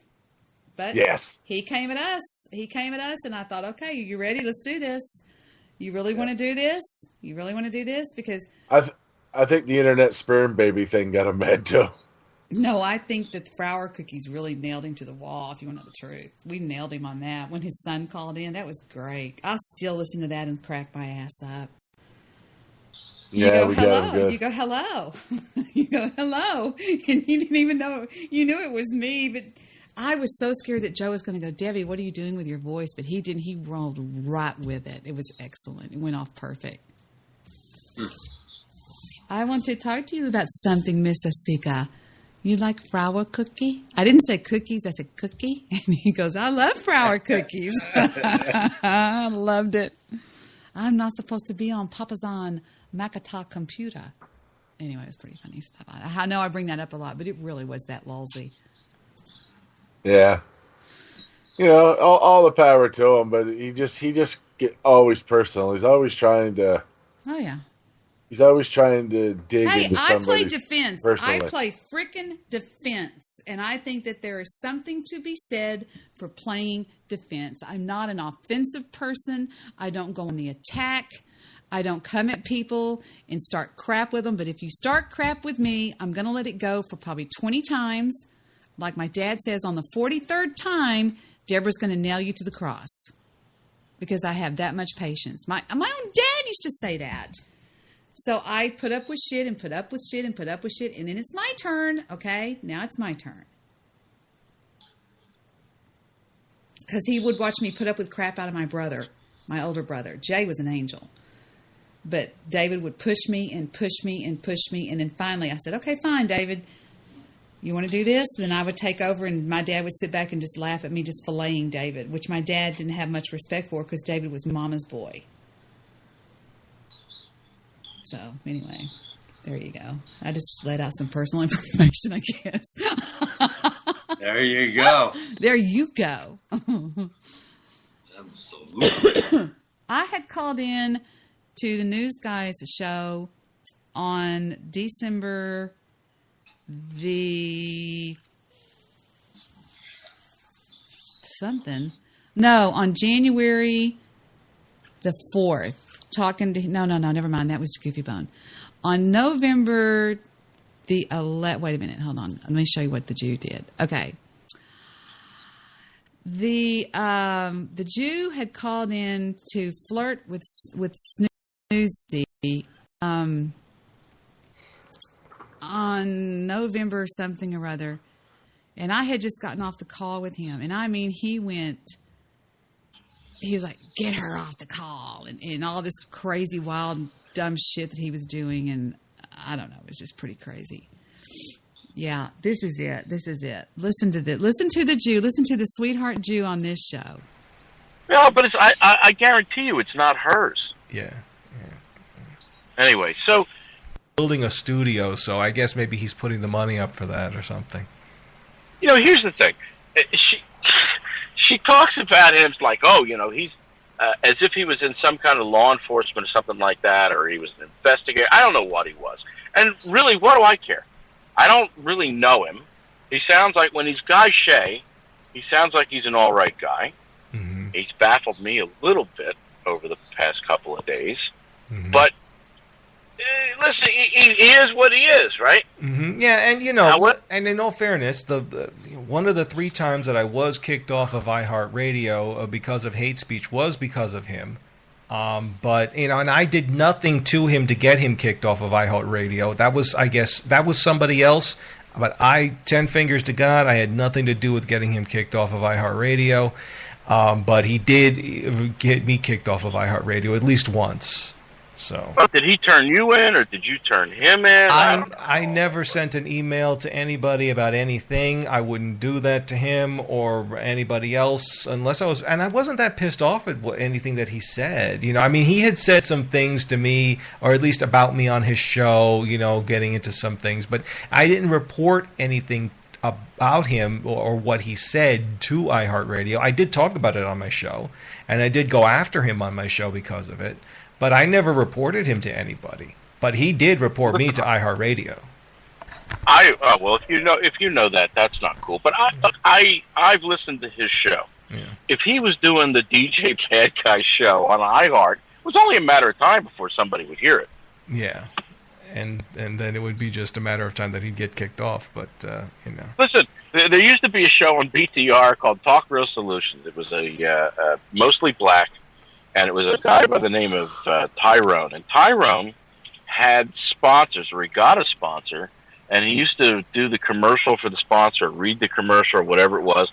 And he couldn't, he destroyed English so badly, you couldn't even tell who the sponsor was because he couldn't pronounce. Wrong show. That's one they were playing Patty Cake on. Here's the one I'm talking about. It says, Debbie Daly kicks one angry Jew to the curb, and Joe Seeker comes on. It's when it all comes to a big head, and it's on. I thought it was on. Yeah, it's pretty good, Joe. It's when you call in right after. Hold on. It's right after. I'm looking for it. I heard it the other day. Leave Debbie alone. Alley Top Wines. One angry Jew calls the cops after Guy Shea makes threats against him. No, can you believe that stuff? Guy Shea deletes his show. One angry Jew calls the FBI and says that we're anti-Semitic. One angry Jew got so upset is found. Let's see. The audio that got one angry Jew so upset is found and played. Hold on. Where is it at? News guy called at the Debi show last Saturday night and kicked Steve Oggle's ass. Let's see. I forgot where it was. It was one of these ones when... Shit. Fuck. Wouldn't you know? I don't know where it's at. It's one of these. I listened to it the other day, and it was great because I'm on there, and then the news guy rings Joe in, and the one angry Jew just chimps bad with Joe on the line. And we just all go up against him and just crush the Jew. All together, all of us put together crushed the Jew. And I think it was, let me look. The last one he did was January 26th, and so it could have been January. He doesn't have it in there. Yeah, it's been quite a while since he's done a show, hasn't it? Yeah, he ran away because. Wait a minute. This is it, I believe. I think this is it. Well, it is, and for other people... You never know, they might change. Don't want to get hurt again.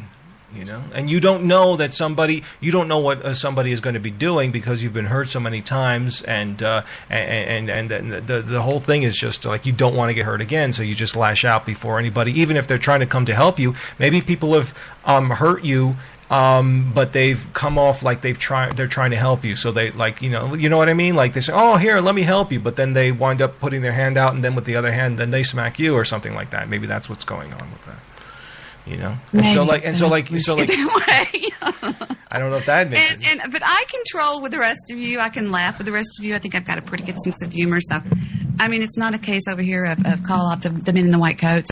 I just think it's just something that I need to deal with. You know what I mean? Seriously. Yeah. Okay. All right. But so maybe there's like some some logic to the whole thing, because I was always trying to figure out what's the deal with Debbie and these women. She's always got this problem with women. So. No, I do a lot for a lot of females. You'd be surprised at what I do. Okay. You don't know what I do for other people, but it's just these online freaking bitches are just like, well, they're just so catty and so shitty and so small, and like that freaking idiot in Tulsa. I mean, Jesus Christ, she's a thorn in my ass. She's got something going on with her, because now she's saying she's pregnant. She's nuts. If she's dying of cancer all the time, and then she's got the lupus, how could she be pregnant? Well, you've heard of Munchausen's by proxy. Yes, I have. There's a new disease that's going in the 6th annual of the DS manual, which is going to be called Munchausen's by internet.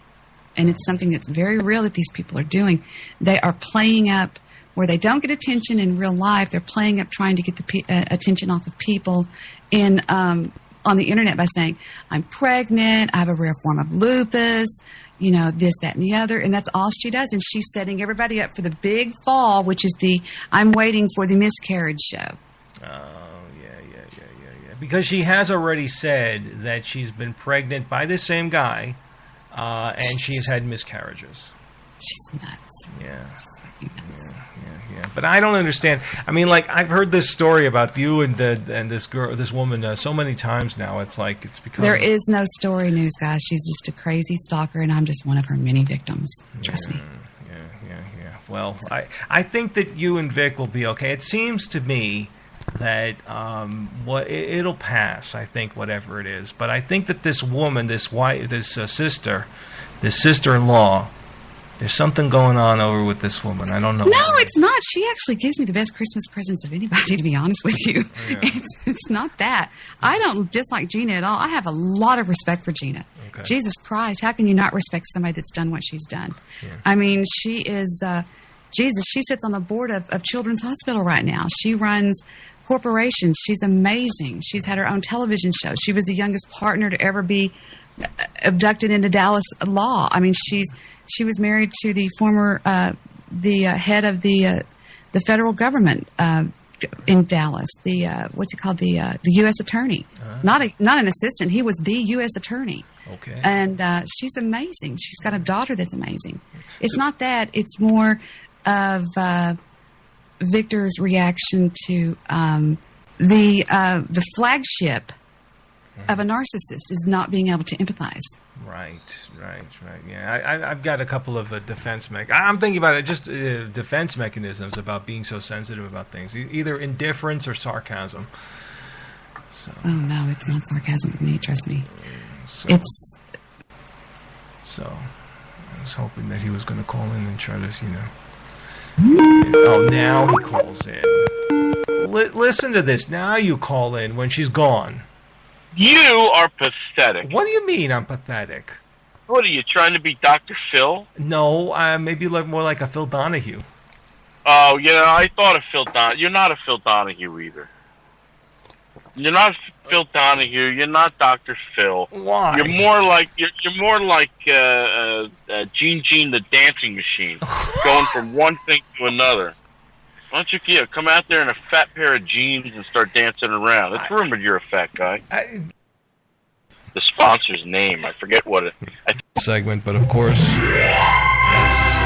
I forgot which one it was, but it was so fucking good. Girl, I wouldn't mind a piece of her. Good-looking girl. Yeah. So he's on her show, and that's he how just this gets giddy and starts squealing like a pig with the news guy. It's a Jew I've never heard before in my life. And I think that he was attracted to the news guy. I know it sounds bizarre, but I'm pretty much right, spot on with what I think sometimes.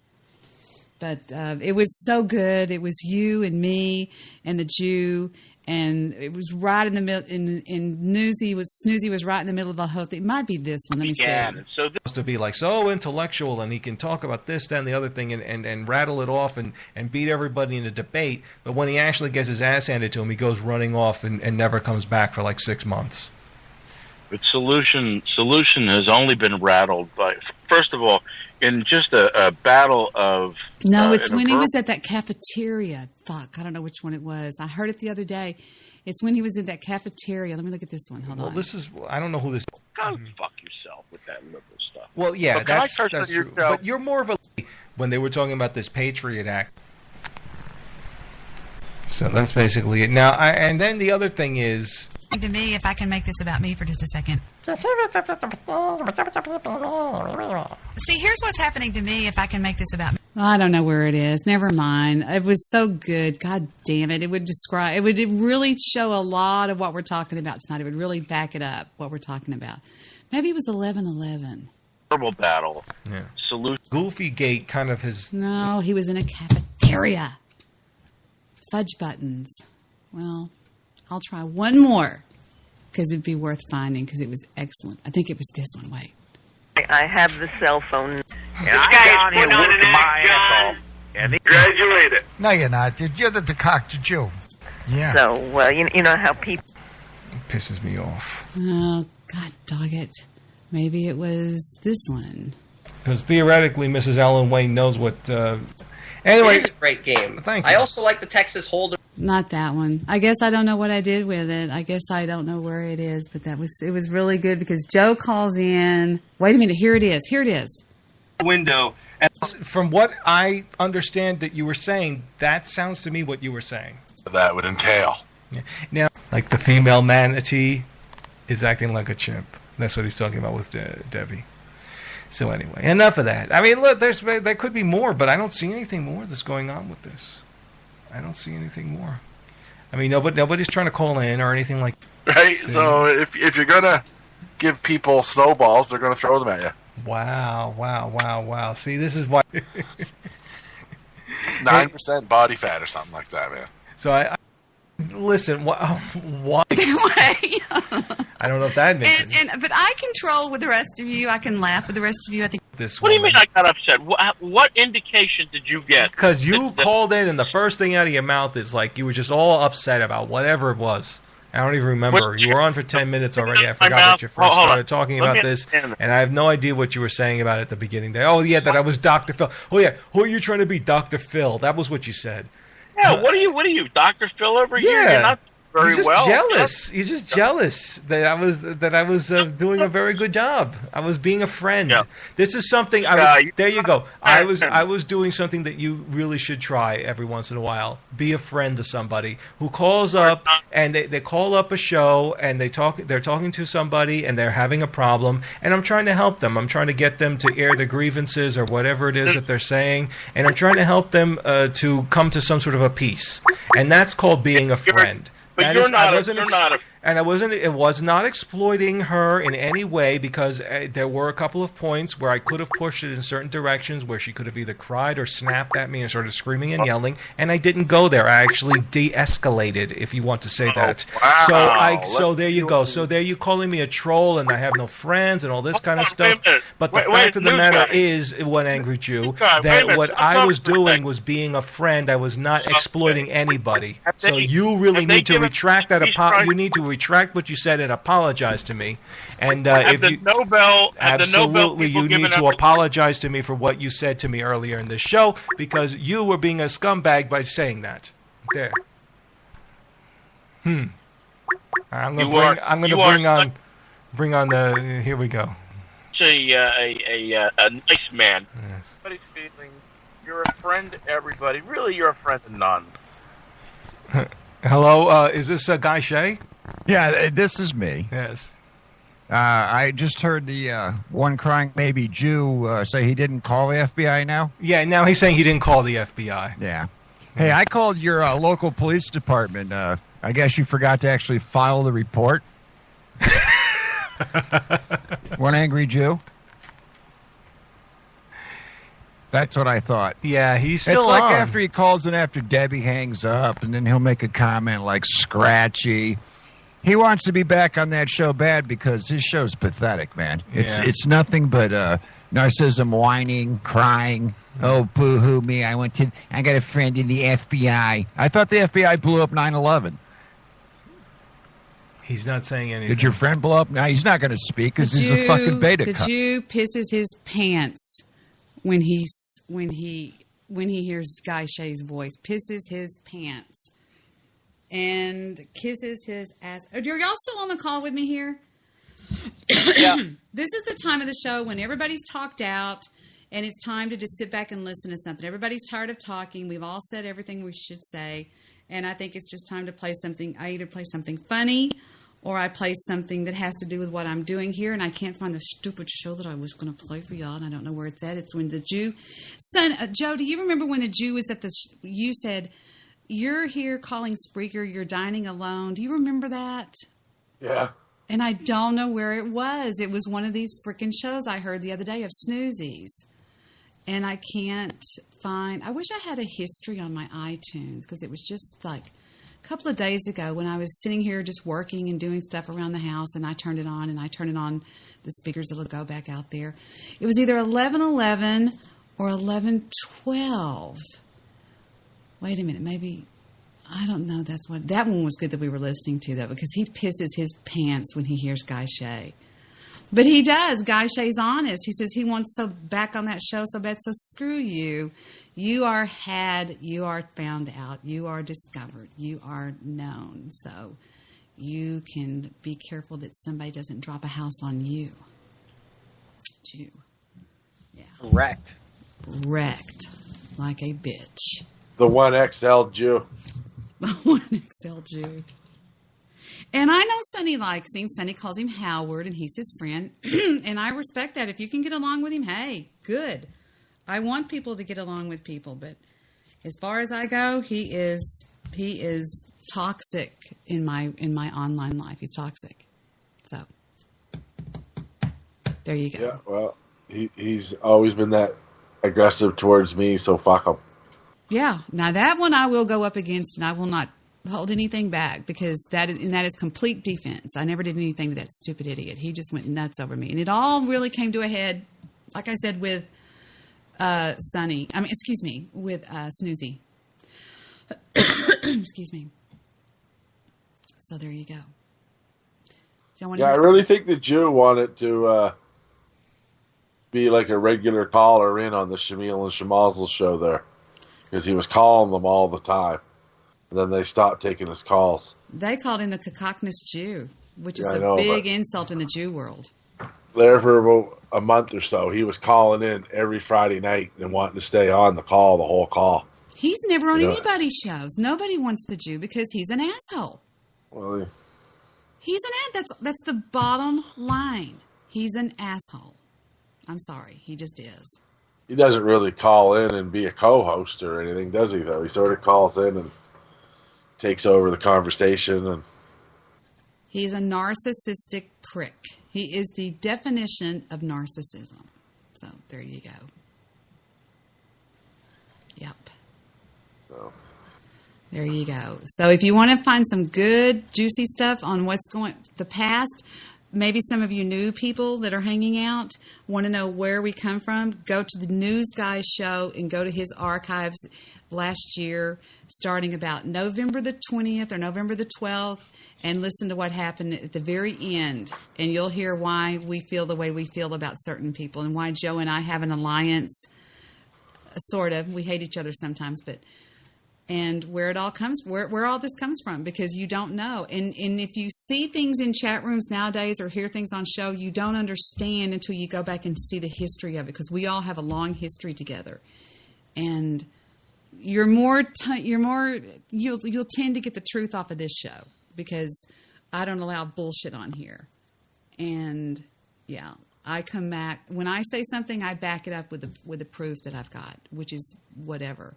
I don't just say, he tried to call my child and say they're adopted. I don't come up with bullshit like that, like the other people. Other people don't play fair.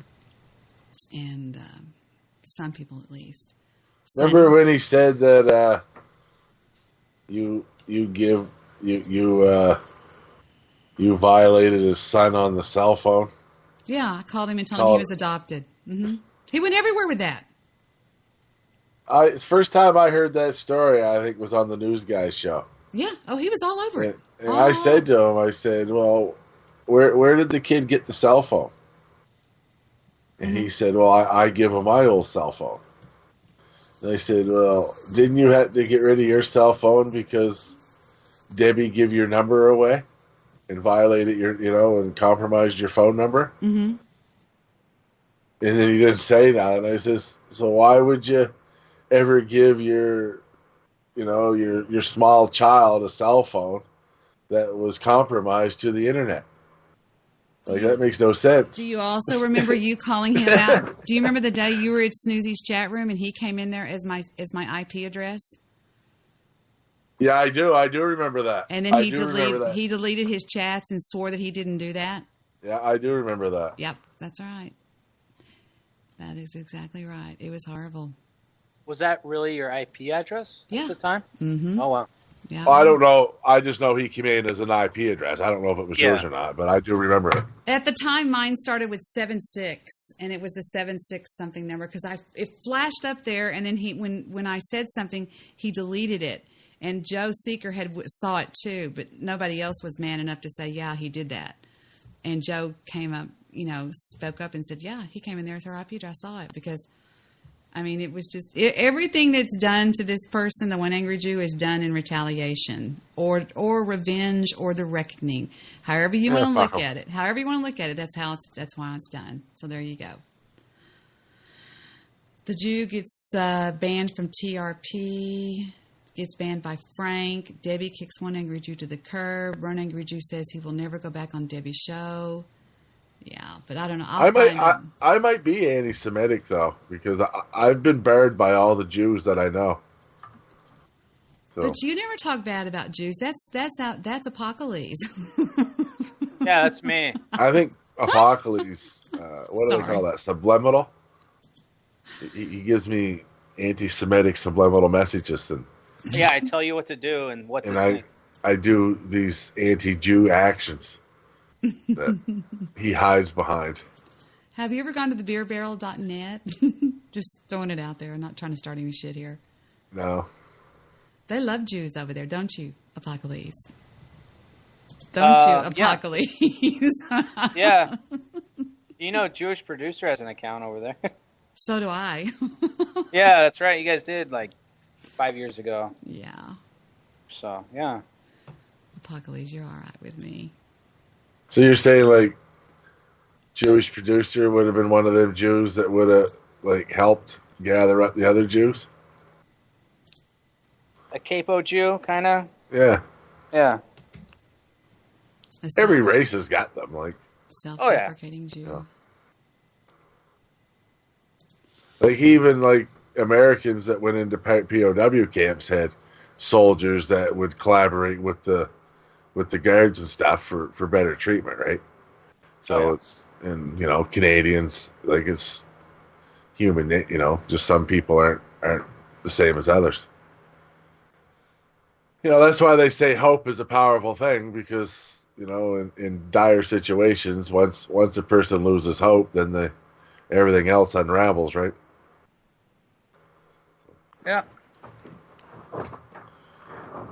So, I guess what I'm saying, if you were in a POW camp, regardless of where you're from, and if you lost all hope, then, you'd be pretty well capable of anything, wouldn't you?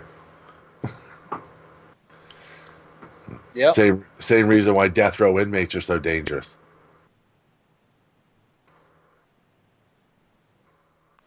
So dangerous and so expensive. Yeah, costs a lot of money to keep them alive on death row, doesn't it? Yeah, I think it's double the price Vic as said just to a tell regular. y'all that's like John McCain. People think he's a hero, but he's not. I don't know what that means because I was reading something. I'm sorry. Do y'all know what that means? No? Well, I disagree because John McCain was well documented by the other POWs and stuff that John McCain was a leader inside the Hanoi Hilton. Like he was a leader in there in a bad place. So for those reasons, he's a hero. And as far as getting shot down, well, fuck, they are shooting at you, right? Like it's like saying a soldier that charged the beach in Omaha wasn't a good soldier because he get hit by a bullet, right? There's a lot of bullets flying around in war, and a lot of anti-aircraft guns shot at planes. So Trump said that he wasn't a hero, that he prefers people that don't get caught, which I can't believe he got away with. But what the fuck? I don't know how the veterans didn't string him up for that one.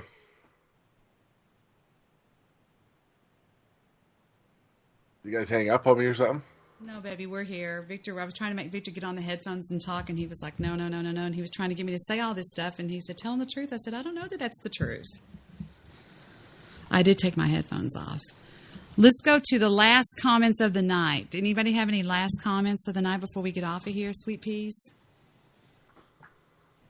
Oh, I'm good. All right. Are we out of here? I'm so happy that you called in. This is such a happy time with Apocales on here. It's so good. It's fun. Oh, maybe that's why Stabby's in a bad mood that we're both here. Never thought of that. Go back to the ghost show and Ghost talks to him. Y'all have to be mean to me. You know the rules. You have to be mean to me. Yeah. He gets so happy when you're mean to me. He'll go, hey, Shilly Bong. He'll go on your show. Hey, Shilly Bong, how's it going, buddy? Buddy, brother. Yeah.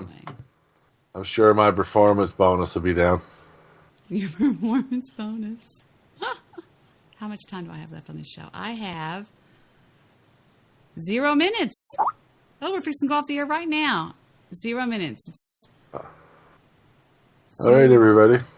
Bye, everybody. Thank you for calling in. I'm sorry that everybody's kind of grouchy. Bye, Sonny. Love you. Bye, Apocales. Love you. Bye, JoJo. Love you, too. Bye. Okay. Bye, Ron.